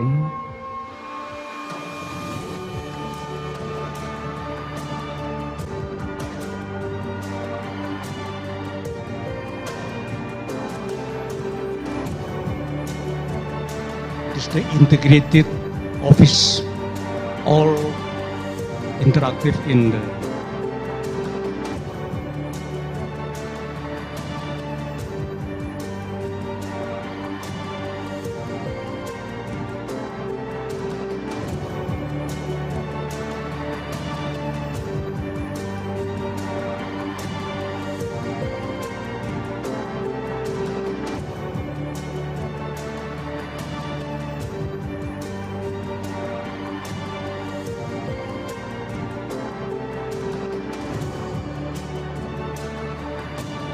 very nice palace.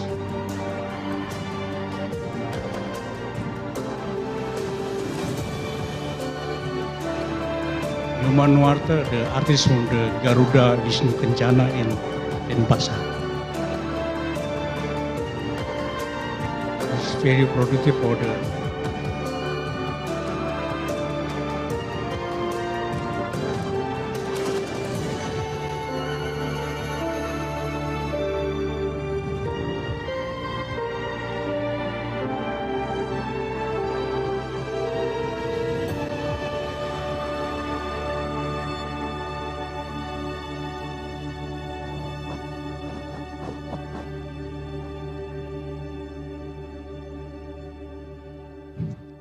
okay, and another one is the connectivity about the logistic. Indonesian government, to be more specific, the North Sulawesi province is developing a Bitung Special Economic Zone with total area of 534 hectares, located 36 North kilometers Sulawesi. from Manado City, 8 kilometers from the Bitung Seaport, and 30 kilometers from Samratulangi International Airport. Special Economic Zone Bitung is considered by the government to have a strategic location to connect various countries in Asia Pacific. Very close The main activities to to be anywhere. developed are the fish processing industry, marine products, the coconut processing industry, and the pharmaceutical industry. Meanwhile, the supporting activities of Special Economic Bitung are logistic industry, method-based industry, and housing industry.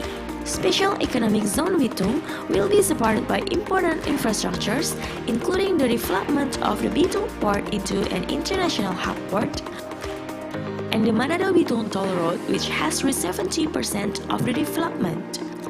The center, Right now the already potential, and the finished future toll port road. of Bitung Special Already Economic done. Zone as a center that connects the east and the west of Indonesia as well as the world. Bitung as a natural port has a minimum depth of 18 low water springs, about 500 sea miles distant from the international shipping line, and able to operate in any weathers. Bitung is also potential to ecotourism development as it is close to strategic touristic areas that are already widely known internationally. Lembe Strait, the mark diving capital of the world and the place to see a myriad of exotic underwater creatures. Bunaken Island, the most peaceful coral garden in the world. The last but not least, Likupang that has been decided as Indonesia's super priority destinations and is recognized having the potential to be the new Bali in the country.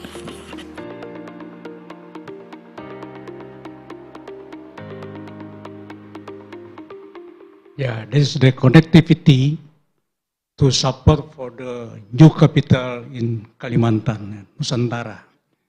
Okay, I want to continue. Nawacita is the institute, the non-government organization. Since 2014, we prepare to Nusantara, Lembaga Kajian Nusantara. But after meet to Pak Jokowi, the governor in DKI, he advised to change the name to Nawacita. And then we have the 9 program about the Nawacita.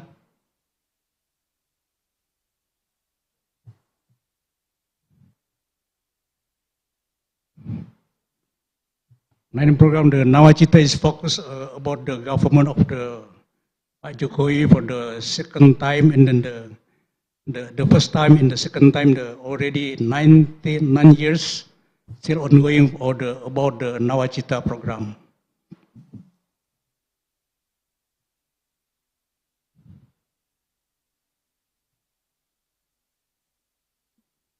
That is the connectivity, the new capital to Kalimantan is Kalimantan in very close to central 0 point to northern Indonesia, northern southern to Indonesia, and eastern and western. It's 0 point. This is 0 point, original 0 point for Indonesia.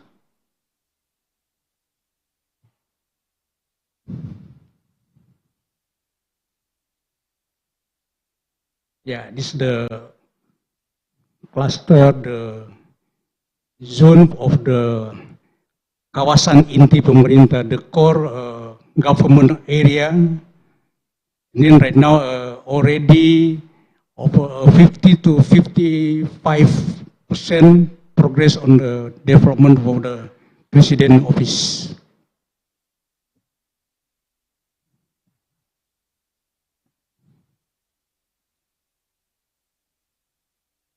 Yeah, proposed for the smart city, for the new capital. It's very important about the digitalization. I think it's very important to this program for the smart city, to easily for the connectivity every office in the new capital. No need the high-rise building, but one complex for the all ministry office.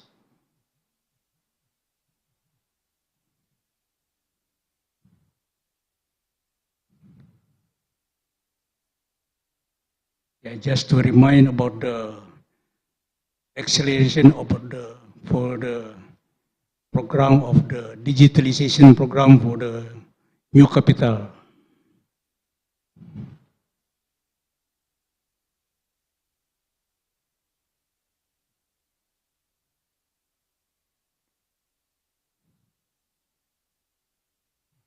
Yeah, I think session this right now is very matching about our session. Is topic the digitalization about the new capital.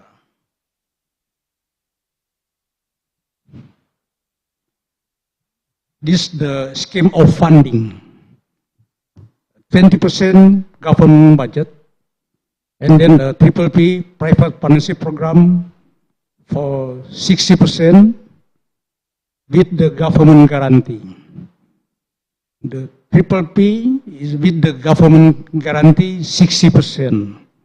And then another 20% business to business without government guarantee. It's very important to know the scheme of funding, 20% by government, and then 60% by private sector, PPP with government guarantee. And then another 20% business to business, B2B, without government guarantee. It's very important to knowing. Total investment portfolio about 35 billion But I discussed, Mr. Chapul, we can see for the next multiple, maybe 2 times to 3 times for the portfolio investment. It's very, very important.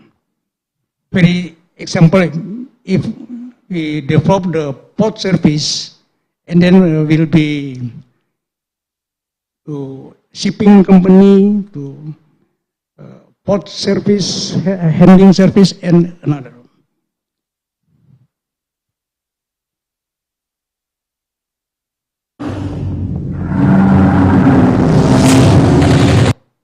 That is the connectivity about the Eastern Indonesia, because right now all centralized in Java, and then for the next must be ready to show the another to the Kalimantan.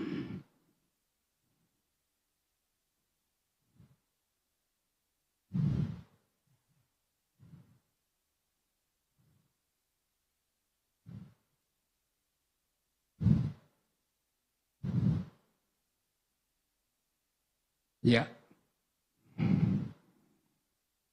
This is the connectivity about the sea transportation. Why must be Bitung? Long time ago, I still go to Singapore, and then all cargo from to Indonesia must be via Singapore. Latest 90% via Singapore. We can see how to decrease the cost, the unit cost. No need to transit, no need feeder to Singapore, but we can directly to another port in the northern area, Pacific area, and so on.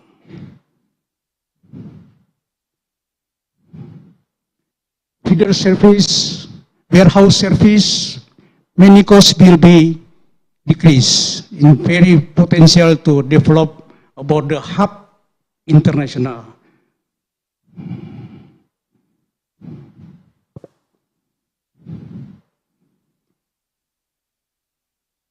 Yeah, this is the advantage, the Bitung International Hub Port, to centralize many industry from the Eastern Indonesia, especially for the tuna fish is very big potential. Forestry and agriculture, many commodity from East Indonesia or Central Indonesia to centralize in Bitung Port to produce and then to transfer to the another country directly from Bitung.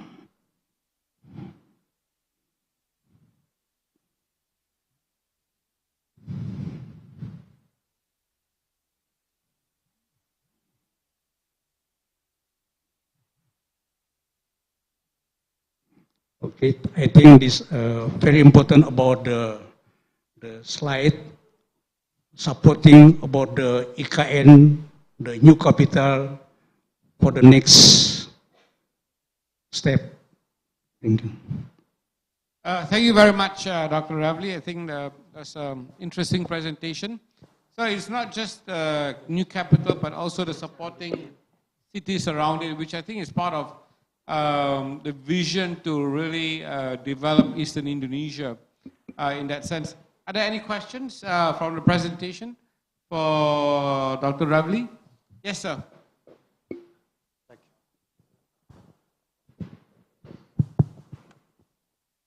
Hello. This was very fascinating for me because, you know, I do a lot of, I'm a lawyer, transactional lawyer, and one of the areas that I focus on is infrastructure projects. And in the early days of liberalization in India, I've had the pleasure of advising on some of the key infrastructure projects there, including the first greenfield PPP international project, airport project in India, which was Hyderabad International Airport project. and a host of seaport projects as well, which were developed. So this is personally very fascinating to me that, you're considering the approach of completely relocating a national capital. I mean, that's quite incredible and amazing. So I should first congratulate you on the boldness of the move, right? I mean, it's a pretty big move. So having said that, I just had a couple of very, fundamental questions to understand how it will be done. So the first question I have is, what is the population strategy for the city? Obviously, one stream will come from government because government is moving there. So everybody who's part of, the government team will be there. I'm presuming there'll be, accommodation which is to be provided, etc. But the key is, how do you get other parts of the population to move there? I mean, even if you move some parts of the industry, it's going to be a pretty long drawn and ambitious project to repopulate. I can't think of, in recent times, any other comparable example. I mean, Malaysia relocated the capital, but that's more like a suburb than, such a completely faraway place, right? So this is very fascinating to me. That's one question. The second question is more around, I saw a lot of talk about the development around setting up the new port, which is, I think, a great idea because, to reduce dependency on Singapore and, overall logistics cost. All that makes sense. Similarly, I was wondering, is there any thought to build a new airport, greenfield airport there in the same zone? Because obviously, that's the other thing that's going to affect the population's keenness to move is, are they able to get in and get out easily, especially in a country like Indonesia? So I'd love to hear your answers to that.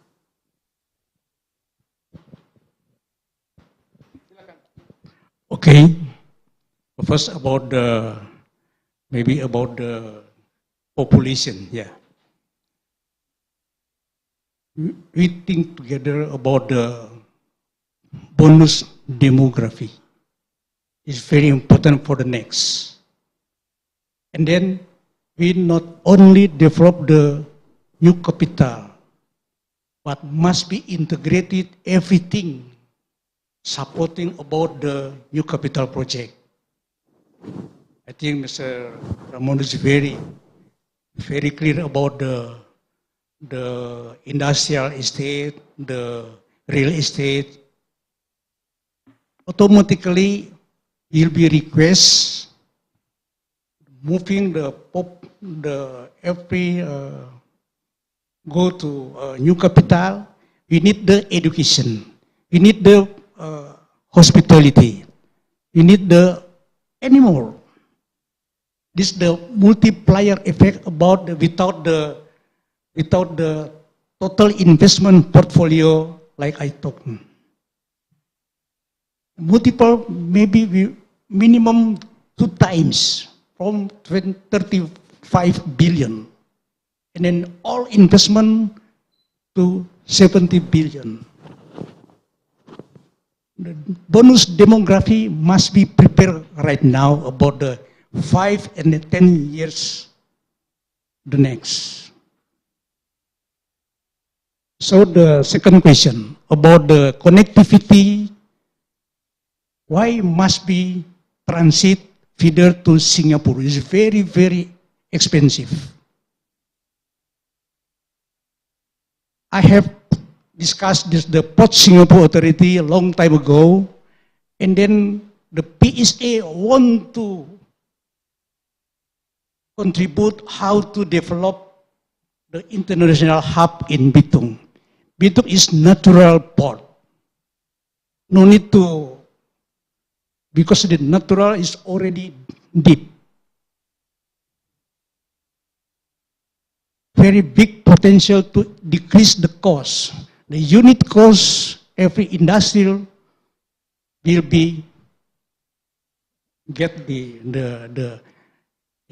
not only develop the port service, but must be integrated the special economic zone. Like this. Yeah, sure. Go ahead, Pak. Can I help, Pak? Thank you. Well, I think it's a question I have heard also many times of this. But let me give my perception. I'm a city developer. I developed Cikarang from nothing 34 years ago. Now become a city with complete ecosystem, 1 million population, more than 2,000 factories from 34 countries, over 100,000 houses, 25 hospitals, 25 hotels, everything we have. University, dry port, golf course, we have everything there for 34 years.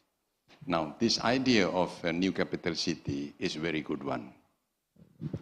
The president also said it may take 20 years, 30 years. It's not an immediate one. But of course, he had to sell it that it's going to be fast.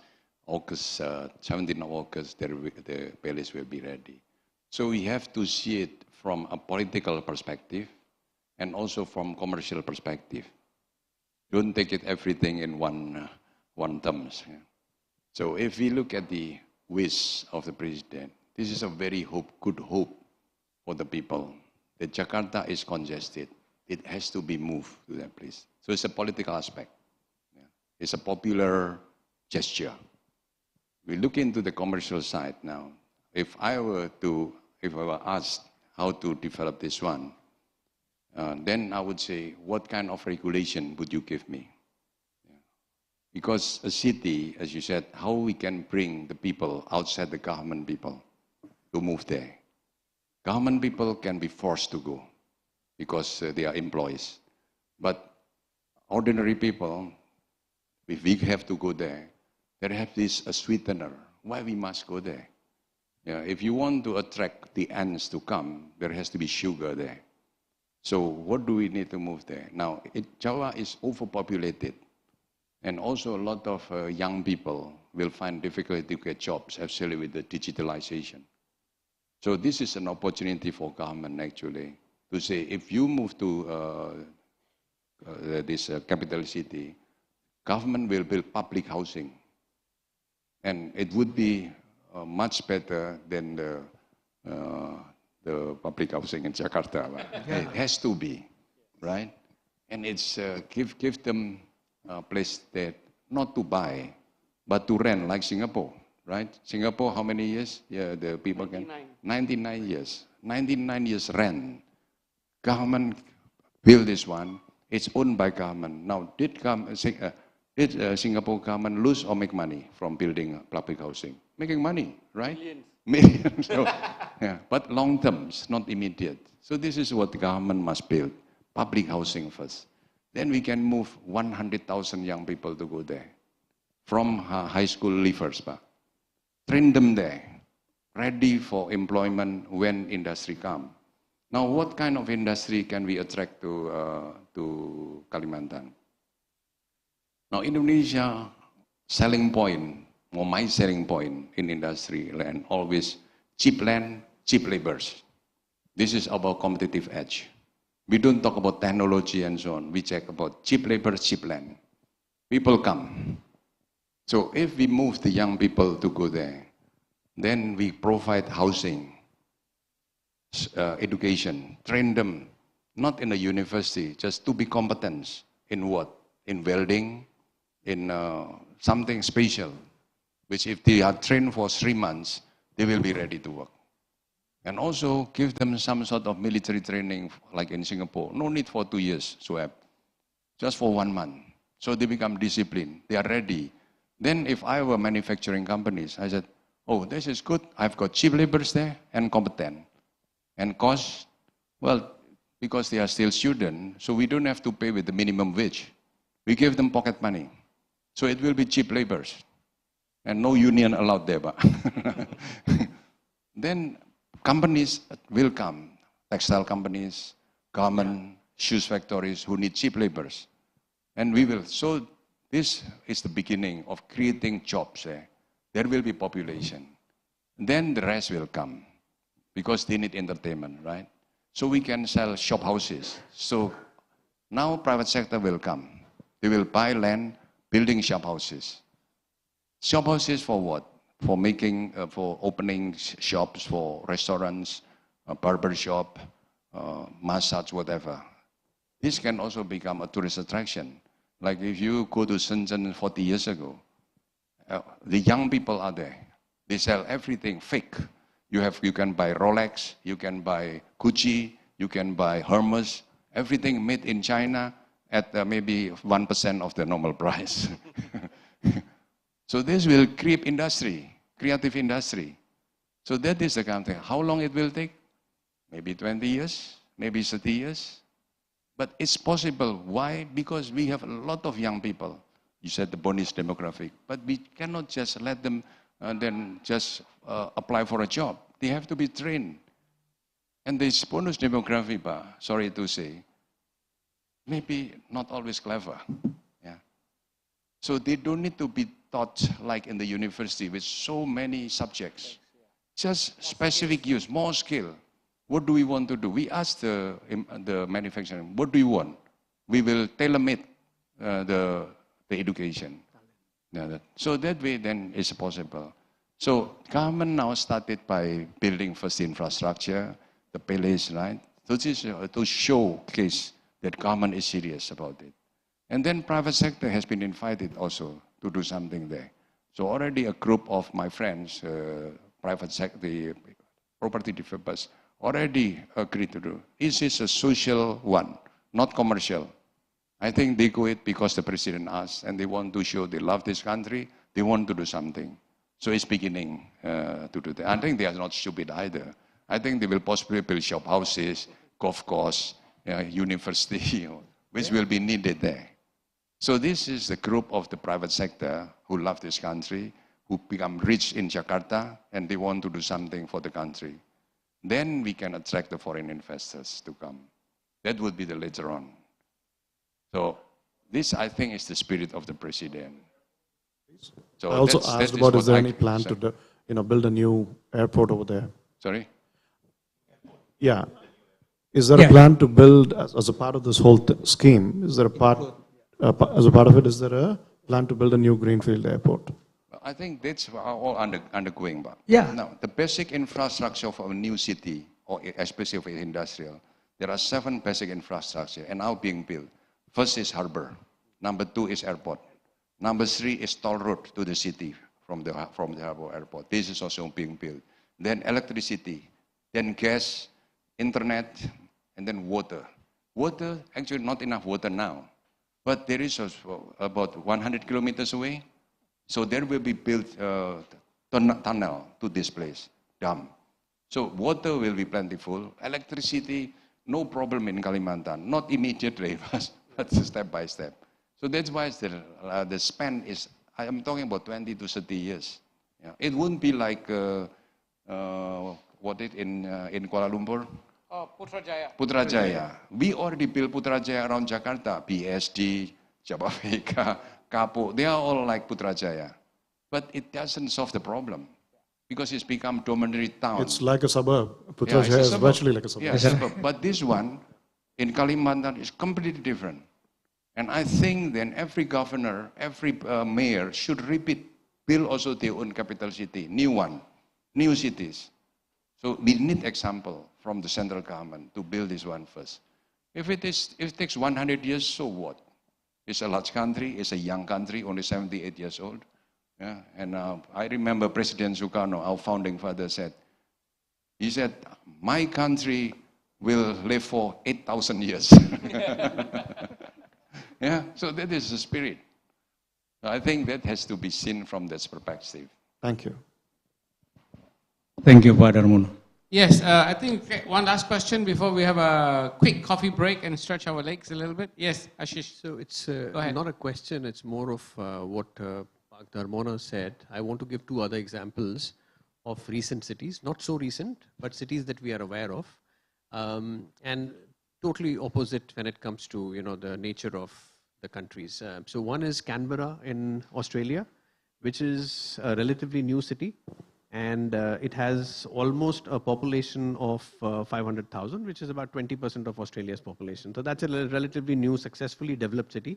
The other one is Naypyidaw in Myanmar. Now, that city I mean, in spite of all the embargoes and everything that Myanmar faces from the US, it still has a population of almost 925,000, almost 1 million people.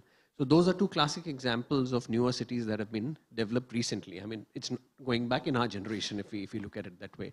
I just wanted to sort of add on to what you've said here with other examples. Thank you. Thank you very much. I think what a stimulating discussion. Do you want to say a few last words? I think so. Already covered by Pak Darmono. Very fast to Dubai. The fact from Jababeka already show everything. Dubai from zero to hero, like Jababeka. Okay, thank you. Thank you very much. I think just to wrap up and the session, digitalization is going to continue to I think empower and enable prosperity and growth within Indonesia, especially in the regions. There are many challenges, but I think Pak Darmono very aptly put it. It cannot be a one-shoe-fit-all type solution. We will have to find the right solutions for the right regions and really address what I would call the common good for that region. What does that region require? It cannot be just, oh, Jakarta did this, we'll do it here. So I think that's a very clear insight.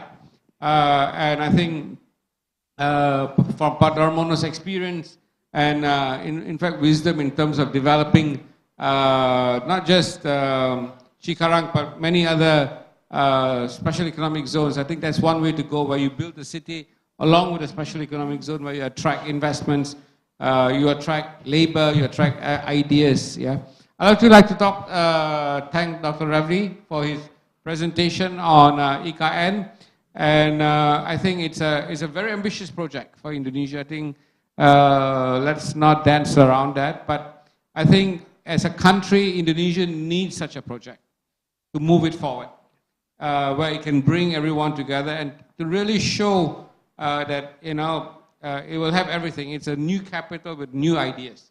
I think it will attract global ideas and global talent, especially, and I think really inspire Indonesians. I think that's what's going to be required. So thank you very much. Can you please join me in thanking Pak Darmono and Dr. Ravi for their wonderful presentation and time today. We'll take a short break. I'll hand it over back to Sachin for the next session. Thank you. Shoaib, you're still moderating the next session, so you don't get... So we have a 10-15 minute break. Please take a rest and come back here. We have a session on the regional opportunity with Populix, and Populix is going to have a presentation. Immediately after that, we have the Deputy Director General of ASEAN, Satwinder Singh. He's here today to give a keynote on how Indonesia can work within ASEAN. And that session, we're also launching the ASEAN Economic Forum with Ashish here. And we would end the day with sundowner cocktails at the lawn. So please do stay and celebrate with us as we close the end of the Indonesia Economic Forum. One more session to go, and the ASEAN Economic Forum session. Thank you so much, and see you soon in 10 minutes. Bye-bye.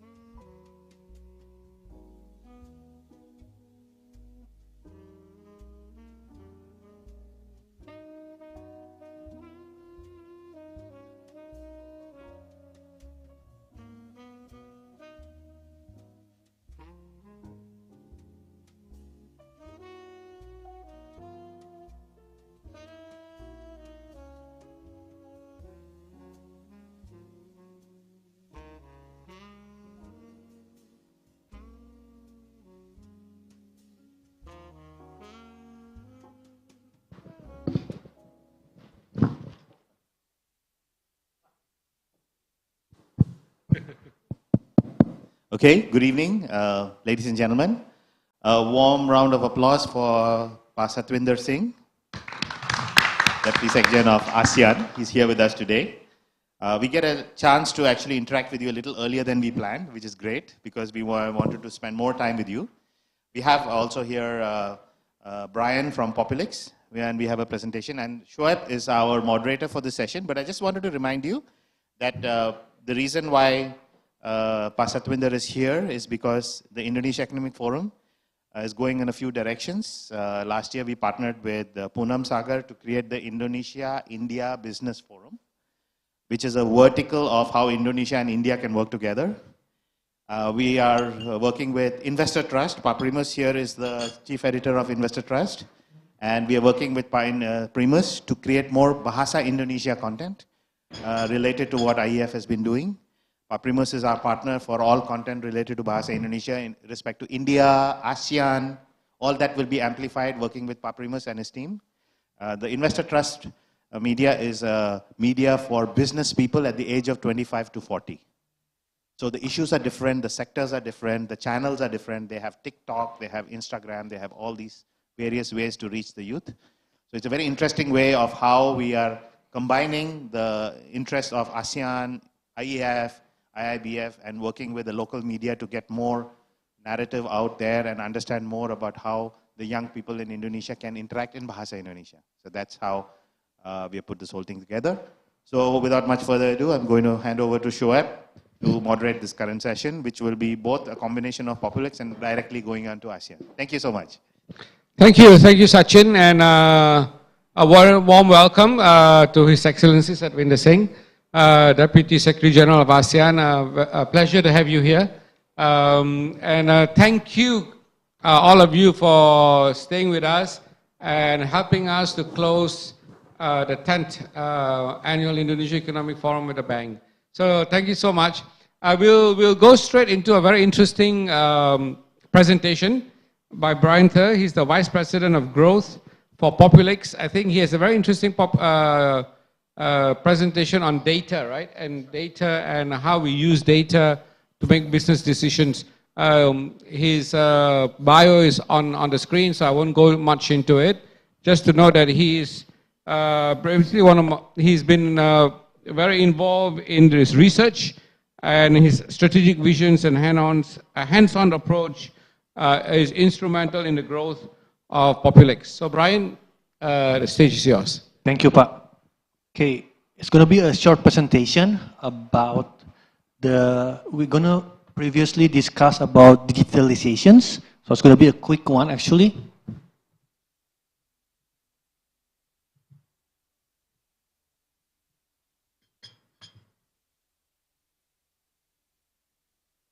Sorry. Okay. So for the first slide, these slides show the differentiations between the application and the web access. So based on the survey that we conduct, around 1,772 respondents. So based on the survey, the people or the society, they use mobile apps or applications more for the commercial needs and followed by social media.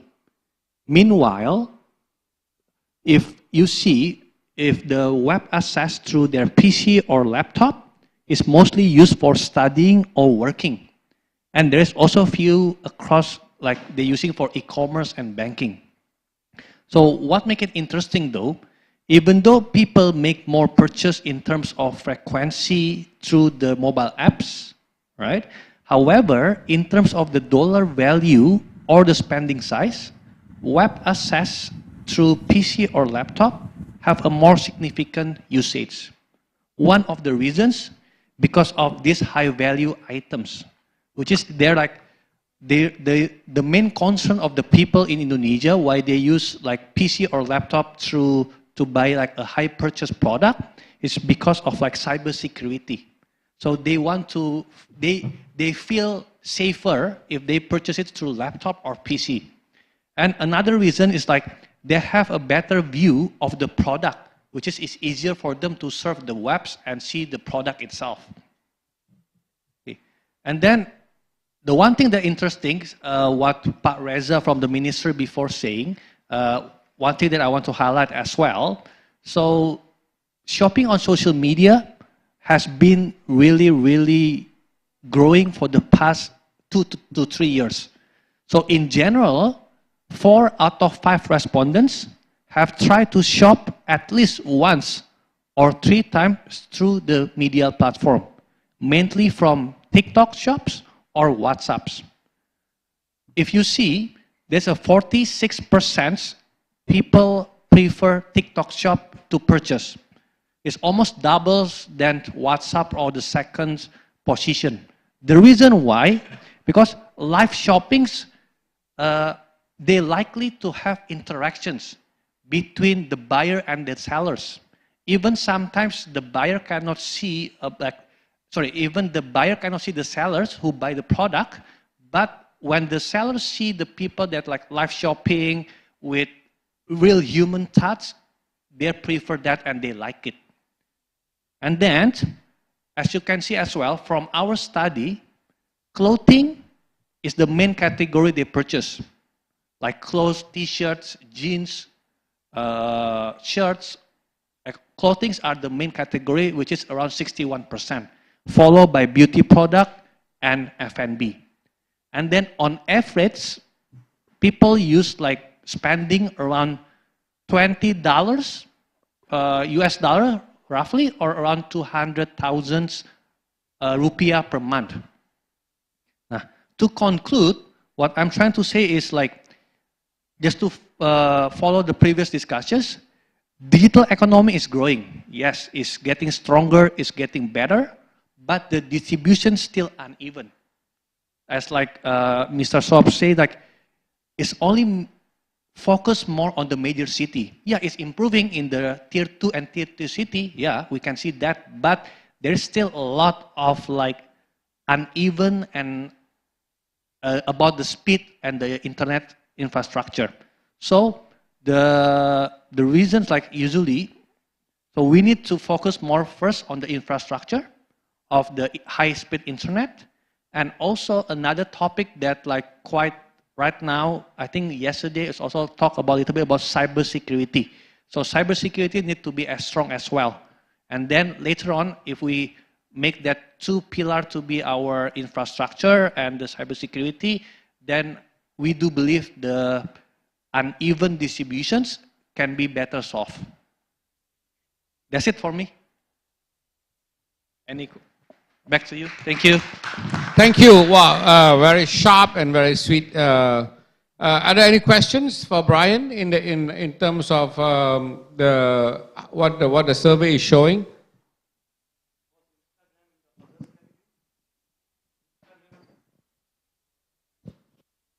Yes. Yes, it is. No, not under the 46%. I think on the slide is the 4% category, I believe. So there's there, Instagram. Normally we assume Instagram to be a This is for Indonesia. Normally I thought Instagram will be much larger, and WhatsApp I didn't know was that large. So yes, in Indonesia, the first category is TikTok. Yep. Before the new regulation, right? And then second is WhatsApps. A lot of people buying through WhatsApps. So let's say they see the product through e-commerce, for example. And then after they purchase e-commerce, there's like a WhatsApp, right? So you can directly buy it from the seller through WhatsApps. But this is the shopping part only, Nalin. It's not the normal social media interaction. Instagram is high. This is only for the shopping part. I get that. I thought Instagram would be higher. And WhatsApp, I'm completely uneducated on that. So yes, that is a good thing to learn. Only for shopping online. So people are shopping on dating platforms? Dating, no. You said 8%.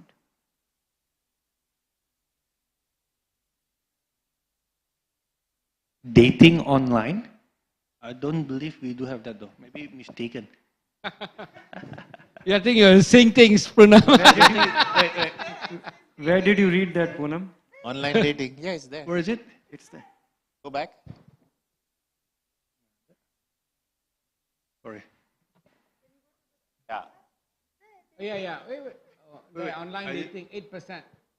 I think these are apps accessed. Oh, no. Next slide has it. Just go to the next slide.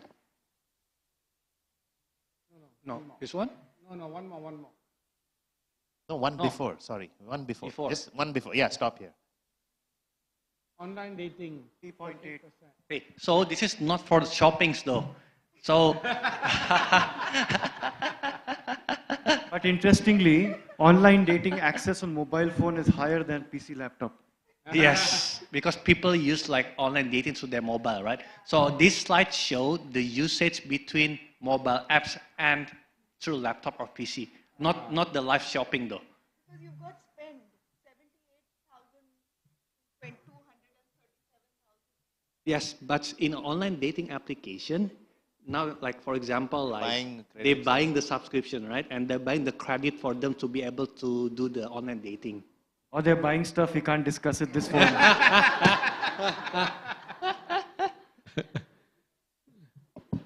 Good insight. So I think good catch. Good catch, Poonam. Sharp eyes. Any other questions? Yes.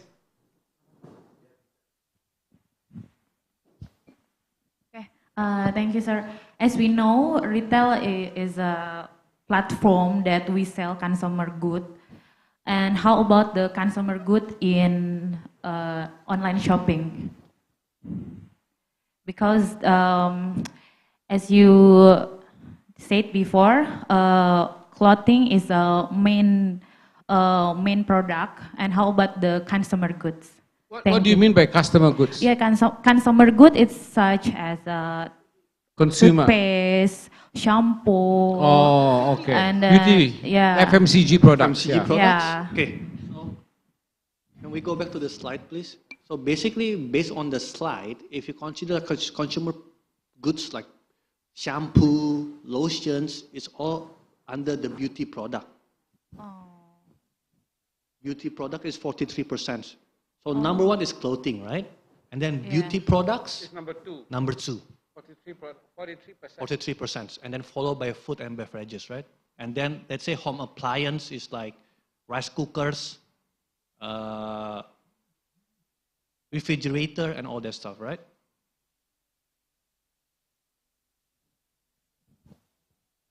Okay, thank you. Thank you. Sorry, beauty product is like, in my assume, beauty product is such as skincare, but consumer good is like detergent, and then wipe. So, yes, Is household it product. the beauty product?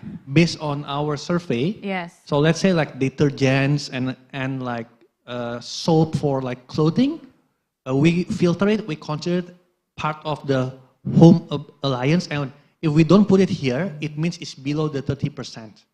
Oh, okay. Thank you. Okay. Maybe one last question before we move on. Maybe a question for you, Brian. How fast is the growth? Yeah, of using online. I mean, is it 20%, 30% on an annual basis? Do you have that?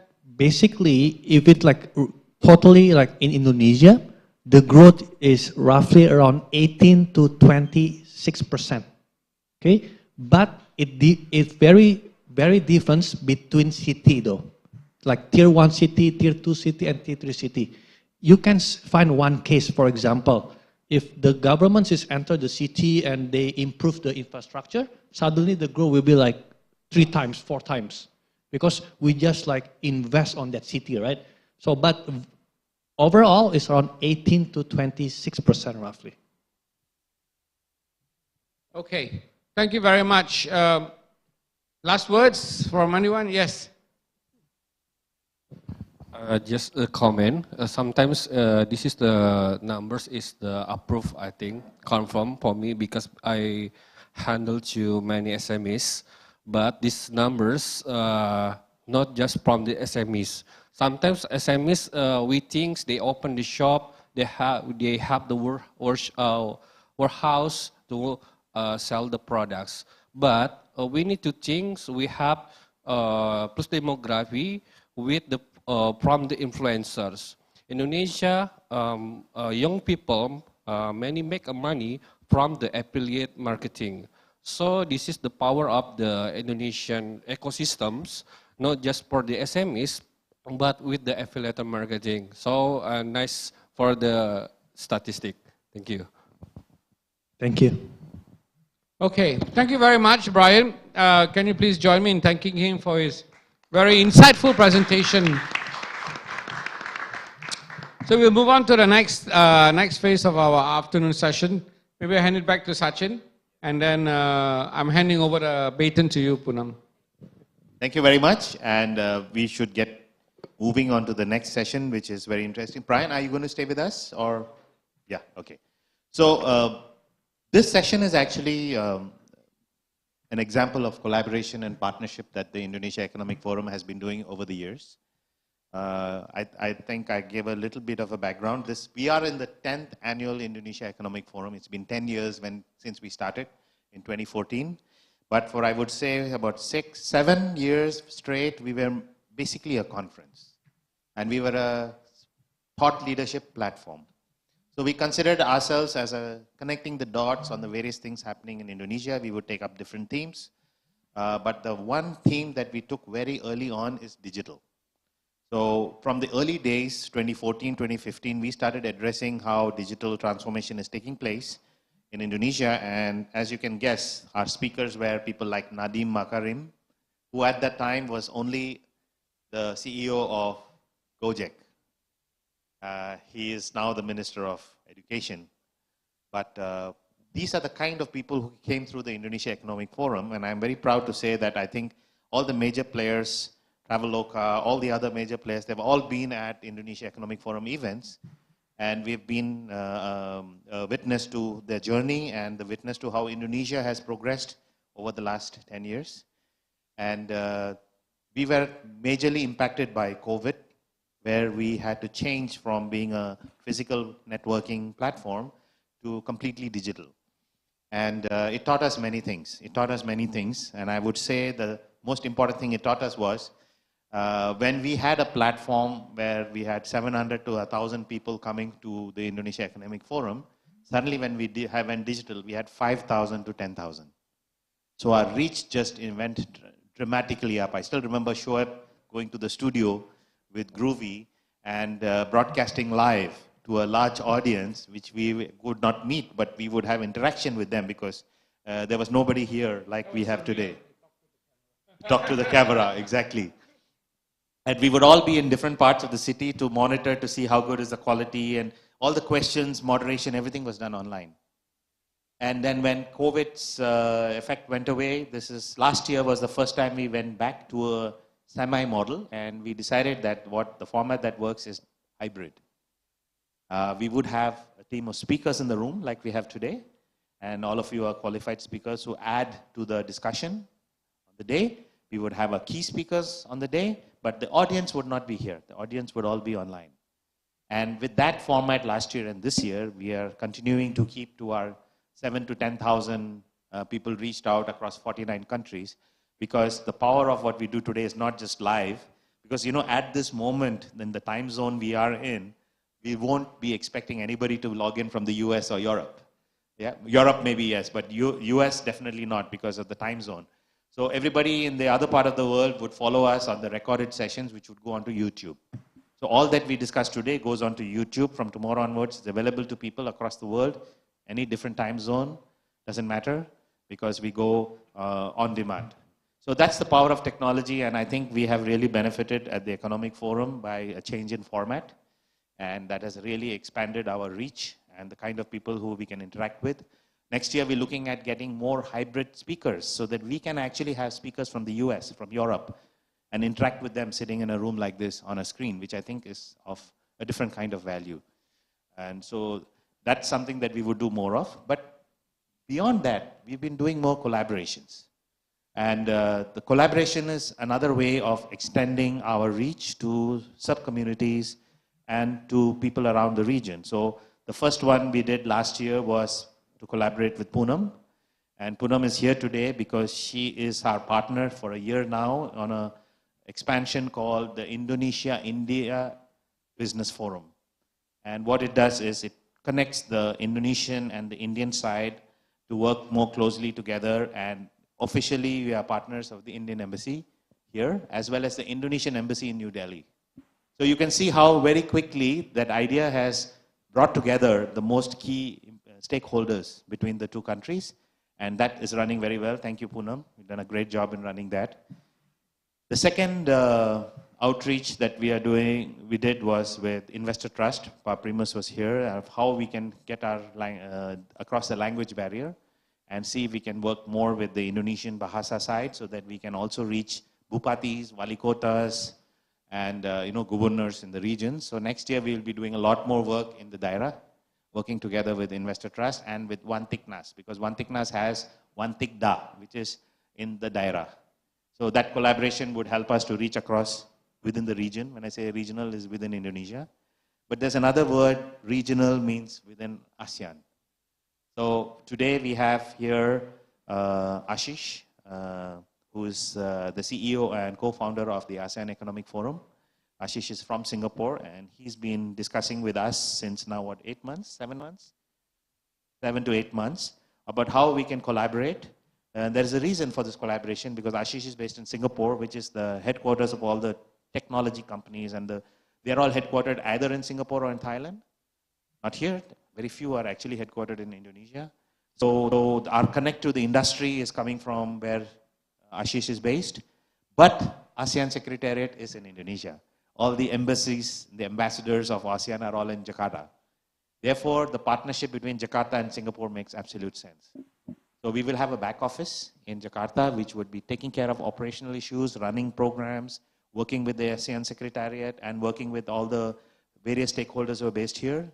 We would have a footprint in Singapore, and I think over a period of time, we'll also be able to get across to Bangkok and Thailand in order to engage with the organizations who are based there, such as USAID. A lot of the aid agencies are based in Thailand. So that triangle between the three countries would really make ASEAN Economic Forum work. So that's the idea of partnering and collaborating to increase our experience and what Indonesia Economic Forum has learned so far, so that we can accelerate or amplify what we do in partnership with a lot of other stakeholders. So I'd like to welcome Satwinder Singh and Poonam. If you may shift, bring your signboard and shift over here. We'll get started very quickly. Shoaib, you'll have to move here next to me.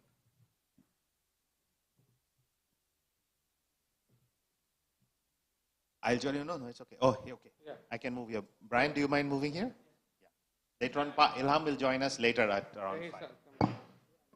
Ashish, you have to be here.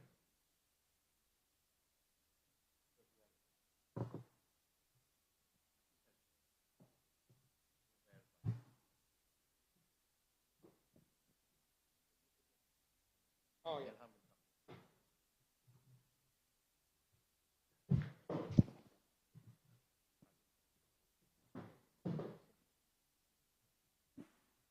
Okay, a big round of applause for Brian. Thank you for being here with us. I believe he has to leave. And we'll see you soon in more events next year. Thank you. Yes. So I'm going to ask Poonam to take over the session. And the format actually is very simple. It's about 45 minutes, a discussion on issues related to ASEAN, but it will be opened by Satwinder Singh. Do you have a presentation or would you just talk? Okay, so he would address us and let us know about some of the issues that will trigger a discussion between us. And after we have about 45 minutes, we have a Q&A with him as well. And feel free to ask any questions or any suggestions you may have. At the end of it, we will close with Ashish Kapahi giving us closing remarks on what he's doing with the ASEAN Economic Forum. And all of this would be moderated by Poonam Sagar. So over to you, Poonam. Thank you very much. Thank you, Sachin. As you all noticed, there was a lot of movement happening. And there's and that's a reason for this. It is all about sharing knowledge. And I'd like to thank Sachin first and foremost, because we have learned from him and we have collaborated and taken on the best practices from Sachin, such that we can also expand this value chain to the Indian businesses and the Indonesian businesses here in Indonesia. We know that India has a great trade deficit with Indonesia. In fact, it's quite large. And Indonesia has a trade of almost $50 billion with India, and India is not even reaching 1. So it's quite a large deficit. And one of the reasons why we see this as very important is that recently, and you might have noticed as well, there are lots of Indian startups in Indonesia. There's a lot of Indian businesses in Indonesia, and there's a reason for that. Because as it has been brought up time and time again during the last 2 days, the natural resources, the large number of people, and the opportunities here make it a hotbed for starting new enterprises, and which is what we are taking advantage of. But at the same time, this is an opportunity to invite Indonesian businesses to India. And there has been a lack of communication, for which we decided to create the Indonesia-India Business Forum along with the Indonesia Economic Forum. So it gives me tremendous pleasure that this has now been extended to the ASEAN Economic Forum. And I'd like to welcome His Excellency Satwinder Singh to this, as well as Ashish for taking on this baton and creating more people-to-people connect, creating a greater economic, not only diversity and what the kind of businesses that will happen, but also increase the value chain all over ASEAN. Quickly, I'd like to introduce Satwinder. He told me keep it very, very short. So the shortest I can think of is when I asked ChatGPT, describe Satwinder in 3 words.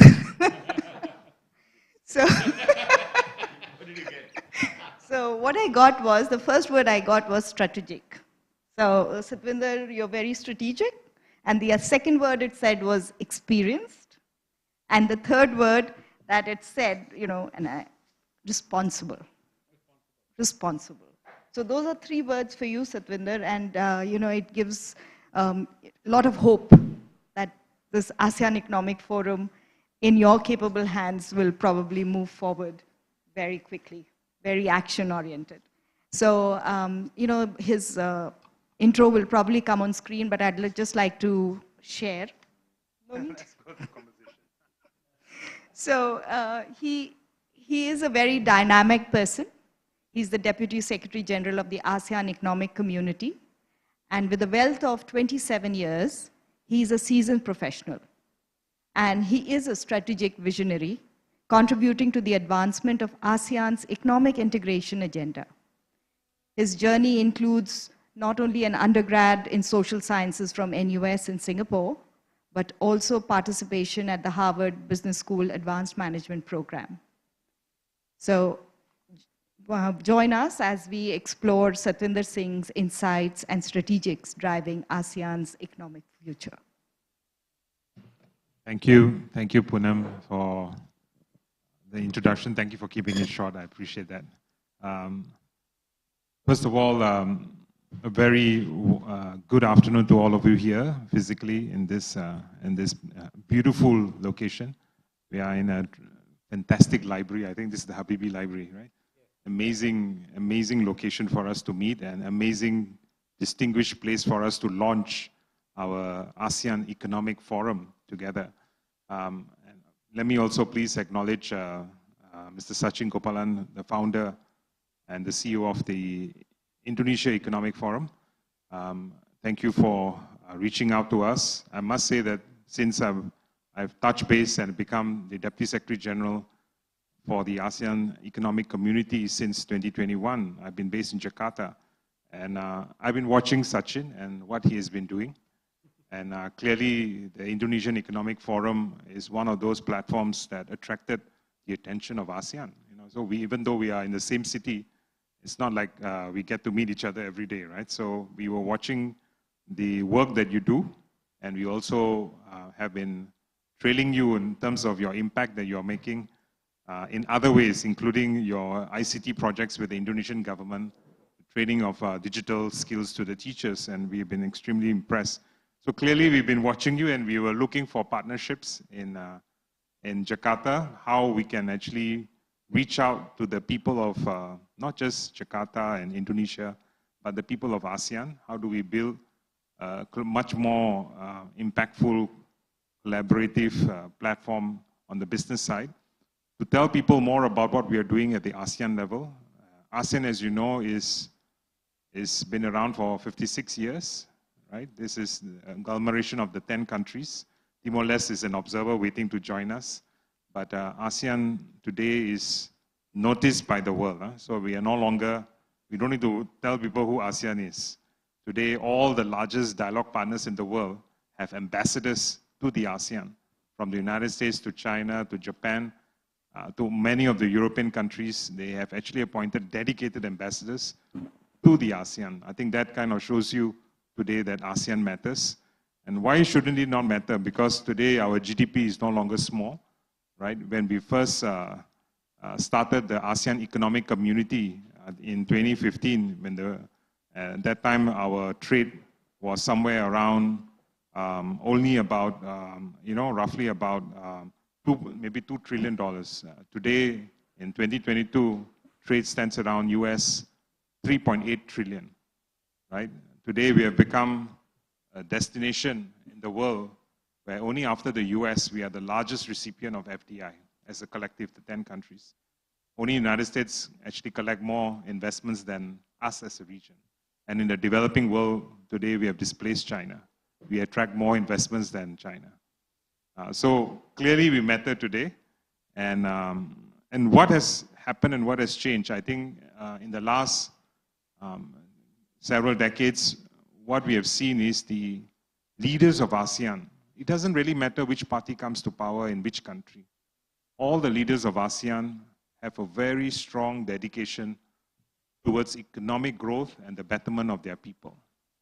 I do see that is the largest single, what I call competitive edge of our region versus any other part of the world.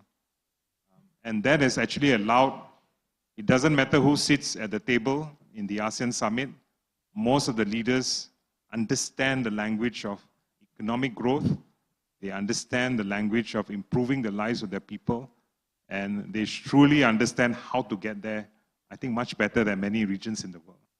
And this is why even this year when Indonesia was the chair, right, they did a fantastic job. I think many of you have felt the ASEAN, right? ASEAN matters, the epicentrum of growth, right? You saw how President Jokowi was able to bring the message of ASEAN to the common man in Indonesia. But at the same time, this year was also a year where very important, very important integration efforts were being made by leaders. Number one, we actually had an agreement by the economic ministers and the leaders to go ahead to start the negotiation of a digital economic framework agreement. This is the DEFA agreement. The DEFA agreement is going to be the world's first regional level digital agreement that is going to be legally binding. There are no legally binding digital agreements in the world, just voluntary basis. We are going to have the world's first legally binding digital agreement that's going to connect the 10 countries together, and it is going to cover everything from the movement of data across borders, seamless movement of digital payments, harmonizing of our protocols on cybersecurity to protect the entire region, right down to promotion of collective integrated digital trade, including the movement of specialists, skills, labor force for the digital world. So this is not comprehensive. There are altogether 9 provisions supported by another 43 provisions going to be negotiated under the DEFA agreement. The good news is tomorrow as we speak, the negotiators are in town. Tomorrow is going to be the historical start in Jakarta of the negotiation of DEFA. So guess what? Everyone is watching us, from United States to Japan to Australia. Everybody is watching what ASEAN is doing, because none of them have such a regional arrangement or agreement that comprehensive, okay, and that big in scale of what we want to do. So this is what ASEAN potentially can do, right? So this happened again in a short period where Secretariat worked with the leadership of ASEAN, guided by the leaders' passion. Economic ministers were all through to get this out because they are clear what they want to achieve. So that is one. Second important thing that happened this year is also, we also gotten for the first time our movement in the area of decarbonization. We are moving ahead. In fact, last year we had the framework for circular economy binding the entire region. This year, under Indonesia's leadership, we actually went ahead with the framework on blue economy. And next year, we're going to work very actively on the full implementation plan on blue economy. But another important anchor decarbonization initiative that the leaders pushed through, and they all agreed, was at the regional level, an ASEAN carbon neutral strategy. This is a strategy that's going to be negotiated and worked on in the next decade.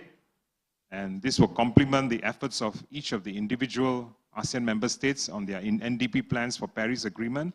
But there are a lot of effort that's needed in decarbonization where individual countries cannot sort. A lot of the issues need to be managed at the regional level. And this is what the carbon neutral plan is.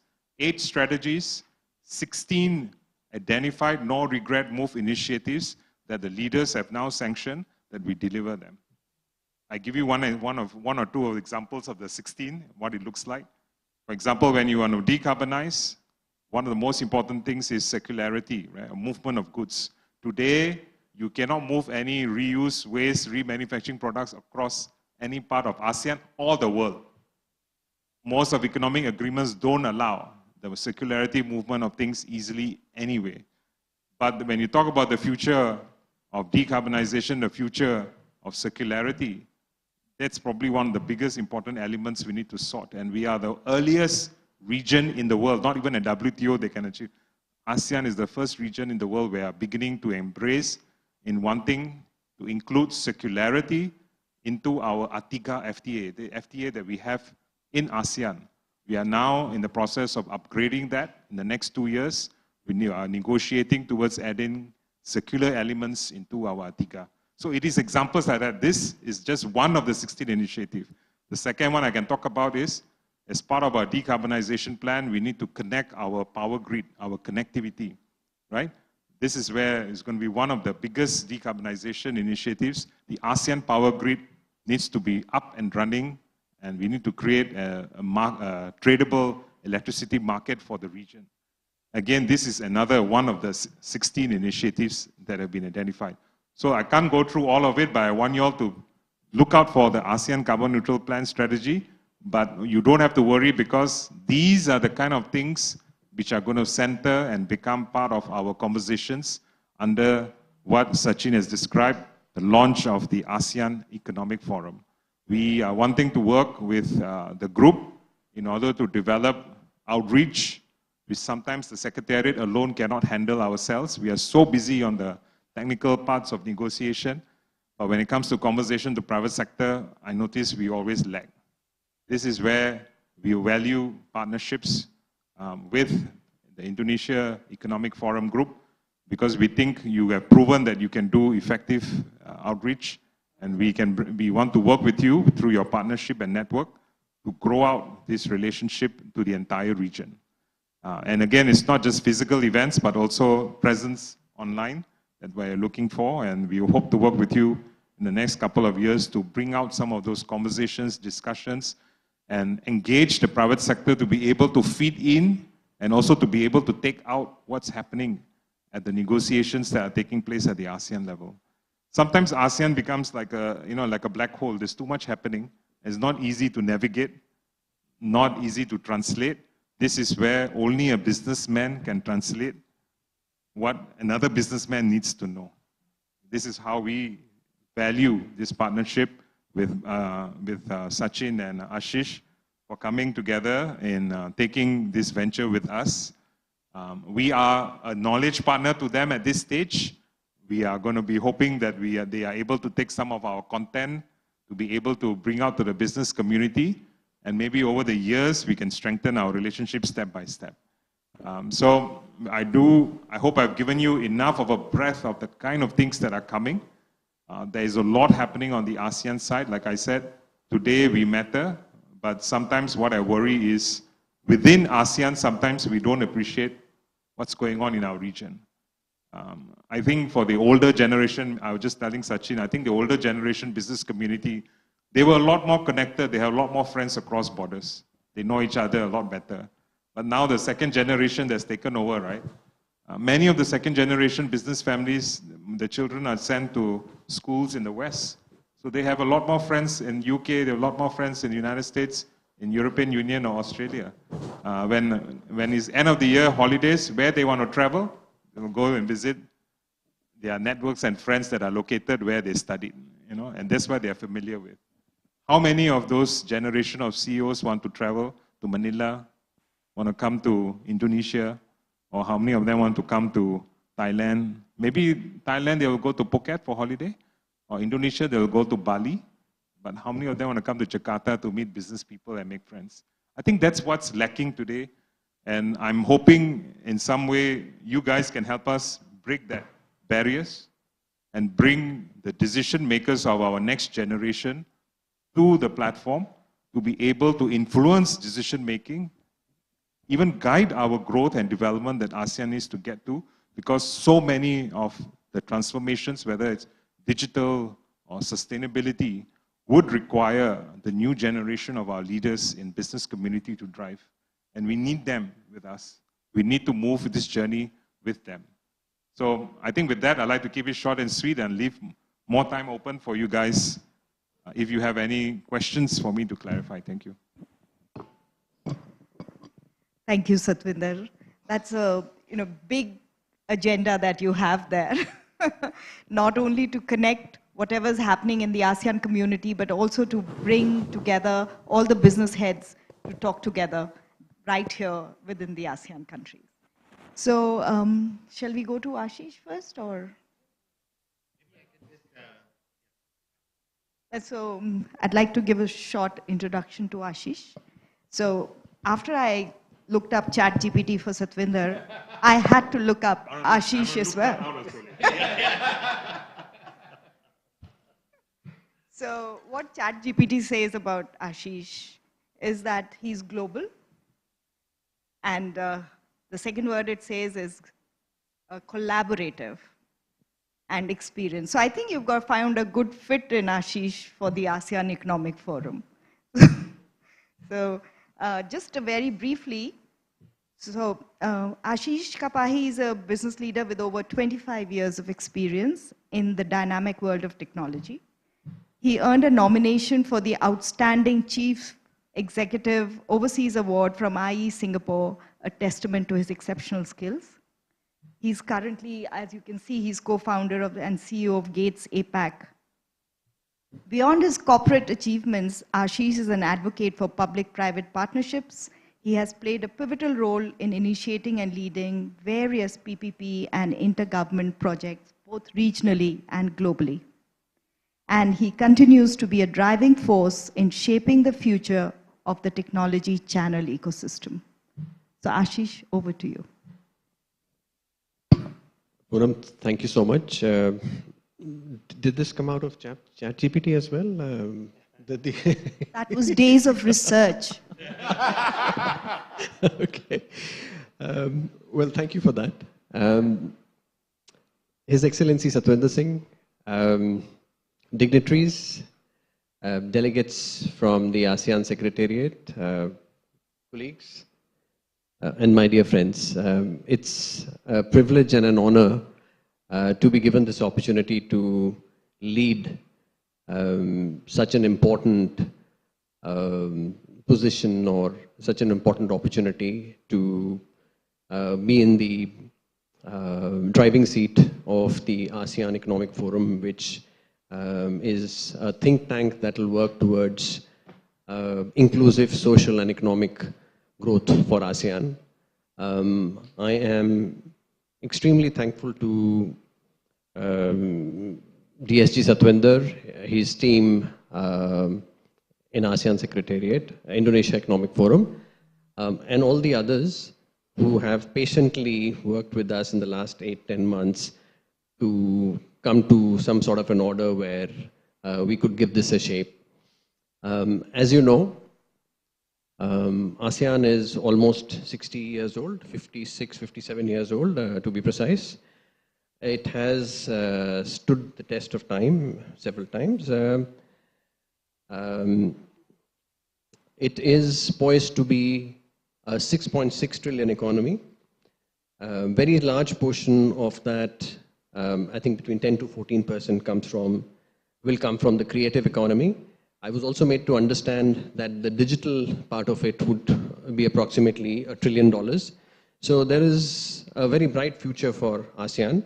However, and this is the flip side of things that I always like to look at, the world order seems to be changing. And there are some very unprecedented challenges that we have as of today.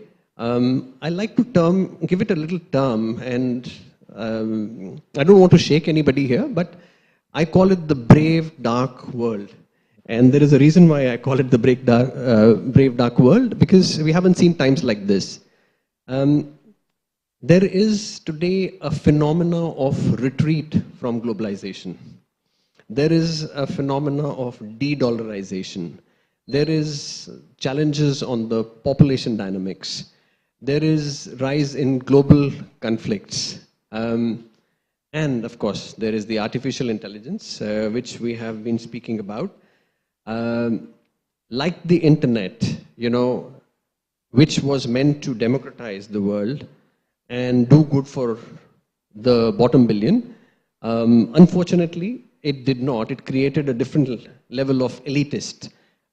We have to be very careful in addressing artificial intelligence as well, because end of the day, it's what goes in comes out. So, in my earlier discussions also, I've been talking about ethics.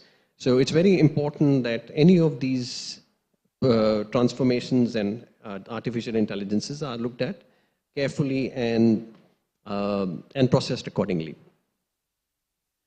Now, from the ASEAN Economic Forum and as a think tank, we propose some activities that we would like to take forward. One of them is an ASEAN Economic Resilience Index, which we would like to start off immediately and come up with some sort of a blueprint in the next 3 to 6 months.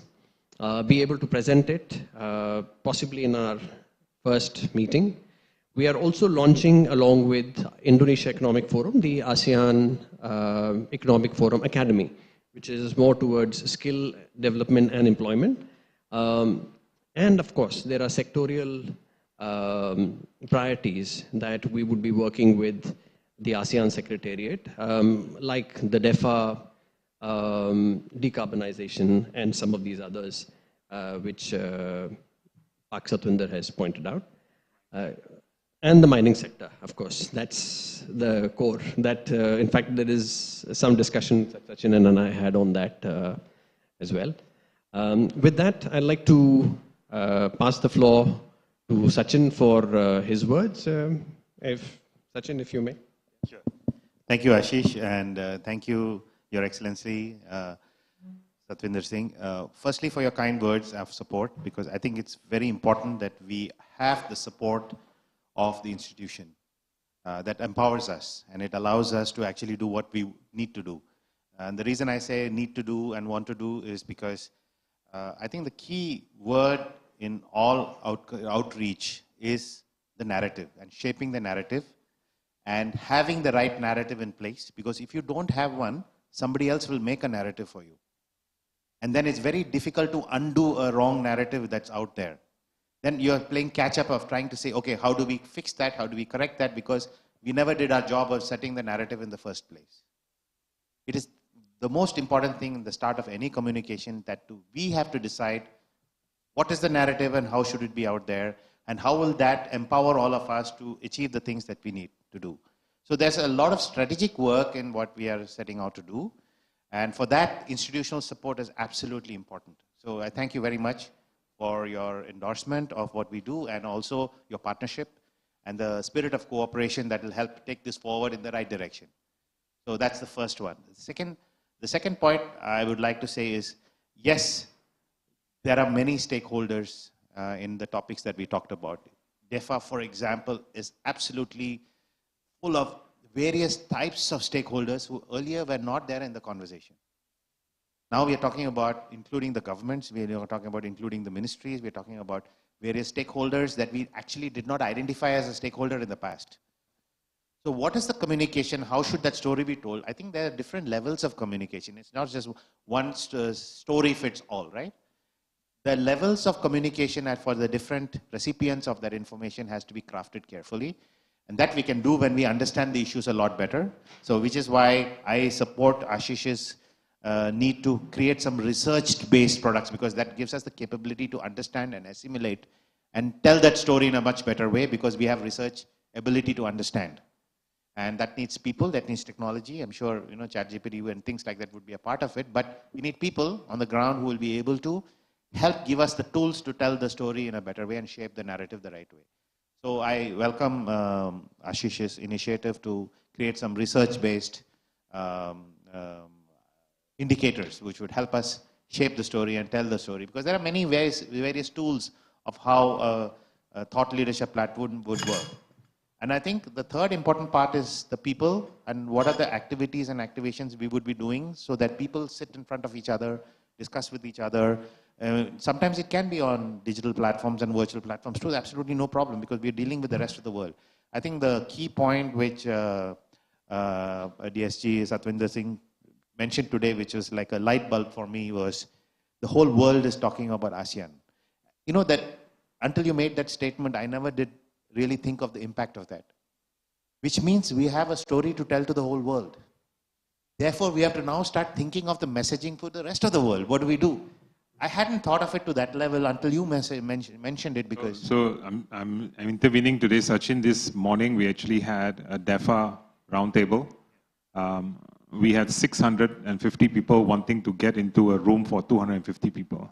We had to turn people away. Exactly, yes. So this is the interest that is generating on ASEAN's DEFA negotiation, yeah. Absolutely. So these are groundbreaking. That's what I really want to say, that if you think ASEAN has come of age, and if you think ASEAN has now come together in a much better way than any other regional initiative anywhere else in the world. I won't name them, but we do know for a fact that if anything has actually worked and come to fruition, ASEAN is the best example we have today. And ASEAN is also a representative of the other side of the world, which doesn't have the same geopolitics that's currently being faced in Europe and US and the rest of the world. So that's actually a key opportunity that we need to find a way to maximize. And we have to find a way that it can add value to the world, not just for within ASEAN, right? Because it comes with power like this comes responsibility. I see that ASEAN could probably lead the way in showing the world of how regional cooperation can actually benefit everybody and not just the region. So I think, you know, with that kind of responsibility on our shoulders, our teams understand a lot better that we have a job to do. And it's not just running workshops and seminars, but it's actually telling a story, and all that we actually do is just part of the tools that we have. But using the tools in a very strategic way, in a very sensible way, tell the story the way, align ourselves with what the ASEAN economic community wants to do, and be able to be the storytellers of the ASEAN is actually a great privilege. So I'm really pleased and happy to note that, you know, we would be off to a great start, especially with Satwinder telling us that we actually have a couple of initiatives to immediately focus on. The three things, DEFA, decarbonization, and mining sector are, I think, very important sectors in play. We are jumping into a moving train.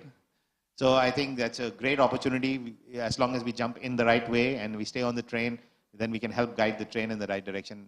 Really looking forward to this, and thank you very much for this opportunity. Thank you. As we start our work, Sachin, I would want to add on more topics.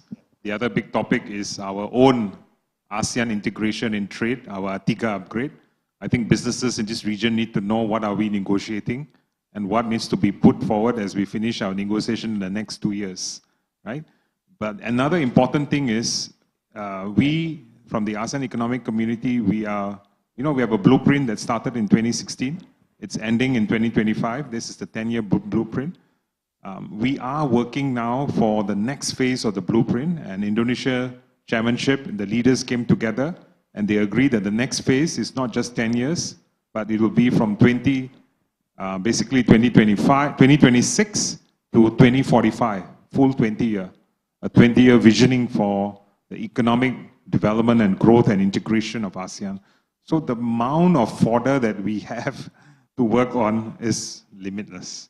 So I think we start first with a full range of events, but there will be no short of potentials for us to bring to the business community. I'm actually excited that we have a lot on the table that we can start communicating and speaking and engaging the business community of ASEAN. Are there any questions to maybe His Excellency or Ashish regarding this? You know, just to start off, I see this to be a very big thing. And I'm sure that, like anywhere else, there are lots of challenges, especially with, you know, the different economy, regulatory structures, currency, etc. In your mind, what are the top 3 challenges?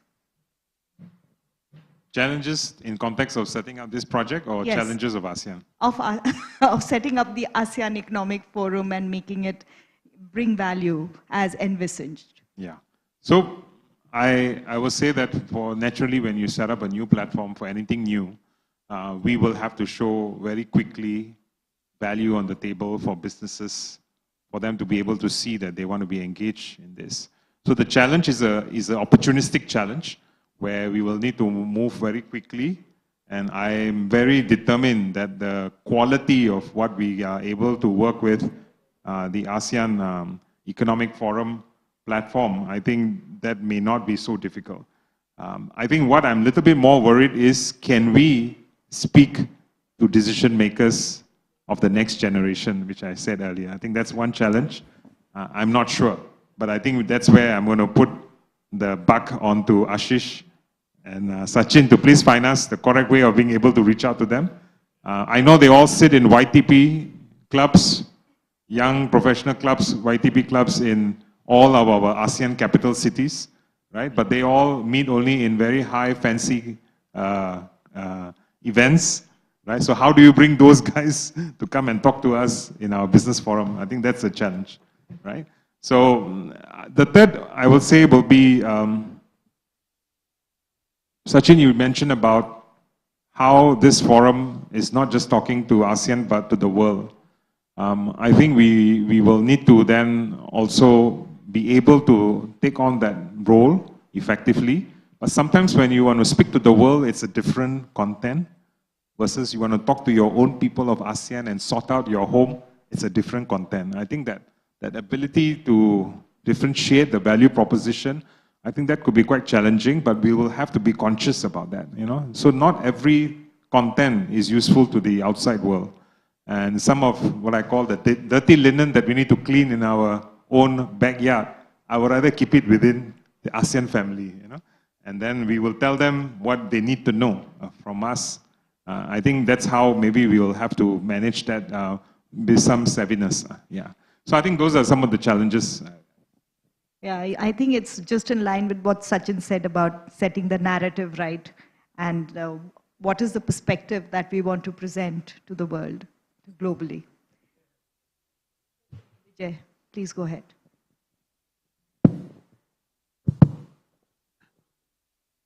Hello. This is, firstly, I think it's a very, very good idea. And I think, I personally think ASEAN has been a very successful example already in terms of what it has done as an organization. Again, I don't want to take any names, but in comparison to other regional cooperation movements and organizations, ASEAN is one of the better cited or more successfully cited example. And this is, I think, a great initiative to kind of have a, Indonesia Economic Forum kind of a thing on a broader level for ASEAN. I think it's a wonderful idea. And as, DSG Sadvinder mentioned, I think the key challenge there is to find interest from the top business leaders, whether the old generation or new generation, I don't think necessarily makes a difference, but I think the good quality people need to be able to contribute to it. So one thing that I wanted to suggest was, obviously the Indonesian Economic Forum, being the Indonesian forum, it has to be held here.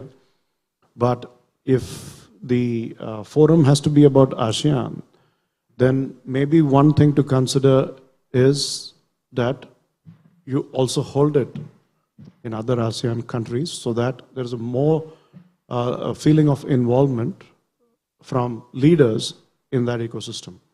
That's one. Secondly, if you also consider having some key, I'll call them ambassadors, because we just had this Thai Global Summit in Singapore where all of us were asked to be ambassadors for the various chapters that we were inviting and coordinating with. And so I will just run with that and use that concept. So what I'm saying really is that if we have people in each of these ASEAN countries who we think could be, good and, could be entrusted with recruiting more such people, then I think the forum can be a lot more successful and can create a deeper impact sooner. That's one point. The second point is not about the forum. It's more about the broader things that you're talking about, DEFA, etc., which is really exciting to me. Because I think it's a very powerful idea in terms of, movement of people, sharing of ideas, sharing of businesses and so on. There, I think two important things, I think, as the whole process is negotiated and finalized, which I would urge may be very helpful to consider. The first is to ensure digital inclusion. And it kind of resonates with what we're talking about the last 2 days, is that one of the issues that I think I couldn't help noticing is that all ASEAN countries are not necessarily the same, and their strengths are different, their weaknesses are different. And therefore, I think one way to bring parity and effective cooperation or easier integration would be to ensure that there is digital inclusion in the whole process. The second is some sort of legal parity. And I say this with my lawyer hat on, that one thing that is very frustrating for a lot of these other, some of these other economic cooperation movements and organizations that I've seen is that while the intent of the group is very good, the top leadership group has great intent, the problem is because different legal systems exist in the member countries, and therefore from point of view of business, I mean, let me say this, I'm from India. We have a federal system there. Even in a country which is a sovereign country, every state is not made the same for a business person. Every state has its attractions and its, death traps. So that kind of thing would be even broader in a larger ASEAN kind of framework. So I think it may be worth exploring having some sort of a common, obviously I'm not suggesting that the legal systems need to integrate. That may not be very pragmatic or easily achievable. Political systems will be different. But you could certainly consider certain aspects like trade-related laws, commercial laws. You could have a separate set of laws or a separate set of courts to handle those kind of, cases and to facilitate it. So these would be the 2 points or suggestions I would like to place. Thank you, Vijay. In fact, that's a very valid point about regulations. And that was one of the reasons why the India-Indonesia Business Forum was set up as well. Because there is a lot of information online. There's a lot of information available through official channels. But the information that is available from the person-to-person connect is far more useful. And it can sometimes even translate into people stepping out of their comfort zone and helping the other person across countries. And I think this is where even your ASEAN Economic Forum would play without having rules put in specifically for that particular thing to happen. So Vijay, can I answer your first question? I think the first question was whether the ASEAN Economic Forum would move from one country to the other member country. So the answer is yes. I mean, the whole idea of setting up the ASEAN Economic Forum was that it's an extension of the Indonesian Economic Forum. We are trying to extrapolate whatever's been done and achieved here at a regional level and bring in some of the efficiencies that exist beyond the Indonesian borders. So, what we can bring in from Singapore or where we can add Thailand, etc., etc. For now, the understanding is that the first summit or the first event would be in Indonesia, and then from there on, it will start taking turns and moving around. Now, have I answered that question? So, if I could take on your second part of your comments on how harmonization of rules for businesses should be propagated. The reality is, even in DEFA, right, we cannot sit there and negotiate on harmonizing all of these cross-border rules amongst the 10 countries. Because each country has its own legislation and systems and premises. What I want to show you won't happen in DEFA is we are not going to create an ASEAN standard. Because we are doing business on the digital agreement framework with the rest of the world. So where possible, we will try to embrace rules, regulations, and interoperability where it connects to the world. That I can assure you. But I think where the focus of DEFA and the negotiations is really going to be in the interoperability part. I think today, the interoperability procedural part is even not sorted. That's where businesses are struggling, right? I mean, just look at banking finance. Even today in ASEAN, the ministers, central bankers of ASEAN, they are trying to now connect payment network systems across all of ASEAN. Now, it doesn't mean we will have one centralized platform and all of our data and financial institutions activities going to go onto that platform and move across the region. That's too simplistic. No government will allow that. Okay? What it does mean is that the 10 countries have to connect to the 10 countries at the back end of it. This is what's happening in the financial sector. I think the same thing goes for DEFA. I think we are really looking for interoperability rules in the various elements that will bring clarity to businesses, transparency, and lower cost when they know what to do and how to do to get there. But if we are dreaming that we are going to have a harmonization of rules across the 10 countries over some of these issues, it will take us 3 decades, 4 decades, and we may not arrive there. So I think when we are wishing for what we want from the business community, I think we need to be very careful what we are asking the regulators to do. There are some things regulator can do, some things regulator will not do because there's so much of national interest attached to many of those rules, regulations, regimes, which unfortunately cannot be harmonized. I'd like to welcome Pa Ilham to the session. Pa Ilham, do you have any comments regarding the ASEAN Economic Forum? Thank you very much, Ibu Pullman. Well, thank you very much for having me here today. Sorry I couldn't join earlier. Yes, I think talking about ASEAN and economics, if you look at some prediction that I've seen in the media regarding where's the growth in the next coming years going to come from, I think there are a few surprising things to note. One is that the prediction is that almost half of the growth in the economy globally will come from one country, which is the US. And the other half will come from everybody else, but not from China. China is sort of like stuck. That's the prediction of the economists whose analysis I read, because they're perhaps going to a stagflation period like Japan in the 90s because of the current debt crisis, which is based on property, I think, right? So where is it going to come from? There are 5 countries where are outstanding. One is basically India, and the other one is Indonesia, and there's 3 others I forgot.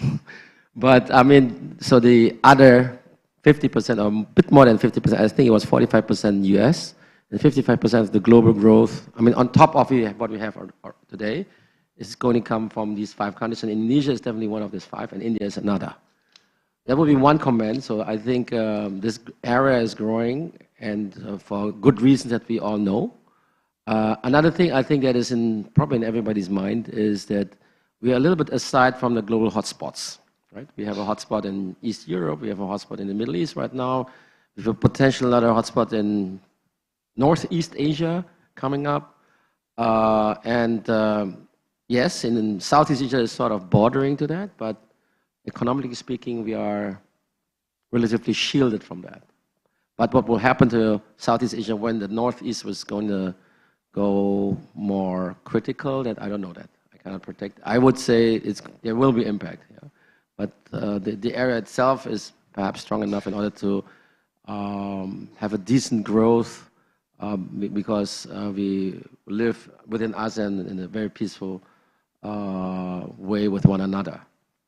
So ASEAN itself as a business, a group of countries which are doing business with one another, the question that everybody's in mind, of course, is always, will it look like something more integrated, like, for instance, the European Union? And I think most people would say, hopefully not, because there's a lot of examples which we should not emulate, because we actually know the consequences of that from the examples that we've seen in Europe. So there will be more economic coordination or collaboration or even standardization, which is good. We've seen something already in the so-called AFTA, ASEAN Free Trade Area, can be improved. But I think a slow but sure integration of the countries, not forcing everybody under one corset, I think that is something realistically good for everybody here.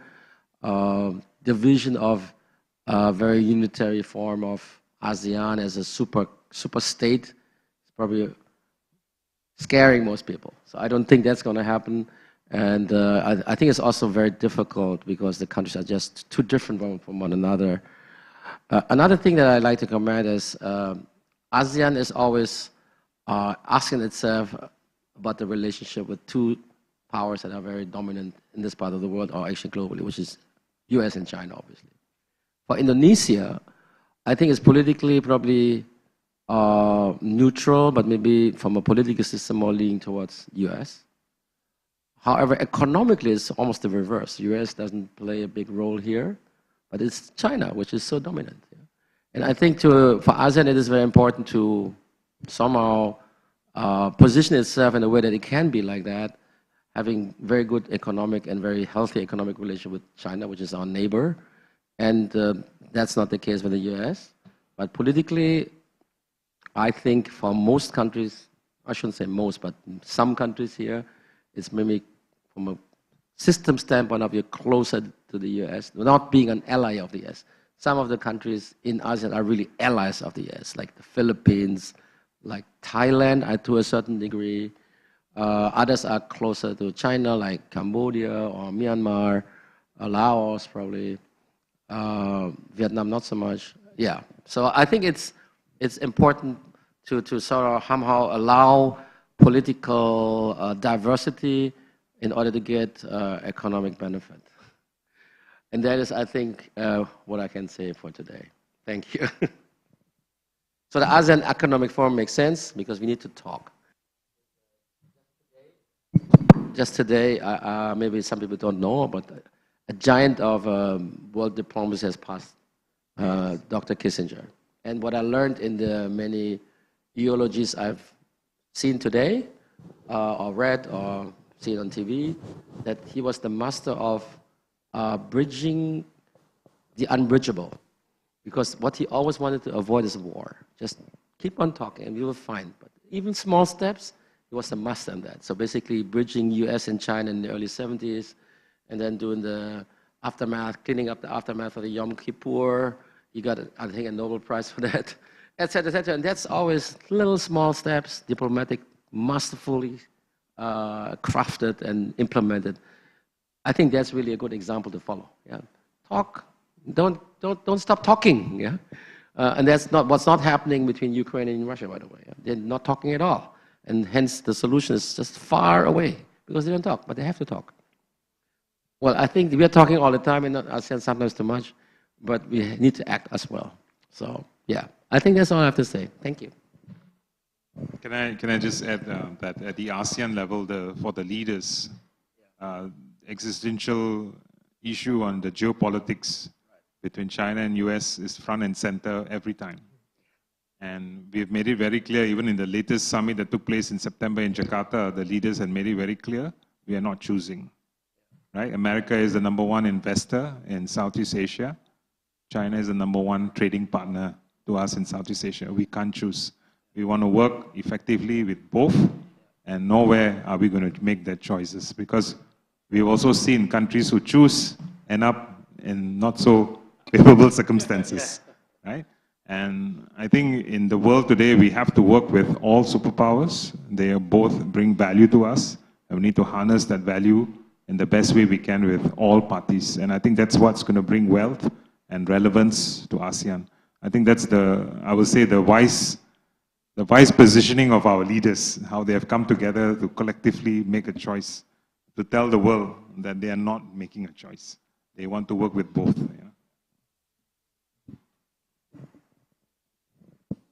I'll just add a small point here, and I think Ilham alluded to this.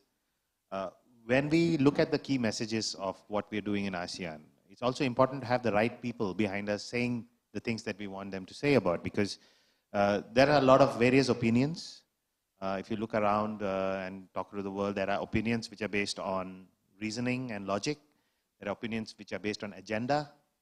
There are opinions that are based on wanting to have to shape the narrative in a slightly different way than what we may be. That's why I think it's important for ASEAN Economic Forum to behave like a collective wisdom of the stakeholders we believe are invested in for the right reasons.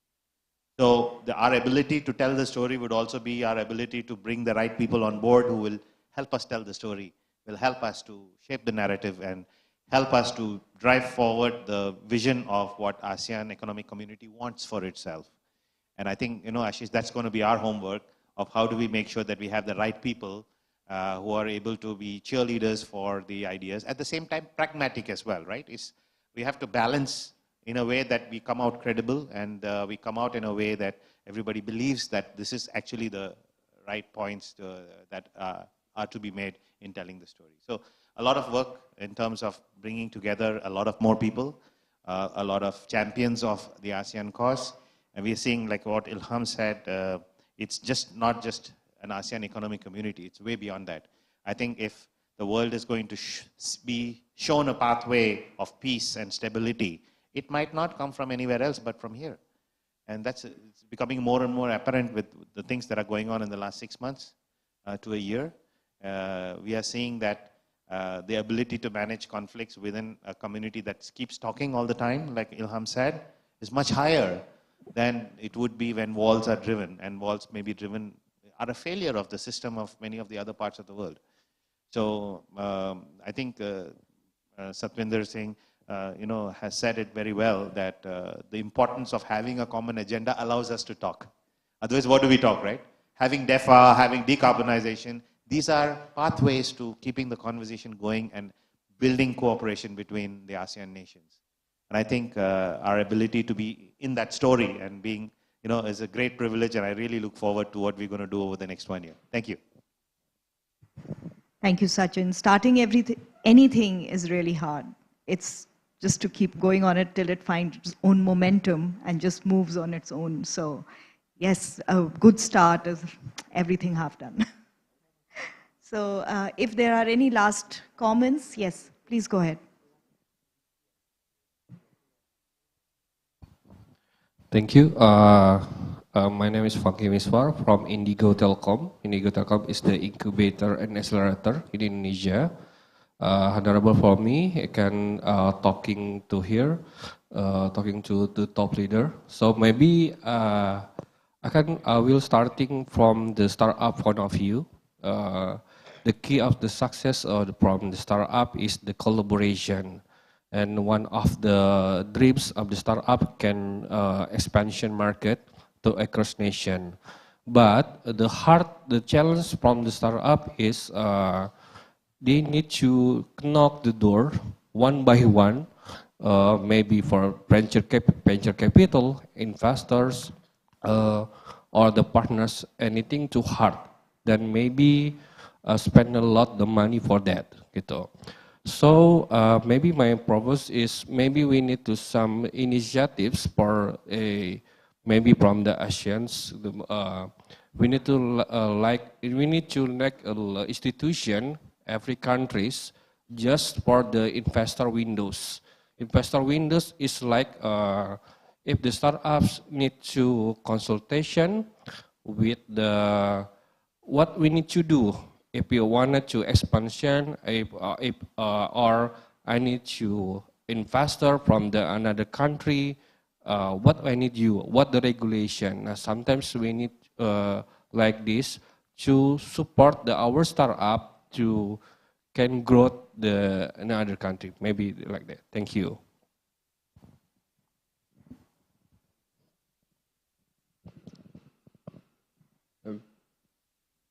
So I'll take the liberty to answer this question. So I think what you have said is a very genuine problem that most of the startup ecosystems have. ASEAN last year had started an initiative called the ASEAN India Startup Festival. And one of the reasons for that collaboration was to bring all these startups together from within ASEAN and also startups from outside of ASEAN, along with investors. Now that has taken some shape, it has matured to some extent. So there are initiatives like that which have been taken, and you can probably plug into some of these initiatives. And I'm sure there is a chapter within in Jakarta itself, which is already plugged in. So it'll be good to find out what those chapters are. If we can be of any help in any ways, we'll be happy to plug you into any of these ecosystems that are there. Just to add that besides India, now Korea is also done, following India's example, a similar collaboration. So is Japan. This is Japan's summit year, 50 years of anniversary with ASEAN. One of the things they are willing to do for ASEAN is to help propagate and connect the startup universe between Japan and ASEAN. So there is quite a lot of activities and support that startups ecosystem that you may be looking at and supporting, they may be able to look at and work with the ASEAN family. Yeah. Can I just add, I think as Sachin and I founded the Indonesia Economic Forum, so it's very heartening to see the next step of the development with Ashish and the ASEAN Economic Forum. One of the, what I would call stakeholders that would, I think, be very much interested in being part of the ASEAN Economic Forum is, of course, the academic community. And representing SMU, we have a strategy of growth in Asia. And we're really looking to set up presence in most of the ASEAN markets. So we started in Indonesia with the first overseas center. We've set up one in Bangkok now. And we'll set up one in Ho Chi Minh in the early part of 2024. So we will also have a network within ASEAN.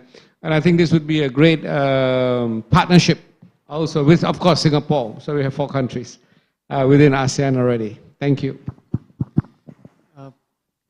Satindra, firstly, thank you for recognizing our teacher training program and the kind words you spoke about that. Actually, that has gone and expanded into another program with ASEAN through the IEF called the ASEAN Youth for Digital Action, where we are digitally upskilling 1 million youth across ASEAN using the same methodology. And of course, we have been discussing the SME upskilling as well, to take it out with a similar methodology across the 10 countries. So the collaboration through IEF, now hopefully we can do it through the AEF and take it across. Thank you. So thank you everyone. I just wanted to finish with the last thing about business at the speed of trust. That's Stephen Covey's last book, where he wrote about trust as being the driver for business, which was also discussed yesterday in a session where they said that the money moves where there is more trust, where there is more confidence.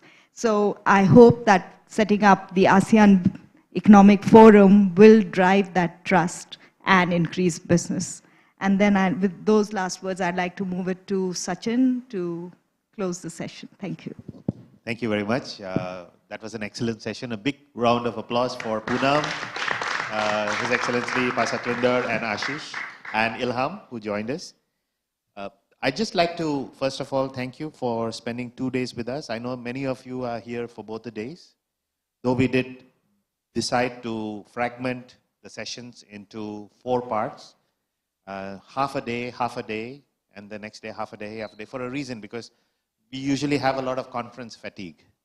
And it's very difficult. I know the team from India has been here both days, and I really appreciate the time you spent with us. But I think the idea was just for you to get a feel of what we do here. And it'll give you a window into the kind of work we're doing. And we are seeing a lot of collaboration now between India and Indonesia. And I think even with ASEAN, there is an integration between India and ASEAN. A lot of things are moving parts are there. And we are hoping that we can bridge these opportunities and find ways that we can collaborate. And the Economic Forum, by splitting or compartmentalizing into the 4 areas, I'll just repeat what those areas are because Satminderji, you were not here earlier.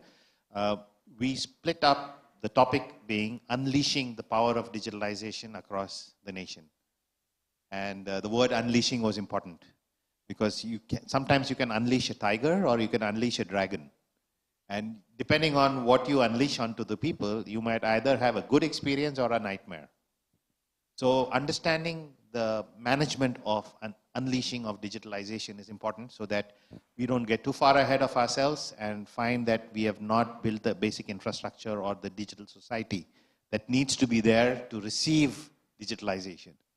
So many aspects of this allows us to make sure that we don't forget, end of the day, that running a business also means running systems and running operations and running philosophies that underlie it so that everybody can participate in what we're trying to create. So this compartmentalization of 4 areas was, first we focused on the creative economy, which I believe connects ASEAN very well. Creative economy across ASEAN is a very powerful sector to intertwine. As you do know, Indonesia is the 3rd largest creative economy sector in the world. And that's an important thing. So how can we collaborate with the rest of ASEAN is an important story. The second was skilling to jobs, which we ran courtesy of Orbit Future Academy. And I'd like to say that skilling leading to jobs is actually the conversation. It's not education. All these years we talked about education, edtech, skilling up universities, schools. But anything you talk in that sector is 4 years away. The outcome is 4 years away because you are empowering youth who are way too young to actually contribute tomorrow. So we shifted that conversation this year for the first time to skilling for jobs, because that you are allowed to talk about job readiness, which is today's problem, and jobs which are ready for today and not 5 years and 10 years later. So we shifted the conversation to skills to jobs, and I think that was very well received yesterday.